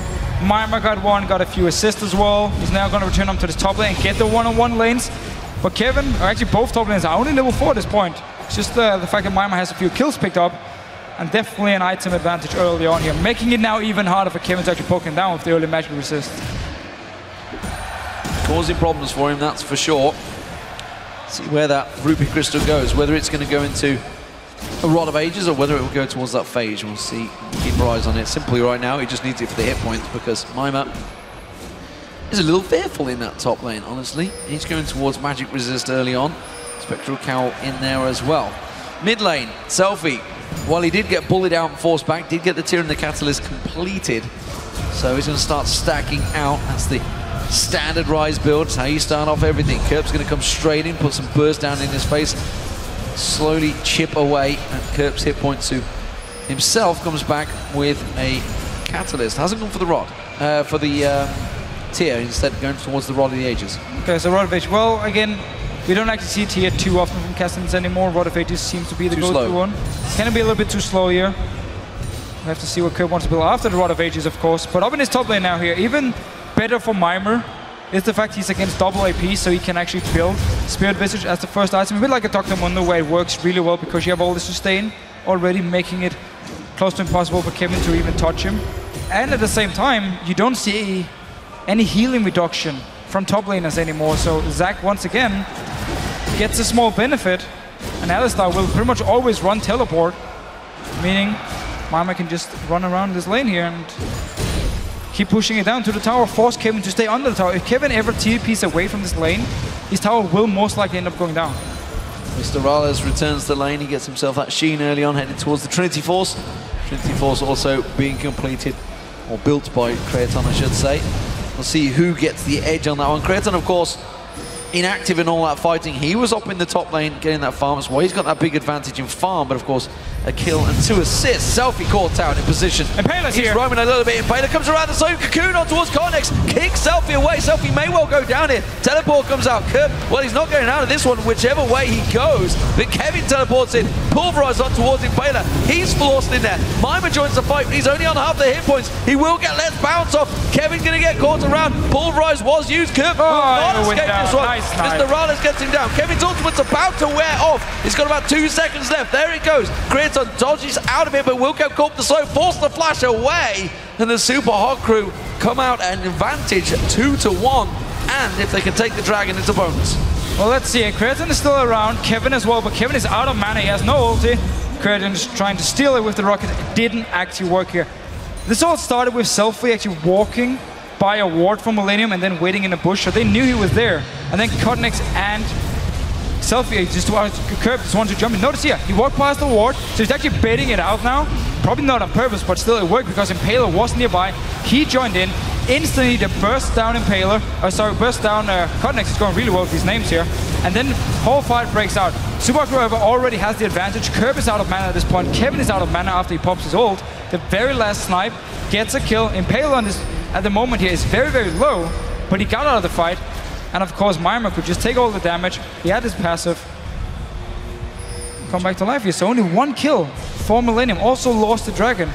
And this was all set up by Selfie walking by the ward, waiting in the bush, then Kerb and Connect thinking, okay, he's out of position now. He doesn't know we had a ward, we're gonna jump him. And then you also see one of the reasons you build AP on Elise early on, because the burst you can do at this point is so strong. So 2 fights down for Millennium, and they find themselves 6-1 worse off, and 5,000 gold just 12 minutes into this one. It's in danger of spiraling out of control. And as a Kassadin, when you fall behind, although he is still 1-0, it's not easy to get back in towards it, especially when the rest of the Super Hot crew are building basically to beat you, to take you down. 100%. Spirit Visage already completed for Mima is going to be very hard to deal with as this game develops. And also remember, Kraton is the only real wave clear from Millennium here. Jiri can't do anything to the waves. Kevin at the same time will have to stand under it. They're actually going for Mima here. He's pretty safe, the headbutt, Q headbutt. Actually failed from Kevin there. But again, there's no real wave clear except for Kraton on the side of Millennium. So it means Subaru can very early on start pushing up to the tower because Kraton is running from the bottom lane. Getting some free poke on Kurt there as he catches that Dark Binding. We saw this in the previous game of Dark Binds and Cocoons. You can find yourself some easy pick out targets. Kevin bounced on ultimate use from Mima, simply clearing out the wave and forcing him back while the rest of his team shove out and try and force this mid lane. Wave clear from Kraton should be enough to keep it away. Smite even being used by Cotnex, desperate to keep this tower alive in the mid lane. And look at all the wards here also around the blue buff from Millennium. So Subaru were basically just waiting for it to spawn. They had already warded up everything around it. And now as soon as it started, Subaru is moving in for the fight because they know they are so much stronger at the moment. So they just kept 4 members around this tower here. Guessing just Black Shield escapes. Yeah, they focus on Kasing there. He's just like, all right, Black Shield that's here's the fight. Here's the fight. Remember, Let's Bounce not available for Mima. Mr. Rales picked off early here. That's going to be the Soul Shackles. Will it do enough? Kraton focused on, but now Kasing's in trouble. He's going to get picked out around the side there. Kerb did go down to Selfie, but it is a double kill so far for Kraton. They can turn this fight on its head. Super Hot crew. This is dangerous restarting the blue buff. There's only 3v4 right now, and that is why they're backing away. And this is exactly why we love to see Jiri and Leona. He was the guy to set it up, landed everything onto Mr. Rales. He was locked down the entire time and just ended up dying without being able to do anything. So nice little engage here from Jiri. onto the Super Hawk. We're just gonna see it again. It's all about Jerry here, landing the ulti perfect onto Mr. Alice, flashed on him as well. He's taking so much damage. Okay, so he walks around for like 1 second, and then he just dies. He didn't hit anyone. Kasing coming in from the back of the Morgana here. Not exactly the best situation you want to be in, and actually end up dying as well. So trading 2 for 1, and also defended the blue buff. And remember, this was Super Hawk Crew who wanted to fight for this blue buff. They kept Millennium in the mid lane, waited for it to spawn, and then moved in all 5 members to take a fight. And if you think about that, it was Kasing out of position at the start to use that black shield to prevent himself being CC'd, which meant it wasn't available for Mr. Rales. Yes. That's a very good point, Lee. I know, right? Oh, it is. It was a good point. So, Super Hawk Crew, they have the advantage. Kevin unawares right now. Let's Bounce goes off. Cocoon catches on towards him. Won't get a chance to use his ultimate because it's on a cooldown. And a simple kill. It's a squishy cow when he's only got the beginnings, the makings of a Trinity Force, but not even close to completing it. And that is always the thing to remember with Alistar. Yes, he looks very tanky when his ulti's up. When it's not, and he's building Trinity Force for his item, there's a lot of gold invested into damage and no tanky stats. So you can focus him down. Do it again. Mima will be able to pick up the tower here. So while they did lose the fight at the blue buff for Super Hawk Crew, getting a kill up in the top lane, getting the tower, keep the goal lead. And now just waiting about 45 seconds for the next dragon to spawn, and we might see Super Hawk Crew once again move down. Mima already recalling from this top lane. Look to pick up another dragon. I wonder if Millennium wants to try and do anything. They do have the Corgi. Trinity Force completed with the 2 kills, so Kreaton right now has hit his very strong point. And if he's left alone, he will be able to kill the members from Super Hawk Crew. But he's actually the only guy who's actually doing really well at this point. Well, that wave won't last long, Impaler will clear that up. 280 carries are down the bottom lane still. 2-1-4 for Mr. Morales, Trinity Force complete. 2-0-0 for Kreaton, again that double in the last fight. Trinity Force also complete. So equal power, just a door and shield blade difference between the two. A lot of ages completed by both mid laners as well, of course, along with that tier. But Mercury Tread's already picked up by Selfie, so we're looking to get involved. And now we see Mima coming back. Source Boots picked up on that last back, as well as a Chain Vest. So he is starting to become a bit of a problem. We wondered on this Zac. It's a long time since we've seen Zac in competitive play, honestly. So far, 2-0-4, it's working fantastically. It was actually also the champion 1 year ago. Mima used to play a lot, and then teams started banning it, and we had to go for Yorick. So good to see him back on the Zac. He's doing well on it, farming here, pushing down Kevin up in his top lane, like we talked about in Champs League, he could do. And also been able to get some early kills because it dive from their lane swap at like level 4 down this bottom lane. And Super Hawk Crew setting up the dragon. Do have teleport on Mima, same goes for Kevin, however. We can see both here. Kevin coming in from behind. Mima right in the middle of Millennium. Mima coming in. Let's Bounce available. It's going to get straight on towards him, and he bounce. He will do. Gets in towards. Does the damage. J Reed taking a lot of damage down there. Connex drops. J Reed drops. Curve's going to get focused on. He will go down. Kevin trying to get him towards Impaler. It will be a kill for Kreaton, but that is all that they will get as Selfie gets himself the double. Now Kevin locked up. Dark Binding ace for the Super Hawk Crew, and a fantastic fight. The teleport Zac. Let's Bounce on 4 members, completely caught them off guard. Yeah, such a nice teleport. Kevin actually tried to teleport behind Super Hawk Crew and surprised him. Let's see again, Mima is already in the fight. He just teleported on the ward here, jumping onto Millennium, pick up the kills, and they just get the first 2 kills so fast. Now there's nothing else to do. Rune Prison from Rise onto Castle, he won't be able to jump around. He goes down very fast. Kreaton will be chased by Selfie. Another kill for him, and Mr. Alice as well will get a double kill down here onto Kevin. So nice engage with teleport for Mima. Another dragon for Super Hawk Crew.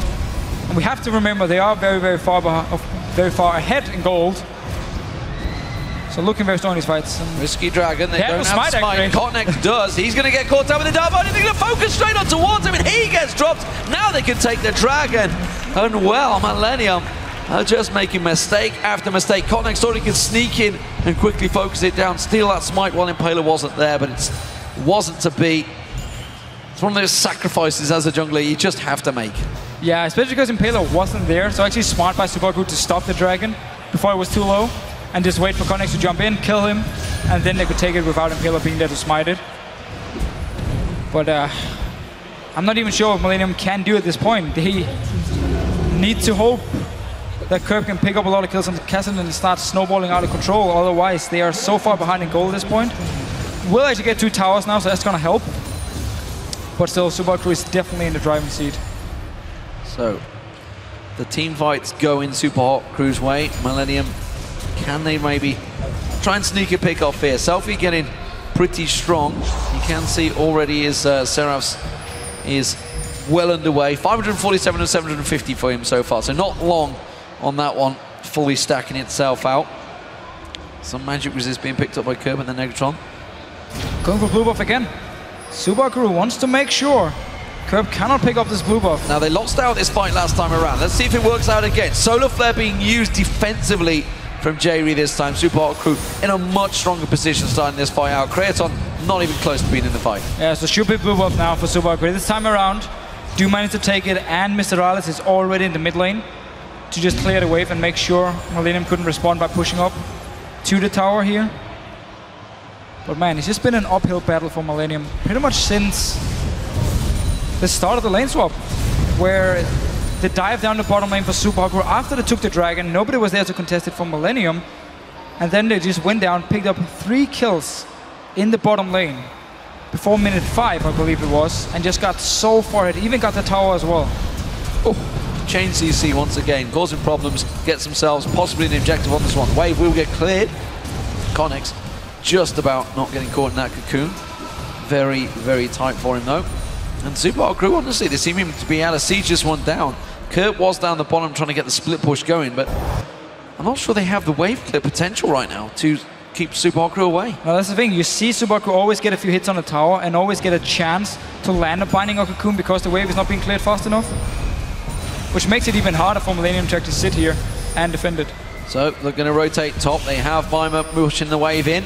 Everybody in there, and they're going to get some damage down on this before Millennium can respond. Finally going to get close, try and wipe that wave out. Now that the Force is starting to do some damage for Curb, they are able to get some down, but again, oh, tower's going to go down. Kevin caught out. They're going to go in this one. Solar Flare was used from J-Ree, trying to lock up the AD carry, but can they get the damage down towards him? They will, just about. Mr. Rollins finally falls down, but they're going to turn it around. J-Ree taking low. Soul Shackles will ping off and take him down. Cocoon, Selfie's going to survive. Curb couldn't get on him, just gets chain locked up, and it's another double kill for Selfie.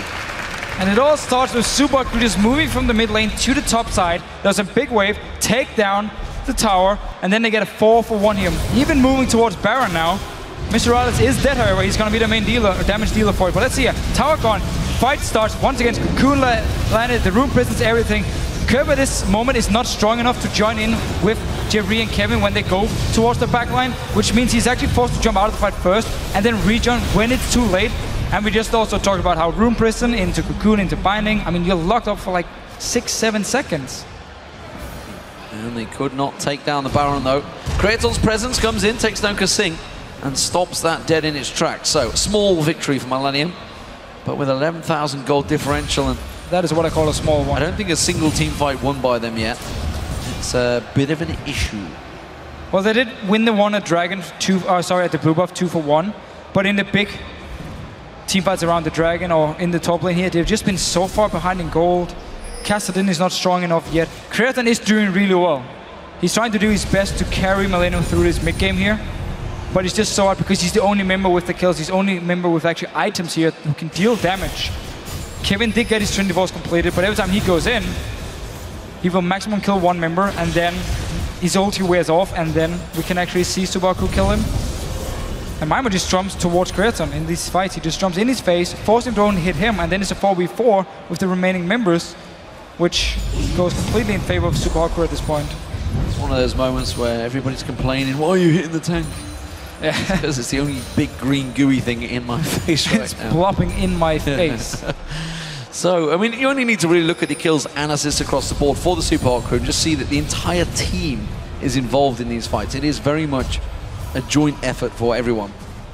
Yeah, and we might see Millennium try and ward up their own jungle and hope someone from Super Hot Crew will be a bit overconfident, split up from the rest of the team, and then you do still have a lot of engage from T-Reef, even from Cotnex and Kevin, to catch out a member running alone. So if Super Hot Crew stops running as a group, it might open up for Millennium to get a few kills, get a few picks, and do actually what Super Hot Crew did to Millennium in game 1, where it was Millennium who did really well in the early game with 4,000 gold ahead, and then they got caught out of position a few times. They can try and do the same here to Super Hot Crew. It's going to be the way back into the game, and they need to get all the kills on like Kerp or Creaton here. Vision starting to be denied. Dragon up in 10 seconds. Super Hot Crew very much in solid position to take this one, as Millennium have no vision at all. They have a little bit of wards around the slight bush area, but that's about all they can go. They may try and still force a tower out of it, though. Could well push in towards that mid lane tower. They're going to try and take it, but Super Hot Crew they need to be careful. Are coming around the side, yeah. Oh, Kerp just literally does nothing to Mima. He just laughs at him and actually bounces in his face. And will probably heal all the damage he just took there from Kerp in just one blob on the floor, and then he's back to full HP again. But Millennium may at least try to move up the mid lane once the Dragon, they knew it was gone, so they at least tried to go for the mid tower, but didn't have any minions, couldn't get it down in time, and then... But with the aggression of Kerp just showed, they just went, well, Kerp's not there, he can't force pulse the wave, so therefore there's no wave clearly left, and we're just going to go in and take a simple tower. I mean, that was just great reaction to Super Hot Crew. Millennium this time, they are going to try and force this mid lane tower. Can they do it? Super Hot Crew, they're closing the net. They're coming from every angle. Look at Mima here. Look at Mima, ready and waiting to elastic slingshot in. He has got Let's Bounce available. Will he go for it? Hasn't got the flash. Kerp going to get focused on. Baylor comes in. How's he going to land the cocoon? Well, that doesn't land. He's got plenty available. Dark Binding not going to get fired off. Selfie looking to get on towards him. Use Ghost, actually, to try and track onto someone. Millennium, they get out alive. They are very close to getting caught every time they try and push this mid turret. And it's only Creaton who can actually hit the tower. The rest of the members from Millennium are all melee range, so they have to get into actually stand under the tower, which is so risky against all these all the engagement potential from Super Hot Crew, and also because they have no wards on the side, because they're so far behind, they can never really safely say, okay, now we have the time to go in and hit the tower, because Super Hot Crew is always nearby and can engage onto them. So, as we talked about in Champ Select, Millennium have to just get some kills, have to snowball the early game here, otherwise Super Hot Crew will be stronger in the fights and also outscale them. And obviously there's no siege potential either, because you only have the Corki to hit the tower. It's always so disheartening when you walk up and do a force pulse and you see about 2 hit points move off the target, and you're like, well, that didn't do anything, did it? Let's see how Mima builds, because he completed that Sunfire Cape. He's on Haunting Guys. Wow. So, okay, it's time to get some damage down on that bounce potential of the blob. Of course, the AD carries, you can see they picked up the Blade of Rune King versus Infinity Edge for Creaton. Abyssal Scepter has now been completed by Kerp, so we'll see how that helps him. But while he's done that, Selfie, he's just gone back to get a Banshee's Veil. Yeah, and what we see from Super Hot Crew here is they don't really have to run down and just instantly push a tower. They don't have to use the lead they have at the moment to apply a lot of pressure, because they can safely sit back and farm and just get even stronger the further the game goes. So we just see them sit in the lanes at the moment, farm, and whenever they can get a dragon or a tower, they walk down, take it, and then they just go back here. And if Millennium actually do move forward, they will of course look to engage onto them. Otherwise, we've just seen them sit back, wait for a few key items. Banshees, of course, that you just talked about for Selfie. Mima as well, getting some damage, getting some magic penetration up in the top lane. And at some point, they're going to say, okay, now we really feel we are strong enough. Let's just go for this fight here. Let's tower dive in with Mima or Impaler first. Well, they've completely invaded the Millennium jungle. Moving around there, Millennium dare not go near it. Kevin's the only person that tends to tentatively step in towards the jungle. Kerp is in the top lane. Desperately trying to split push and shove that wave out while buy himself and his team some time. But Cocoon lands on Creaton. That is not what you need. Does manage to get the flash out before the second chain managed to land on towards him. But with the AD carry that low, the minion wave now coming in, this tower will fall. Well, Kerp did actually just start slow pushing the top lane, and then he walks down to this bottom lane now. But as you just said, Creaton is gone. He's the only wave clear from Millennium. So this tower is gone as well. And at the moment, Super Hot Crew can just move into these towers, get a few hits, step away. If they ever feel there's a chance of losing a team fight, they can just disengage and go back to base, then come down and do the same again. Well, they had a pretty big wave there, but they did clear it out. Quick force pulse and phosphorus bomb from Creaton did enough to wipe out the minion wave.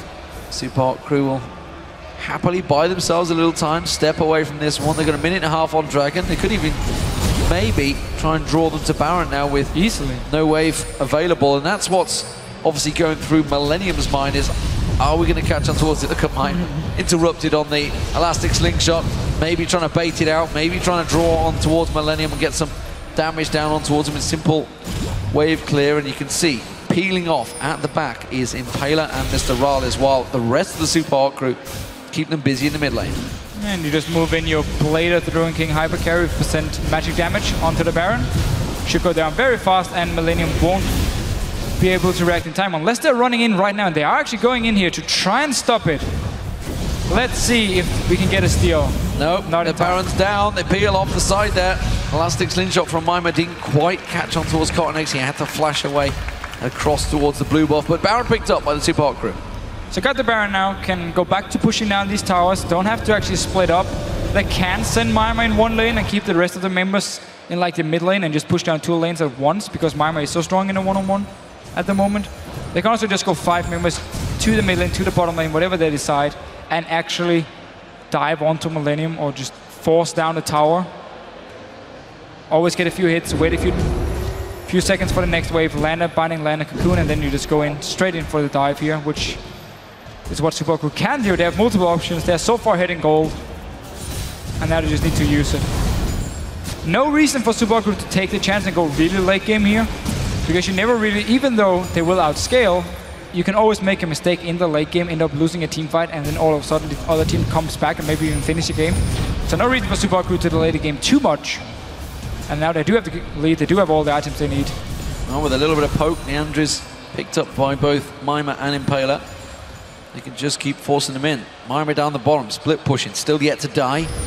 Has been forced into his passive twice, but nobody from Millennium has been able to finish him off. He's just going to carry on shoving that bottom wave while the rest of his team rotate, take down the dragon. Impaler actually split pushing on the top wave as well, forcing that one down. But be careful, he's just going to take away the white while the rest of his team focus towards this bottom lane. He will get spotted out by the ward, so I don't think there's too much danger for him of getting spotted out. You can see good ward coverage from Millennium actually defensively, but that is about as far as they can go where that ward line pretty much stands. Yeah, and seeing as they're standing in the base, they don't have any pick potential, even though they have some good wards down. So if someone like Mr. Rales was walking all alone, they weren't in a position to jump him anyway. He did, however, just stay with the rest of the team. So Super Hot crew running in as a unit, looking to land one of the bindings of cocoons and potentially dive, otherwise just take down the tower. Well, they need to be with the wave, however. Now they're kind of losing out on it because it keeps getting to tower before they arrive and get cleared. Kind of need someone to start taking the hits of this tower. Mima would be the prime target, so Mr. Rales can get some of that long-range poke. He's shredding down the tower every time he gets onto it, but right now from Super Hot crew, nobody's willing to be that man to take the first initial hit, despite the tankiness available to them. They're just going to hold this one out. Baron buff, of course, is on them, so health regen would be a thing. Selfie tries to go in. He catches on towards Kurt, puts some damage down. Selfie's going to get focused on here. Solar flare, but the headbutt, the kick coming out of Cortex is not enough. Kevin goes in, tries to pulverize on towards him, just doesn't have the damage. Selfie burning down. He will finally drop to the ignite, but it's a futile task, honestly. It's a 1-for-1 so far. Kurt just off on the side, wants to try and get some poke, but the inhibitor will fall, and the Super Hot crew is going to move up to this mid-wave that's clawing its way down. No, they're going to turn around. Down binding catches on Jerry. He's in trouble. Not going to be able to get out of this one. Quick elastic slingshot from Mima bounces him up, and they lock up another target. And Super Hot crew don't even mind losing Selfie. It was all about just getting the tower down, get the inhibitor, start getting the super minions to walk in the base of Millennium. And they can go back now, use the gold they have, start doing the exact same thing on the top lane or the mid lane, and push it down. Millennium here might respond and actually get a tower in the mid lane. Much needed goal. They will be able to get this one here. Take it down. So, third tower of the game for Millennium. 34 minutes in. Took them a while, but something's better than nothing. They're going to try and keep pushing on this one until Super Hot crew respond. That's going to be a pretty quick reaction. They're going to chase. Oh, teleport from Mima. Tries to catch on towards Creaton. He has got flash available if he wants to continue pouncing on towards him. There's the scrying orb to give vision. They're going to pursue. Flash for flash. Creaton gets away, but that is an important flash burn. Rather have that taken off your AD carry than your top laner. 100% agree. They can just jump onto him now, make it even harder for him to actually clear the waves. But Super Crew back down towards his mid lane. Don't want to waste any more time. Just want to get this base down, win the game, get 2-0, and look very good going into the third game. Well, Kevin's going to try and come in there. Connex, everything they can do to clear the way. Curve tries to get in, but he gets quickly locked up. Mr. Rallis free hitting that turret while everybody else was left trying to deal with the minion wave. Super Hot Crew, just a matter of time, a matter of waves. Super minions pushing down the bottom wave. They're on towards the Nexus turrets right now. Mr. Ral is ready and waiting to start barraging that tower as soon as they step in, the wave comes in, the second inhibitor turret falls, and the inhibitor may well follow. Super minions in there. They're going to lock onto Cornex, taken very low from this one. Mima goes straight in towards it. J-Re locked up at the side there. Soul Shackles will ping off on towards Kevin. He's going to get locked down as well. It's a 2-for-0 so far as Super Hot Crew continue to push. Kerp has to flash away from this one, tries to get out of the base. Super Hot Crew pretty low on hit points, but again, they are all in full control. Remember that Baron buff on them is just finally worn off. That's going to be the Nexus turrets going down. The second one should fall. They have the super minions there. Not enough damage from Millennium to prevent this one. It's going to be an easy 2-0 lead for the Super Hot Crew. They will finally close it out. They're going to get themselves some padded statistics. Remember, Fancy has finished, guys. Let's just finish the game. 23-7 overall and 36-minute easy victory. And just completely outplayed and outpicked Millennium in this game here. Millennium got the lane swap. They were actually the ones to start the lane swap. Then they didn't defend the dragon. It went down. Then down the bottom lane, 3 members died from Millennium to the tower dive from Super Hot Crew at like minute 4, minute 5. And then as soon as you fell behind with the comp Millennium had, there was just nothing they could do against Super Hot Crew. So completely outpicked, outplayed in the early game, and then it was just a matter of time before Super Hot Crew actually managed to push in the base and finish the game here. So back to blue side for Super Hot Crew. Could be fairly happy because the comp they had in game 1 was just as good as the one they have here. Alistar was the first pick. Remember, Alistar was first picked by Kevin this game. He died 6 times, didn't pick up a kill, and had 0 impact. And this all heads back to the very start. They went for the 4-0 split, but they caught them out down the bottom, and there was just slow reactions from Millennium. Got multiple kills. I think we saw Mima come back to lane. He only got like 2-3 CS, but he got 1-0-2. He got going already. And he was way ahead of Kevin. And Kevin was never going to win it in a 1v1 then. No, that's the thing. Again, if you're behind from minute 4, at least 1,000 gold or more, and you have to make the picks. You don't have proper wave clear. You only have 1 champ to wave clear. You're going to get outscaled. It's just instantly you realize after like 5-6 minutes, okay, we now have to make some risky plays. We have to try and go for whatever engage we can find. They did get one of the blue buff, where they got the 2 kills. So that was a good engage by Jerry, and Millennium picked up 2 kills, defended the blue buff. And then they tried to go for the dragon fight, lost it, got aced, killed 1 member, I believe, from Super Hot Crew. And from there on out, they were like 6,000-7,000 gold behind. It was a... They kind of realized, okay, now we've hit the point where we just have to sit and wait and try and catch them by surprise. One-way traffic. The only victory was simply the blue buff for Millennium. Yeah. So Super Hot Crew overall, they've gone with 2 solid team fighting compositions in these last 2 fights. And what did we say against SK that they did against Millennium? Team fighting composition. Millennium simply do not know how to deal with it. They try and get the picks, they're not available, and then they just come up short. And it's one of the reasons going into the playoffs, I was looking at Millennium as a team and the games they've played in the regular season, and I was like, best out of 5. I don't see Millennium being a very, very strong team because they have this one play style, which you see completely countered, especially also with Morgana picks coming in from Kaseng here, and build these teamfight comps, which means if Millennium don't completely snowball the game, they fall so far behind they can't do anything to come back. And it's what SK Gaming did against Millennium in all the games, and it was the same deal as here. Super Crew's done it now twice, same deal. So Millennium need for the next game either to play completely out of their mind, get a pick comp and just completely snowball it, or actually try and take a teamfighting comp. Well, we'll see how it works out. They need to start getting that lane phase going, that's for sure. Picks and bans could be an important factor. For now, though, we're going to head over to Shox for a closer look at Super Hot Crew's 2nd win in a row. Thank you very much, G-Man. And well, Young Buck, you said it as well. They need to go pick some stronger champions. And Trevor said, you know, if they're going to keep playing that pickup, it might not work out. Did you see anything that you found better than in the last draft from Millennium, or was it the same story over again? Well, this time they at least got the Alistar. However, Super Hot Crew shows exactly how you play purple. You give the blue side one strong champion, and you just change it for two very strong champions. In this case, it was Kog'Maw and Morgana, two champions that are their best at their own roles. And from there on, the trade was so good that they could win the game from that alone. Yeah, I just feel the Kassadin for Kerp is not his champion. I believe that's the second time we've seen him running it, second time he's lost with it. And I don't see the same level of impact on Kassadin with that player in contrast to many others. I think the Zillion ban that Super Hot Crew are putting in both of their games is very, very important because it fits Millennium's playstyle, it suits the way they want to play.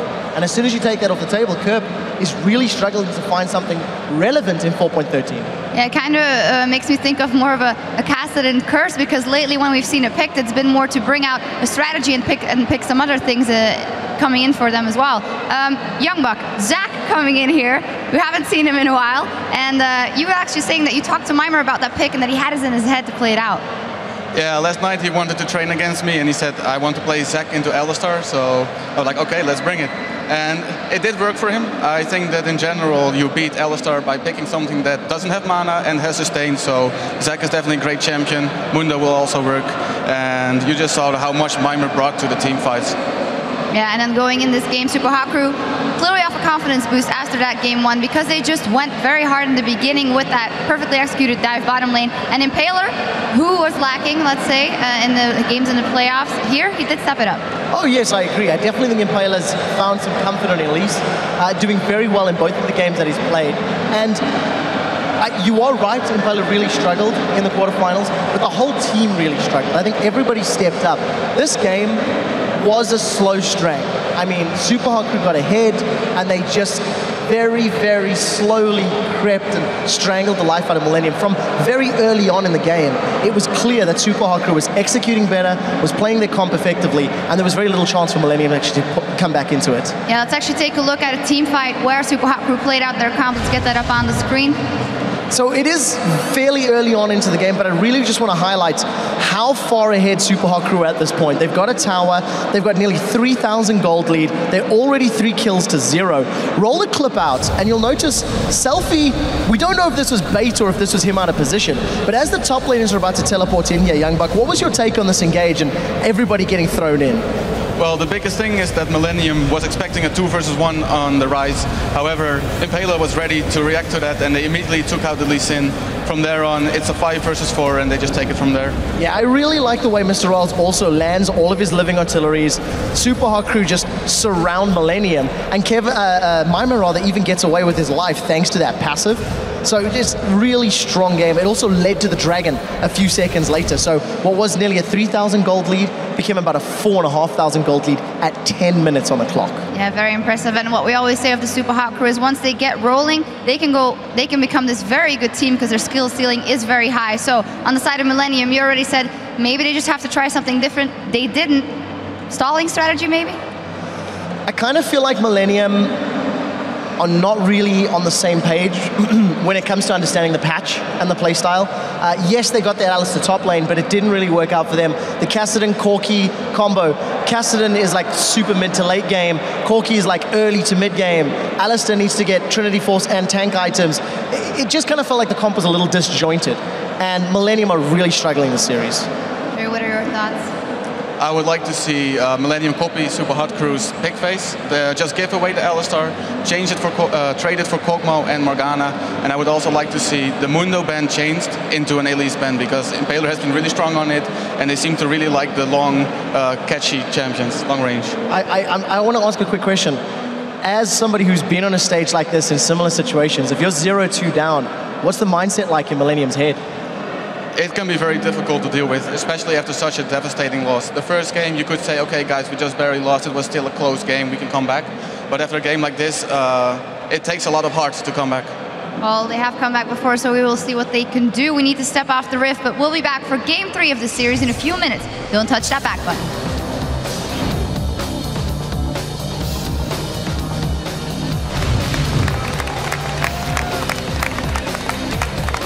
Kevin joins the fight. He's only on half the hit points. He will get less bounce off. Kevin's going to get caught around. Pulverize was used. Kirk will not escape this one. Mr. Raleigh gets him down. J. Reed taking a lot of damage down there. Connex drops. J. Reed drops.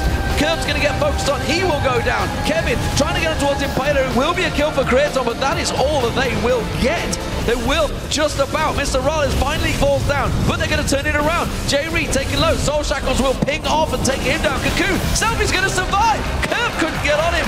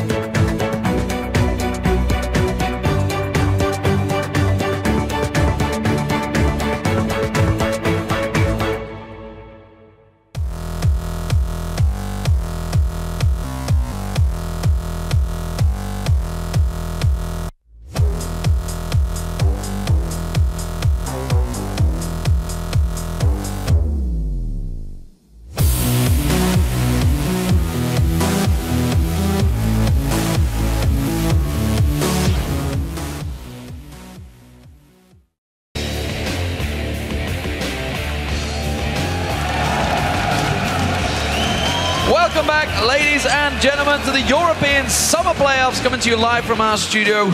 Well, I could call it our studio. We're in Gamescom, ladies and gentlemen, in Cologne, Germany.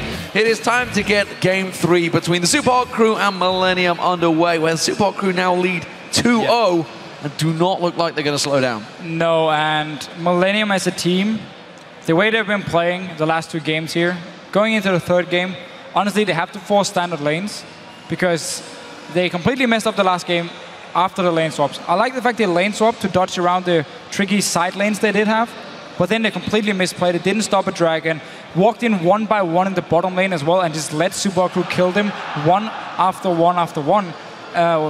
it was just so strange to see the way Millennium actually played the early game with the lane swap. So they have to go standard lanes here, in my opinion. And what else they can do to actually fix all the mistakes they have, I'm not too sure.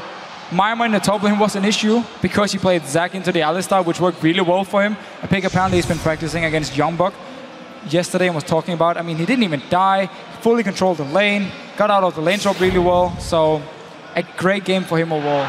Seems like it was working. And the irony is it was Super Hot Crew that seemed to be setting up the whole thing. They banned out Mundo. Yeah. They knew Maokai was going to get banned away, so they quickly first picked in that Alistar. And to go 0-6 is not what you want. Just saw J-Ree adjusting his screen there as well. 2 games in, you're suddenly adjusting your screen. It's the Blitzcrank screen now. It's these little things. Well, maybe it is. Maybe we're going to see the hooks. But it's these little things, you know.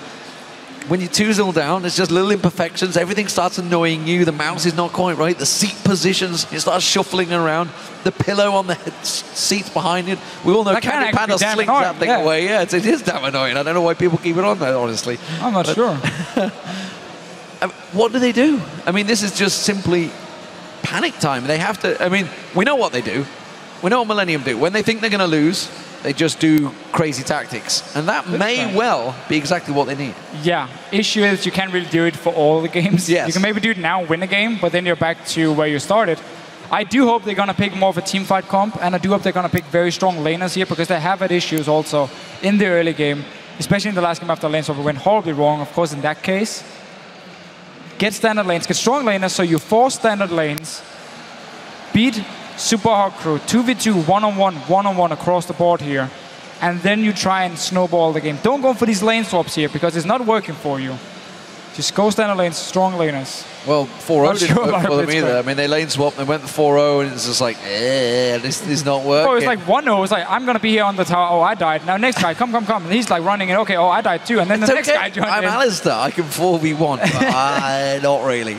Not really. Not pre-6 at least, anyway. Oh, it wasn't pretty, and as soon as again they fall behind with the last comp they had, the game was pretty much over. I mean, they had no wave clear, they couldn't catch out Super Hot Crew and just ended up losing the game. So do they adjust things in the bans? Do they start letting maybe something slip through the cracks? Of course, Yasuo has been in ban for the last few times. It is a big champion, of course, for Selfie, but does it warrant enough? Can they try and sneak something else through? Can they try and get their hands on Maokai? So Yasuo was actually left open in all the games between Super Hot Crew and Rocket in the quarterfinal, and it wasn't picked once. So either he's been practicing a lot of Yasuo here the week leading up to this one, and Millennium has been able to scout it, and therefore they ban it. Otherwise, I don't see any reason to target Selfie with the ban. He did well on Ryze, he did well on Orianna. He clearly has multiple champions here, and Yasuo shouldn't be your biggest issue at all. Obviously, Millennium should leave Kassadin open. If we do see a Selfie Kassadin, maybe that's what Millennium needs to actually win the early to mid game, and this time around keep the lead, not be caught out of position. We'll see how this one works out. Remember, there is 2-0. It's a best of 5, and this is simply to stay in the LCS. The loser will go down into relegation. Don't forget, tomorrow is the 2 big semi-finals. Fnatic versus Roccat, and of course Alliance versus SK Gaming. You won't want to miss those. They'll be starting out tomorrow at 11 PM Central European summertime. But pick and bans are underway. Aurelia and Fizz taken away by the Super Hot Crew, and there is again Maokai and Yasuo, followed by Elise this time. So they want to force Impaler out of his comfort zone, it seems. Okay, so no Elise for him. He didn't use it as effective as Yankers normally use Elise, but still managed to be a part of a lot of the early game fights, and always was there with his Spectral Waves as the first item to burst people down, which did work out pretty well for Super Hot Crew in the early stages, especially Selfie. Managed to get a few kills together with Impaler. I wonder here, Alistar is open for Super Hot Crew. Myma did have a good Alistar game in game 1. Kevin had a horrible one in game 2. So I'm not sure if it's still first pick worthy, also because we have seen certain champions like Lulu, like Zac, work against the Alistar now. And it seems that they are happy. They're going to see what they choose in that top lane, try and counter it again maybe, pull out the Zac once again, who knows. Morgana locked in, focusing. Played it in the last 2 games to great success. There is the Alistar locked in instantly for Kevin, or is it J-Ree? Who knows? Cogmore picked up by Kraton. They're going to take that away from Mr. Roz. I'm already wrong in my prediction about Ezreal Blitzcrank, which is the famous Kraton and J-Ree lane when they are desperate for wins. They're taking this away from Mr. Alice here, who played in the last 2 games.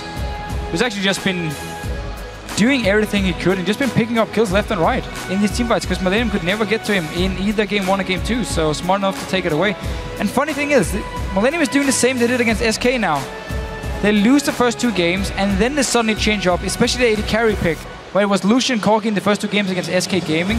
Now they change it up, take away the other team's AD carry, but they have to wait a few games where they lose first before they do it, and if it's enough, we will have to see. The Super Hawk crew currently hovering over Tristana, who again has been pretty much the dominant AD carry. Thought about Vi there briefly for Impaler. Was a champion that we saw, of course, the Turkish team Dark Passage playing their final matchup to great success. But it's going to be Jarvan. Jarvan, that fallback champion, or strongly rising to be pretty much the main choice in the jungle these days.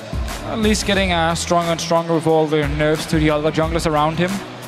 And always a good champion against AD carries who has no gap closer, who has no jump.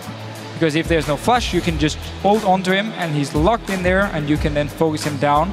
It's always a nice pickup in that case. And also if Oriana gets locked in, same deal. You have no jumps on your mid lane now, so 2 nice targets for Impaler, which he can engage on, especially if Subaru do get a lead and can start forcing these fights. They have the Morgana, of course, focusing, been a strong pick all around. Also making it even harder for Kevin to single target engage. He can still, of course, go in and get multiple people up in the air, but that becomes harder and harder for him to do. And you already have just a little bit of pick potential with the Morgana. Oriana locked in for Kerp. Wow. This time around. Didn't actually know he played it. We'll see where it works out for him.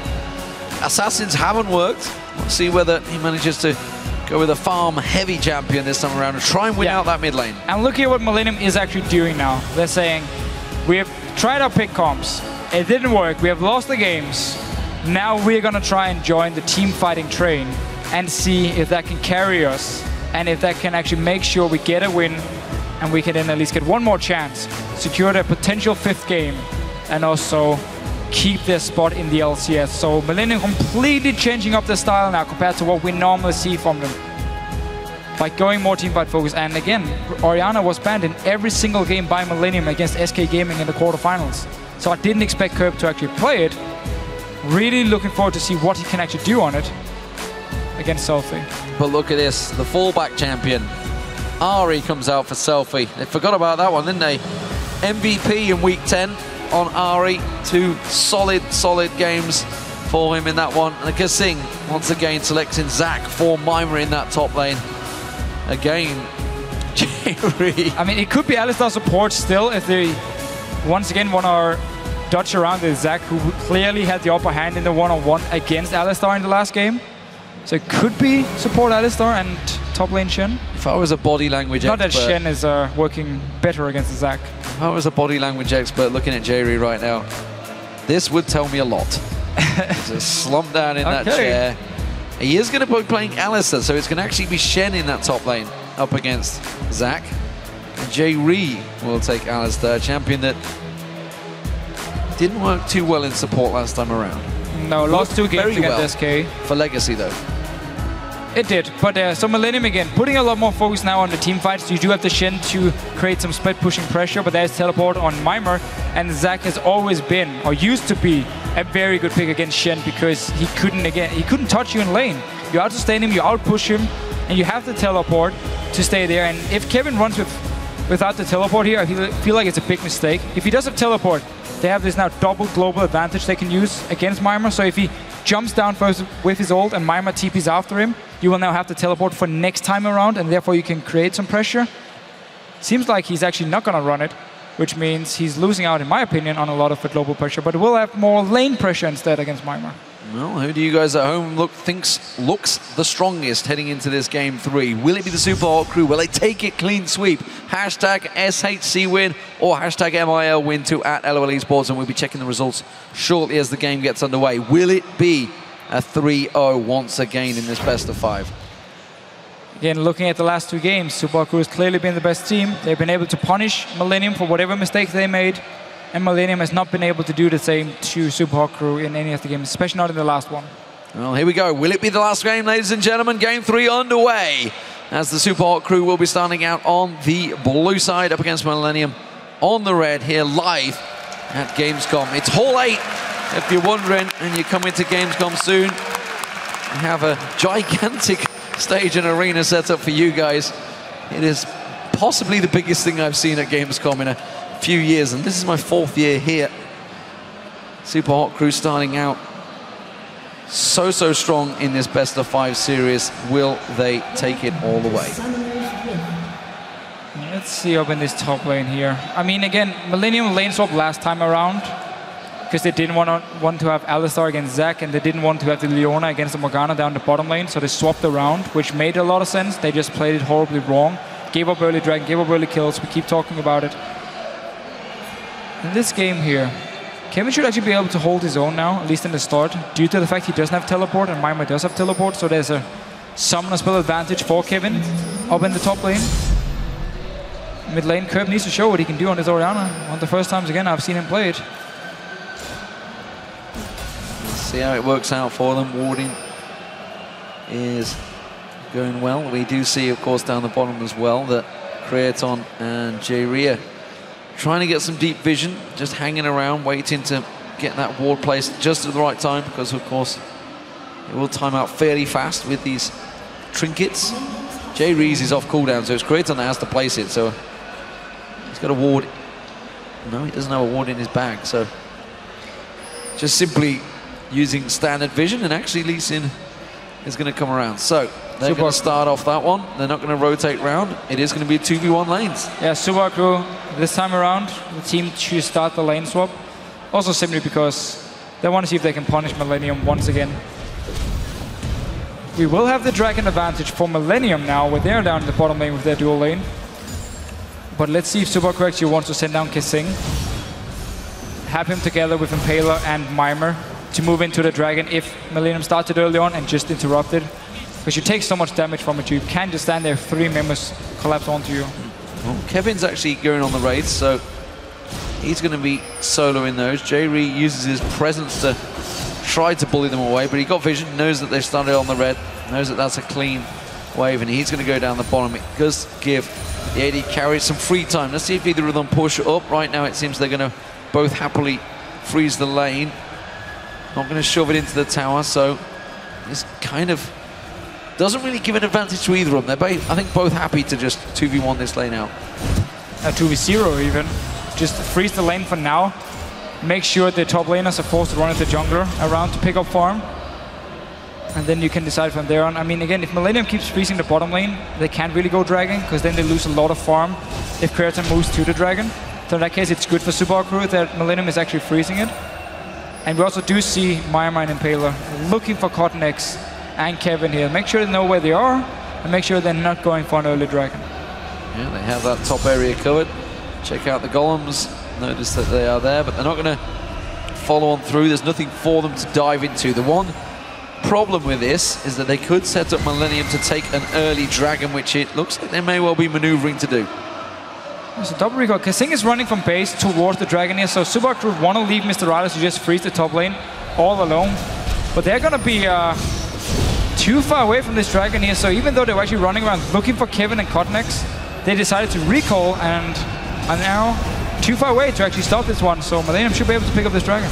Yeah, it's going to be a slow one, of course, at this low level, but Impaler's not heading this way, he's simply going towards the raid, so Millennium starting off with the dragon. It's always the trade that you pretty much aware that you're going to lose out on when you give up this bottom lane. Yes and no. You don't have to give up the dragon. You can send your support to jungle and the top lane. Somebody to just go there, and it basically puts the threat margin down, and they will generally back away from it. You don't have to give up the dragon. We actually saw a lot of teams stop even trying to start the dragon because they just expected the other team to be nearby with 2-3 members to stop them anyway.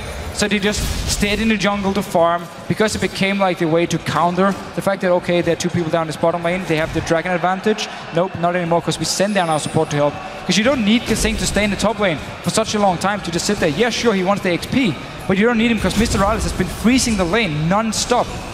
So why did you have your support sitting there instead of being around this dragon here to stop it, so Millennium couldn't pick it up? Because Millennium didn't lose anything from taking the dragon. They just walked in, killed it. I'm pretty sure Creaton even stayed in the bottom lane, didn't even move from it. So Subaru should have been there to stop it. Well, farming-wise in the mid lane, they've of course had free time together. Kerp and Selfie. Kerp build himself up a bit of an advantage. Not a great deal, but it's a small one. That should probably balance itself out because at the moment Kerp's got next to no mana. Impaler wards down. He's going to slide across, it seems, and try and get around the back of Kevin. Bide his time in this bush, wait for everything to come off cooldown. This could be the first 3v1 dive we see for the Super Hot crew. There's only level 2 on Kevin here. He does have his dash to dodge the flag from Impaler, flag and drag. The Sing joining in too, but now Cotnix is nearby, so it's going to make it a bit of a risky dive. Well, instead, they may well go for him, because Sing does the ward. They get vision, they know that he's there now. Now it's going to be a dangerous move. Now it'll actually be a 3v3, because J-Ree is heading up here as well. Instead, it's just going to turn into invade. Impaler coming around the side, they're still... TP from Mimir. Not sure if they fancy it, they are. They're going to TP in. Mimir comes around the side there. This is all on the tower right now, except only hipping the minions. J-Ree taken low. Nobody takes a tower hit just yet because the tower is still firing at the minions. They haven't drawn aggro. Now they've got to play this one just about perfect. Dark Binding catches on J-Ree. He's going to be the focus. Dragon Strike on from Impaler. Puts down his Demacia standard, but does not go any deeper. Now look at this. Selfie joining the party. 5 members of Super Hot crew in here. They really want to make it count. J-Ree's going to go down. First blood in there. Cotnix focused on. He's going to get taken down. The Ignite on him. They're going to get the Cell Division out, and he's going to be safe from this one. The tower is targeting the Cell Division, but I don't think he's going to finish it off. Mr. Rales, is he going to survive? Yes, he will. Mimir comes back out. Kasing's gets 2 tower hits, but he's safe. And they get all 3 kills for 1 in the top lane. And Kerp was just sitting in the mid lane while Selfie walked from mid lane to the top lane, joined in with his team here. It's all about Zach because he can tank the tower first, get his passive proc when he actually dies, and then reset the tower so he won't die anyway. And Super can just stay here, wait for Selfie. 5 members down the bottom lane. Creaton is sitting, freezing the lane. In the mid lane, Kerp is not moving. He's just sitting there, farming. So Super Crew had so much time to just set up this dive in the top lane. Millennium could see it all along. They knew what was going to happen. As soon as they saw the TP from Mimir, the guy didn't even base first. He just TP'd from the bottom lane. As soon as the wave was being frozen by Creaton, he TP'd to the top lane. He wanted to go for the dive like they did in the last game with the Zac. Same deal. He's going in, tank up most of the damage, passive procs, and they pick up the kills again. Yes, they lost Impaler this time around. They didn't lose anyone last time. But just no reaction from Millennium at all. They just sit on the tower. Don't even move away. Don't even say, okay, we know you're going to dive us now. We know you have Zac. Let's just back away from this tower. Creaton can then either push it down his bottom lane. We can try and rotate down. And then we traded the dragon we got earlier for the tower you get in this top lane. Instead of staying, with Kerp also staying in the mid lane and knowing, okay, now it's going to be 5 versus 3. There's a high chance we die. They stay under the tower. I just wonder whether it's simply a case of they've not played against Zac in that long. They forgot that, of course, he could tank it. He could use his passive and just be safe. Maybe. Of course, you guys at home voting 79%. He's just flickering back to 76. So a couple of Millennium fans out there, but not too many of you. And Super Hot crew are looking solid. But going back to your point, I mean, it's just whether they just thought, I mean, let's face it, they had a Shen. They could have taunted. They did. They managed to get a couple of hits in there. They got a Elise in, pretty strong. They had an Alistair, good CC. So maybe they just thought, we can take it. 5v3, no problem on the tower. They probably did. They probably felt confident saying, we are ready if you do dive us. I'm not sure if they expected Selfie to show up and suddenly be 5 members, but it seemed like they were just staying confident saying, we can handle this. Instead of just play it safe and you're 4, potentially 5 members very soon. We're just going to back away from this tower here. We're not going to take the chance. We already got the dragon. We're happy to take the trade. Meanwhile, our AD carry is just in this bottom lane farming. Our mid lane is just sitting in the mid lane farming, getting a CS advantage as well. We take it, you get the tower. Nope, stay under and end up dying for it. They're going to focus on Mimir. He's not got Cell Division available. Instead, he uses less bounce to escape here. Is he going to get caught out? He is. Cotnix, though, taking a couple of tower hits. Impaler is nearby, but he's not close enough to get involved and get the kill. Good setup, though. Shen with the taunt. No passive from Mimir used before, and Cotnix can actually pick up a kill. So we're back to standard lanes. Kevin should be able to even out the CS. He push it into the tower as well. He does have his ulti. There's no TP in Mimir, so Millennium can set up a play in the bottom lane if they do want. And there's also Dragon spawning in about 15 seconds where once again Mimir won't have his teleport. So this should mean Millennium has to pick up this Dragon, as there can be potentially 5 members to only the 4 of Subaru, because Mimir's going to return to the top lane. Mimir goes up. As you mentioned, mentioned the ultimate. It's been a while since we saw Shen. He's been sitting in the ban cabinet for a while. He has got himself out of there, but hasn't had a great deal of use. We'll see how it works out for him as this game progresses with Kevin. He was a champion he was very, very good on back in 2013. Used to play it fairly heavily back in the days of Warmox. Thank God they're gone, that's for sure. But Selfie in this mid lane on Ari, as you mentioned, probably surprised them when he turned up. Maybe Kerp didn't give the call, maybe he did, who knows. We can't tell. Charm lands though, Kerp's going to dodge around there. Soul Shackle's not enough, tries to pull the ball in, but wasn't expecting the Cataclysm. And that was a clean kill for the Support crew in a 3v1. And just pushing straight onto the tower here. Cotnix is going to join in. Jerry is going to be there trying to defend. Kevin actually taunted Mimo up in his top lane, got him very low, and now chasing for the kill. Cell Division is not available, I don't think.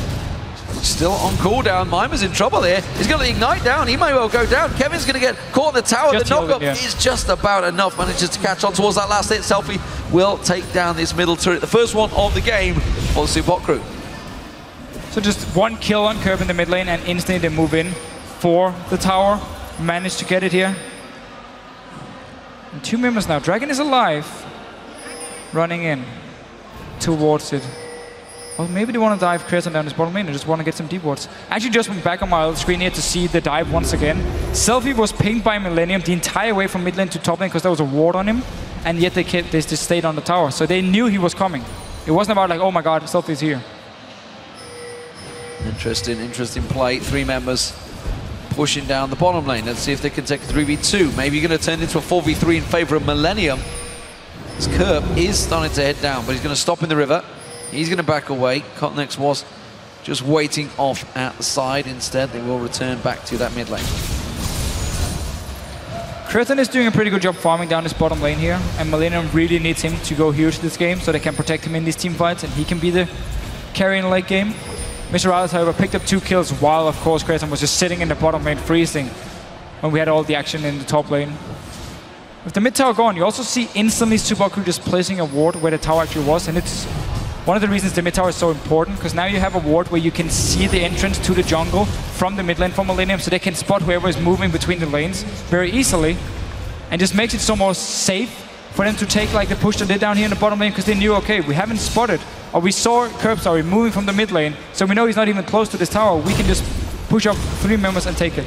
And if you look down towards the blue buff area, you can see there's a lot of ward coverage. Support crew, full vision, able to just siege out, take that bottom turret. So now 2-0 up in turrets, given a small advantage across the board. Selfie ahead in CS. Mr. Arns is behind in CS, but he's got that 2-0-1 from the 5-man tower dive.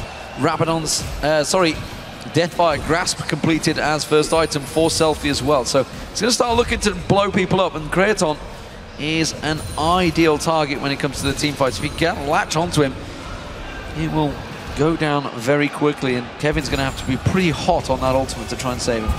And we do see up in his top lane here, even though they had to gang onto Mimo where they killed him, and then Kevin actually forced him back again because he taunted him under the tower and then chased him. Mimo is just farming as much as you want. He can just constantly push in the wave, force Kevin to sit under his own tower, and therefore make it even harder for him to actually use his ulti. Because if you do, well, high chance your top tower will die, and if you don't get anything from the kill or from the ulti, suddenly you lose out on a lot of gold.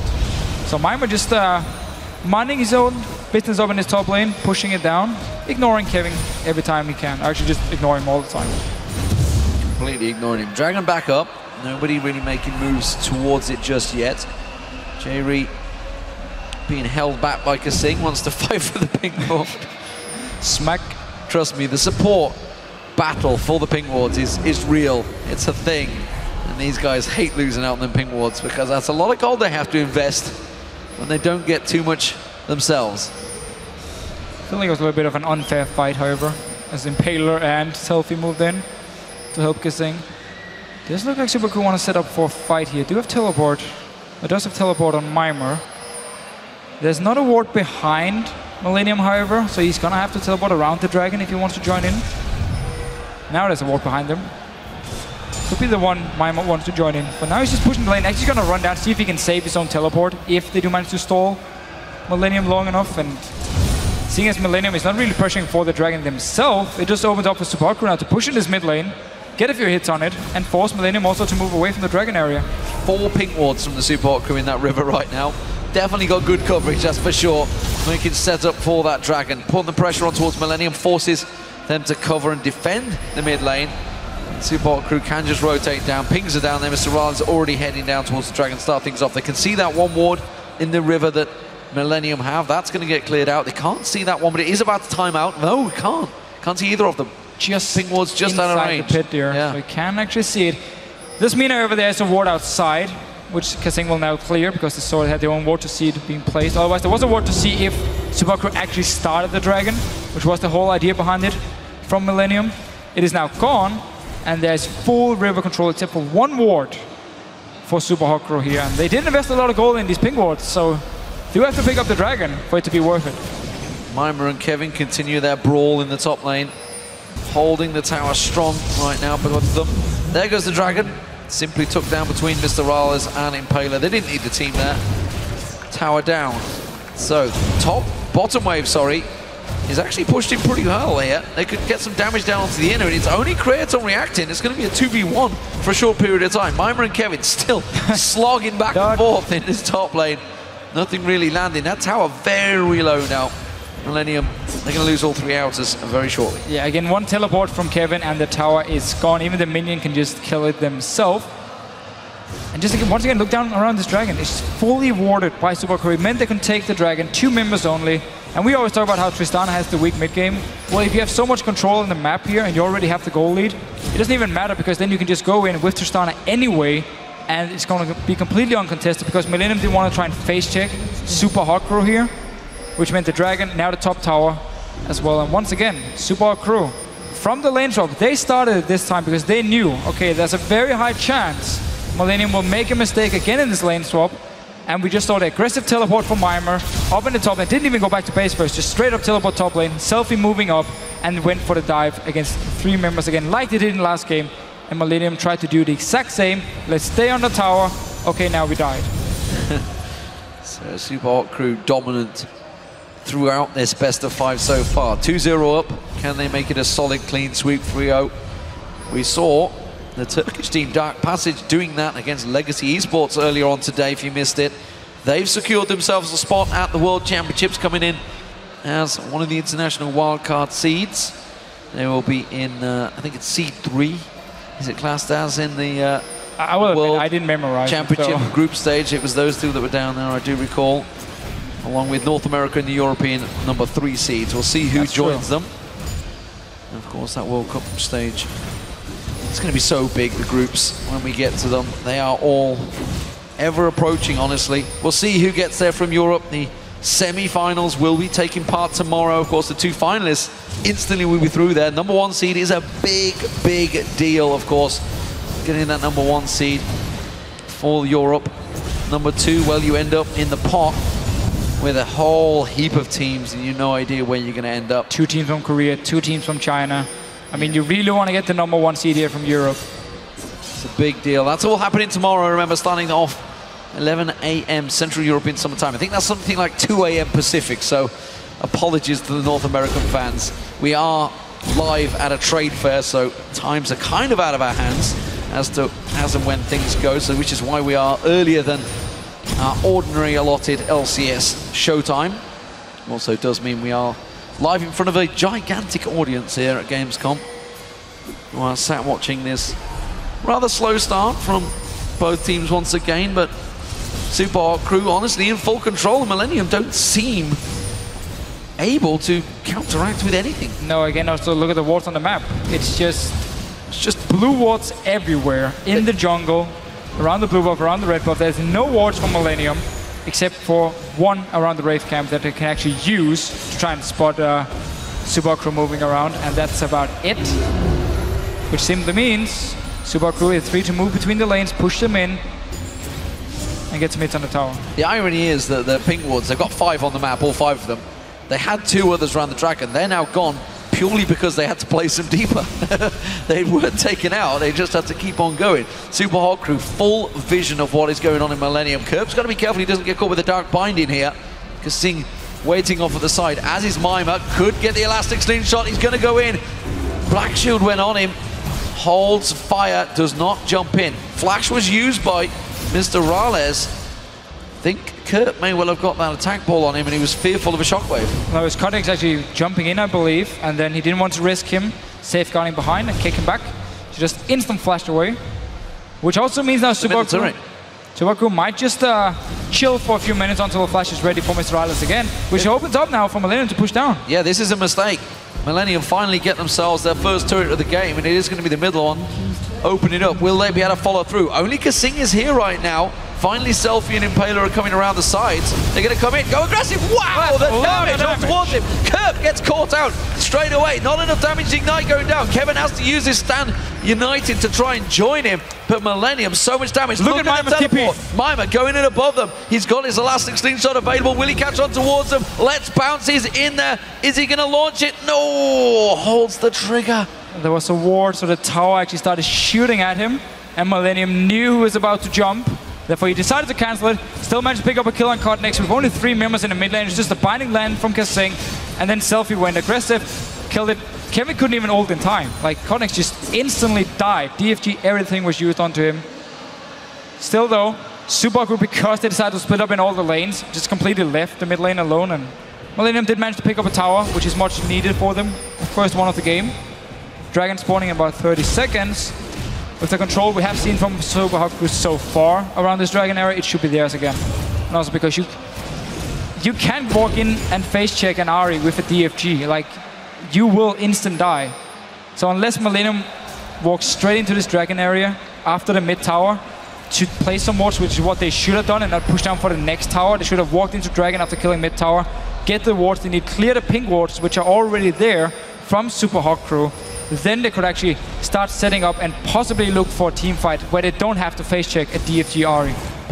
Well, Dragon is now up and Millennium are looking to maybe try and engage on this one. No ultimate available for Kevin, remember. No ultimate available for J-Re either, in fact. While Super Hot Crew have everything off cooldown. Dragon started out. Super Hot Crew fancy this. Connex going in. China doesn't land. Connex gets in and gets out with a safeguard. Selfie goes in. Shockwave pulled in from J-Re. Connex will go down from this one. You can see the Cataclysm finishes him off. Dark Binding stepped aside there. Curve. Stand United. Not going to be enough. Mima, let's bounce in on towards the Millennium. Soul Shackles will ping off. Kevin gets caught out in that one. As we see, Mr. Rales coming in to clean up. Gets the reset. Gets on towards another. Speeded up by the heel. He tries to chase down. Creaton will get forced away. They can take anything they want from this one as 3 members of a Millennium went down for the smite on Dragon. Yeah, so Millennium actually managed to at least get in towards the Dragon here. They got the smite from Codnex, but now Subaku can just engage onto them. And because Curb is on the wrong side here, compared to the rest of the team, he's going to be singled out by Super Hawk Crew. They're just going to chase him down. Nice flash in and ulti from Mima to knock him up as well. And he's completely separated from the rest of his team. He has to stay with Creaton in this team fight to help him, and they need to help each other kill these targets here. Instead, though, they split up. Easy for Super Hawk Crew to finish up some kills. Mr. Rales actually didn't get assist here on the last one, so couldn't jump and try and kill Creaton. Once again, there is full war control from Super Hawk Crew around this Dragon here. They're in a good position to start the fight. Yes, okay, they lost the Dragon. Was a mistake. Connect with a nice steal. But then soon after, they just jump onto Millennium. They split up again. Creaton and Curb split up from each other. Easy to just single them out. So, Mr. Wallace clearing out. Static Shiv now on towards that Infinity Edge. Able to clearly wipe out the waves and force them back. Dark Binding lands on J-Re. Impaler not choosing to follow up.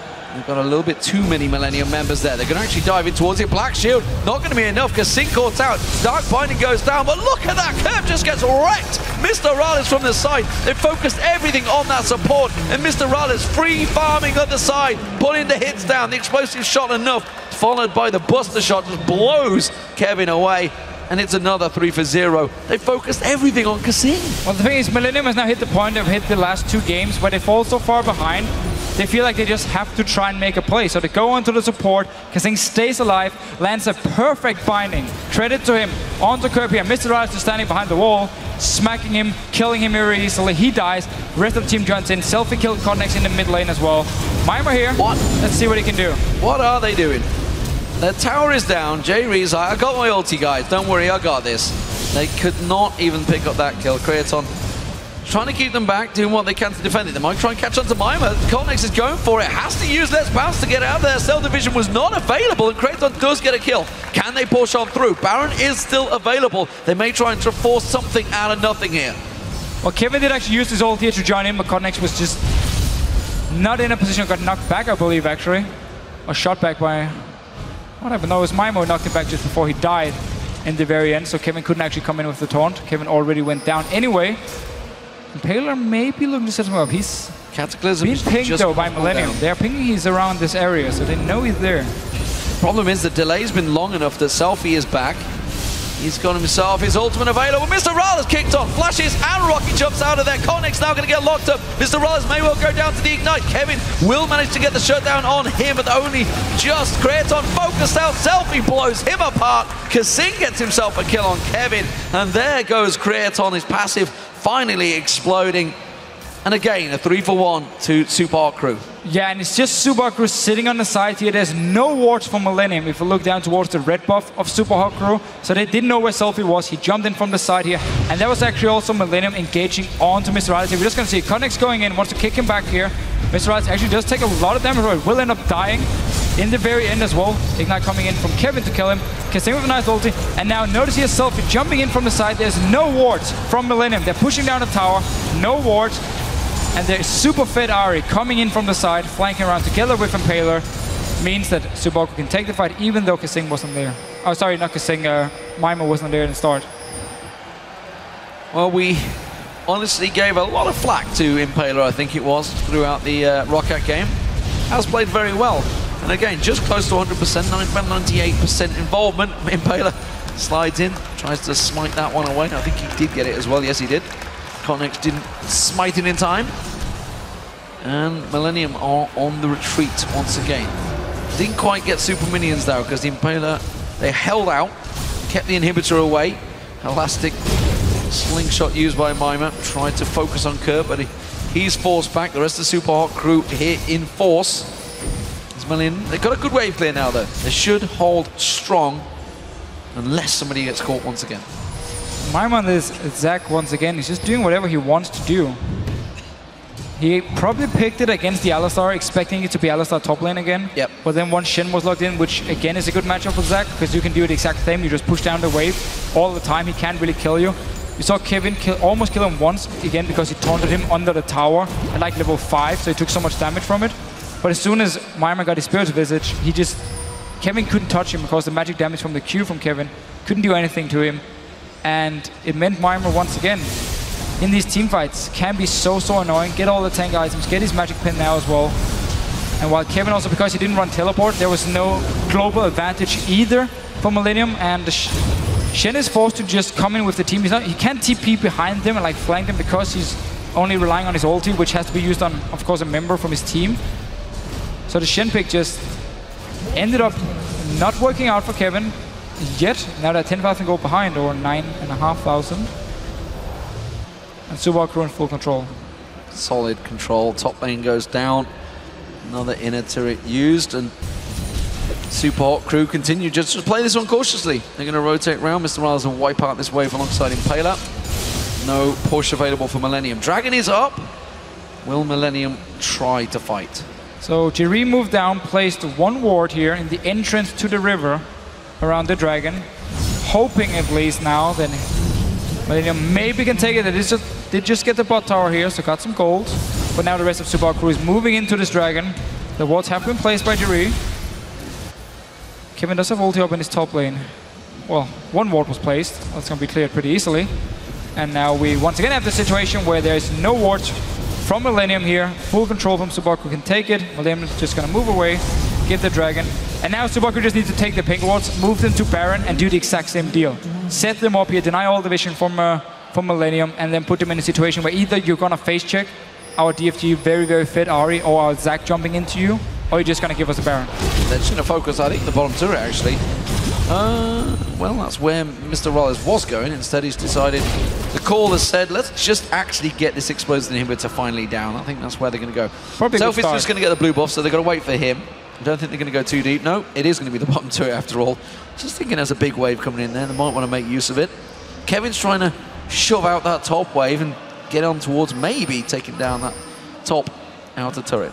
We do at least have some good wards now from Millennium in their own jungle around this blue buff. Also in the mid lane, so they can see Super Hot Crew keeping Mr. Alice in the mid lane, and some members going down to this bottom lane. So at least for now, they know where Super Hot Crew is moving. They can see all 5 members coming down to this bot lane as well. What they can do about it, I'm not too sure. Well, Elastic Slingshot is available still off the side. They have to back away the threat of Mima being there while they take down this top inner turret.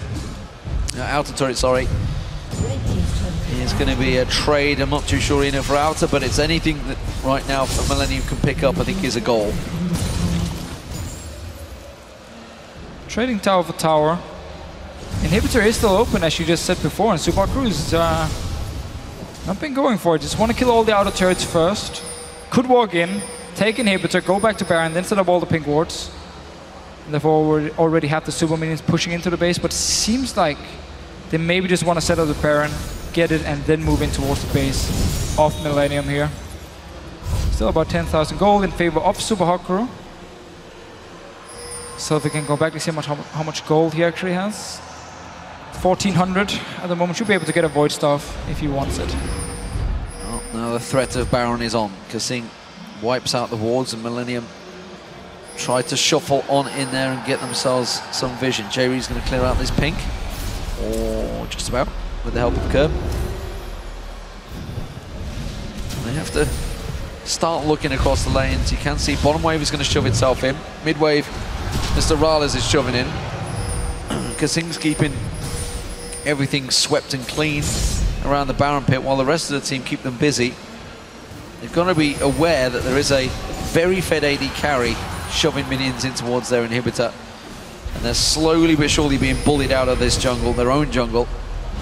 They're not able to keep hold of it. Red buff spawns. That's going to be the target area. Does anyone want to waste their smite on it while the Baron is being started? I don't think so. Contex is going to try and hold on to this one. They're trying to just draw him and say, come on, use it. There is a scrying orb for Krathon, though. He can use it to see if anything is going on. But you can do with using it because at the moment Super Hot Crew keeps them busy. There's the Baron gone. And hello, we have Baron, guys. Elastic Slingshot not going to be used. It was charged up, but Millennium back away. It's honestly been Super Hot Crew's jungle pretty much the entire game long. They've just been going into the jungle of Millennium, ward it up, and make sure Millennium couldn't do anything other than just sit around the mid lane or their own base. So just an easy Baron pick up here, and now this inhibitor should be the target. Get the super minions spawning, and then you can focus on the side lanes. Millennium, while they did try and change the playstyle, they go for more team fight focus. The lane swap was just as terrible for them, and once again did the same mistake they did in game 1. Didn't back away from the tower, ended up dying for it. Lose the tower eventually later on in the game anyway because it was so low. It's quite clear what the target is. It's an exposed inhibitor, and Mr. Rale's getting the free shots on it once again. Sidesteps Cotton-X. Oh, let's bounce going down. Jumping on towards him, and just like that, Kerp is taken off the map. J-Ree pops the ultimate. Nobody's really caring about that one. Invader will catch on towards him. That's himself a kill. 3 for 1. Super Hot Crew look to be taking this one solidly. Will they try and tank this one out to finish? It seems Kasing's happy to. Mr. Rales will get the free attacks. One Nexus turret down. Minions coming in towards it. Super Hot Crew looking solid. They're going to tie themselves up that 5th place spot, and it's Millennium that will be forced down into the relegation zone. They're going to be playing in the Spring Promotion Tournament. Fantastic result, honestly, for Super Hot Crew. A team that looked down and out last week have taken victory here against Millennium. And just very, very smart to force the lane swap again. Take advantage of Millennium being weak there, get the early lead, and credit to Super Hot Crew for really fixing the weak pick and ban phase they had against SK Gaming, or against Rocket, sorry. We saw some new picks coming out for them, and Millennium just clearly were completely outclassed. Like, again, pick and ban wise, just in this game where, you know, early picking the Alistar, ended up doing nothing, ended up picking the Shen into Zac anyway, which was a losing matchup for them, or at least a matchup where Kevin couldn't do anything against Mimir. they were just outclassed on the map, in team fights, in lane swaps. Super Hot Crew were the better team. That's why they win all the games, and why they stay in the LCS now. It is indeed. It's a gratifying result for them. A team that did very well throughout the season, finished out in 3rd place overall, but just didn't turn up against Roccat. They managed to finally do what counts, and we'll see them, of course, back in the spring of 2015 in the LCS.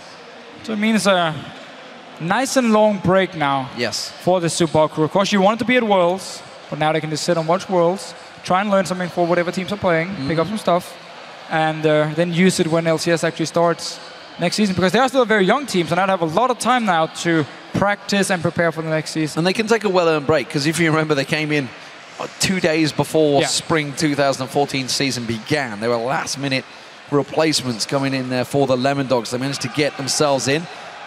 They've held on through relegation in the summer, and now got themselves back in towards the LCS. So we'll see how it works out for them. For Millennium, though, they now have the choice of opponents. Not something they really wanted to get, but they have to pick one of those 3 challenger teams. Strong, strong teams. H2K, they finished #1. Are they the #1 seed? Well, that's up to Millennium. Of course, alongside them, SK Prime, they went 3-2 in that final. And Unicorns of Love, who just obliterated their opponents 3-0 and looked very, very solid. And just looking at the playoff here, Millennium has lost every single game they played. Didn't win any games against SK Gaming now. Super Hot Crew as well. Destroyed them. And before the Super Week, they are on a hell of a they lost a lot of games in a row. It seems like for Millennium, 4.13 has not been good to them so far. No, just went completely downhill for them. Kerb tried to play Orianna here in the last game. I haven't seen him play it before.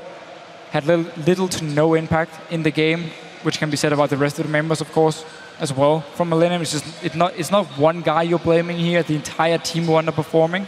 So they've just been losing so many games in a row. Now you have to get your confidence back going into the promotion tournament and feel like, okay, we are still the LCS team. We are the stronger ones. We are the ones who are supposed to win this matchup here and get back into the LCS. But after losing so many games, it can be very hard. Well, they've been there before. Let's see what they can do when they get to that spring promotion. For now, though, let's send it over to Shox, who is standing by with 2 of the winning players from Super Hot Crew. Thank you very much, G-Man. I'm joined by the Super Hot Crew's Mr. Roslin and Palo after that series win over Millennium. 3-0, very clear. So that does tell me that after the quarterfinal, you guys have totally revitalized yourself. You have sat down and changed your mistakes. And Palo, what was the main mental thing going into this series? We just knew we had to be focused, because in a best of 5, you've got to come in with a strong game plan for game 1 and then force the enemy to adapt. So we went over the pick bans multiple times. We prepared a situation that we thought would win, and that's what happened. So Mr. Raleigh, Impaler says, we had a clear plan for game 1. How did you execute it in the end? Because it was pretty close. Can you repeat? Yeah. Tell me about game 1, because it did turn out to be quite close and a slow start. Okay, game 1, we forced a lane swap where we won really hard, where they didn't really know how to lane swap because they pushed bot and then they finned the top. So our top laner just TP'd bot lane and we pretty much just won the game by that. So did that lane swap by you guys and the way they executed it poorly, did that trigger what you had to do for the next games? Because you just rinsed and repeat. Yeah, we kind of said if our plan's going to keep working, then we'll keep on using it. So the lane swap, and we knew we'd come out ahead. And there was multiple times where Meme was like level 7 compared to Kevin, who was level 5 compared to the swap. So then we just get this free early lead. Yeah, and Paler, actually want to ask you, got your release 2 times, and you got your Jarvan, and it seems to me that you couldn't really put your stamp on the quarterfinal. Was it for you also, you know, a good moment here that you were able to make things happen?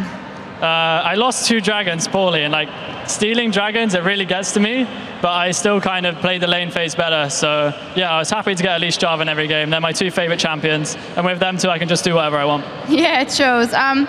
Mr. Raleigh, you guys are still in the LCS. You know, you're going to be back next year. Sum up the year for me, because what a roller coaster it has been for the Super Hot Crew.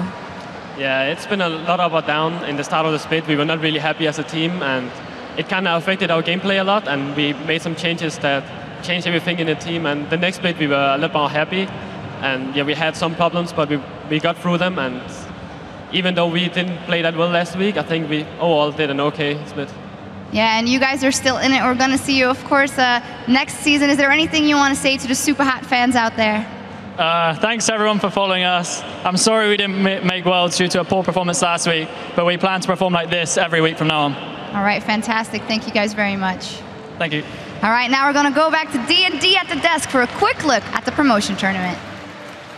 Thank you very much, Shocks. As the final LCS team is now locked into the promotion tournament, Millennium will be joining Gambit and the Copenhagen Wolves in Los Angeles beginning on September 9th to defend their spot in the European LCS against H2K Gaming, SK Gaming Prime, and the Unicorns of Love. Yeah, but there is an upside to finishing in 6th place. Millennium will get the first pick from those opponents. Gambit Gaming will choose the next one, and having finished in 7th place, of course, and then in the summer split, finish 7 in the summer split, and then Copenhagen Wolves will just be left to face whoever is left open. It's guessing time for those guys, who they're going to face. Copenhagen Wolves, find out H2K. who it is. Oh, you see it now. We'll see how it works out. The LCS Summer Playoff action continues on Friday right here at Gamescom, as Fnatic will be taking on Roccat and Alliance will face off against SK Gaming in the semi-finals. That will be starting up at 11 AM Central European Summer Time. That is a scary 2 AM Pacific. Yes, it is. And the winners will face off on Sunday in the European LCS Summer Finals, while the losers will play for the 3rd place and the final spot at Worlds on Saturday. Absolutely. So that is all for us today at Gamescom. We'd like to give a special thank you to Youngbuck for joining us and the analyst desk, and of course on behalf of myself, Deficio, Joe, Shocks, and Quickshot, as well as the entire broadcast crew. Thank you very much for joining us. We'll see you tomorrow.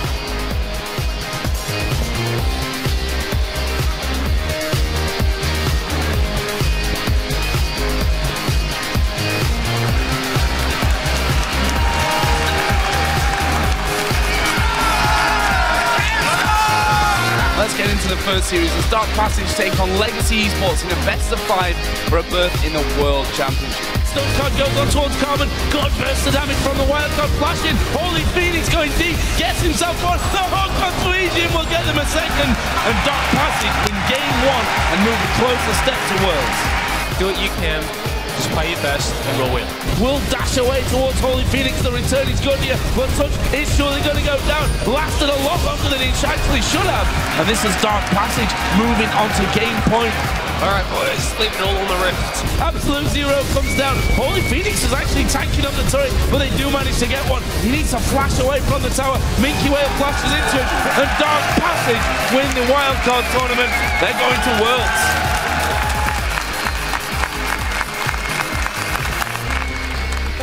So it is a time for the all-important best-of-5. It is between the Super Hot crew and Millennium. Pulverize goes out from Mima. Mima going to get focused on. Connex hits one, pounces in, gets a second, pounces in. Will he get the third? Yes, he will. Super Hot will take the game. They are 1-0 up in the series. Jay Reed taking a lot of damage down there. Connex drops, Jay Reed drops. Curb's going to get focused on. He will go down. Kevin trying to get towards Impaler. It will be a kill for Kratos. Clap to win. Clap to win. Clap to win. Look at that, Curb just gets wrecked. Mr. Rales from the side. They focused everything on that support, and Mr. Rales free farming on the side.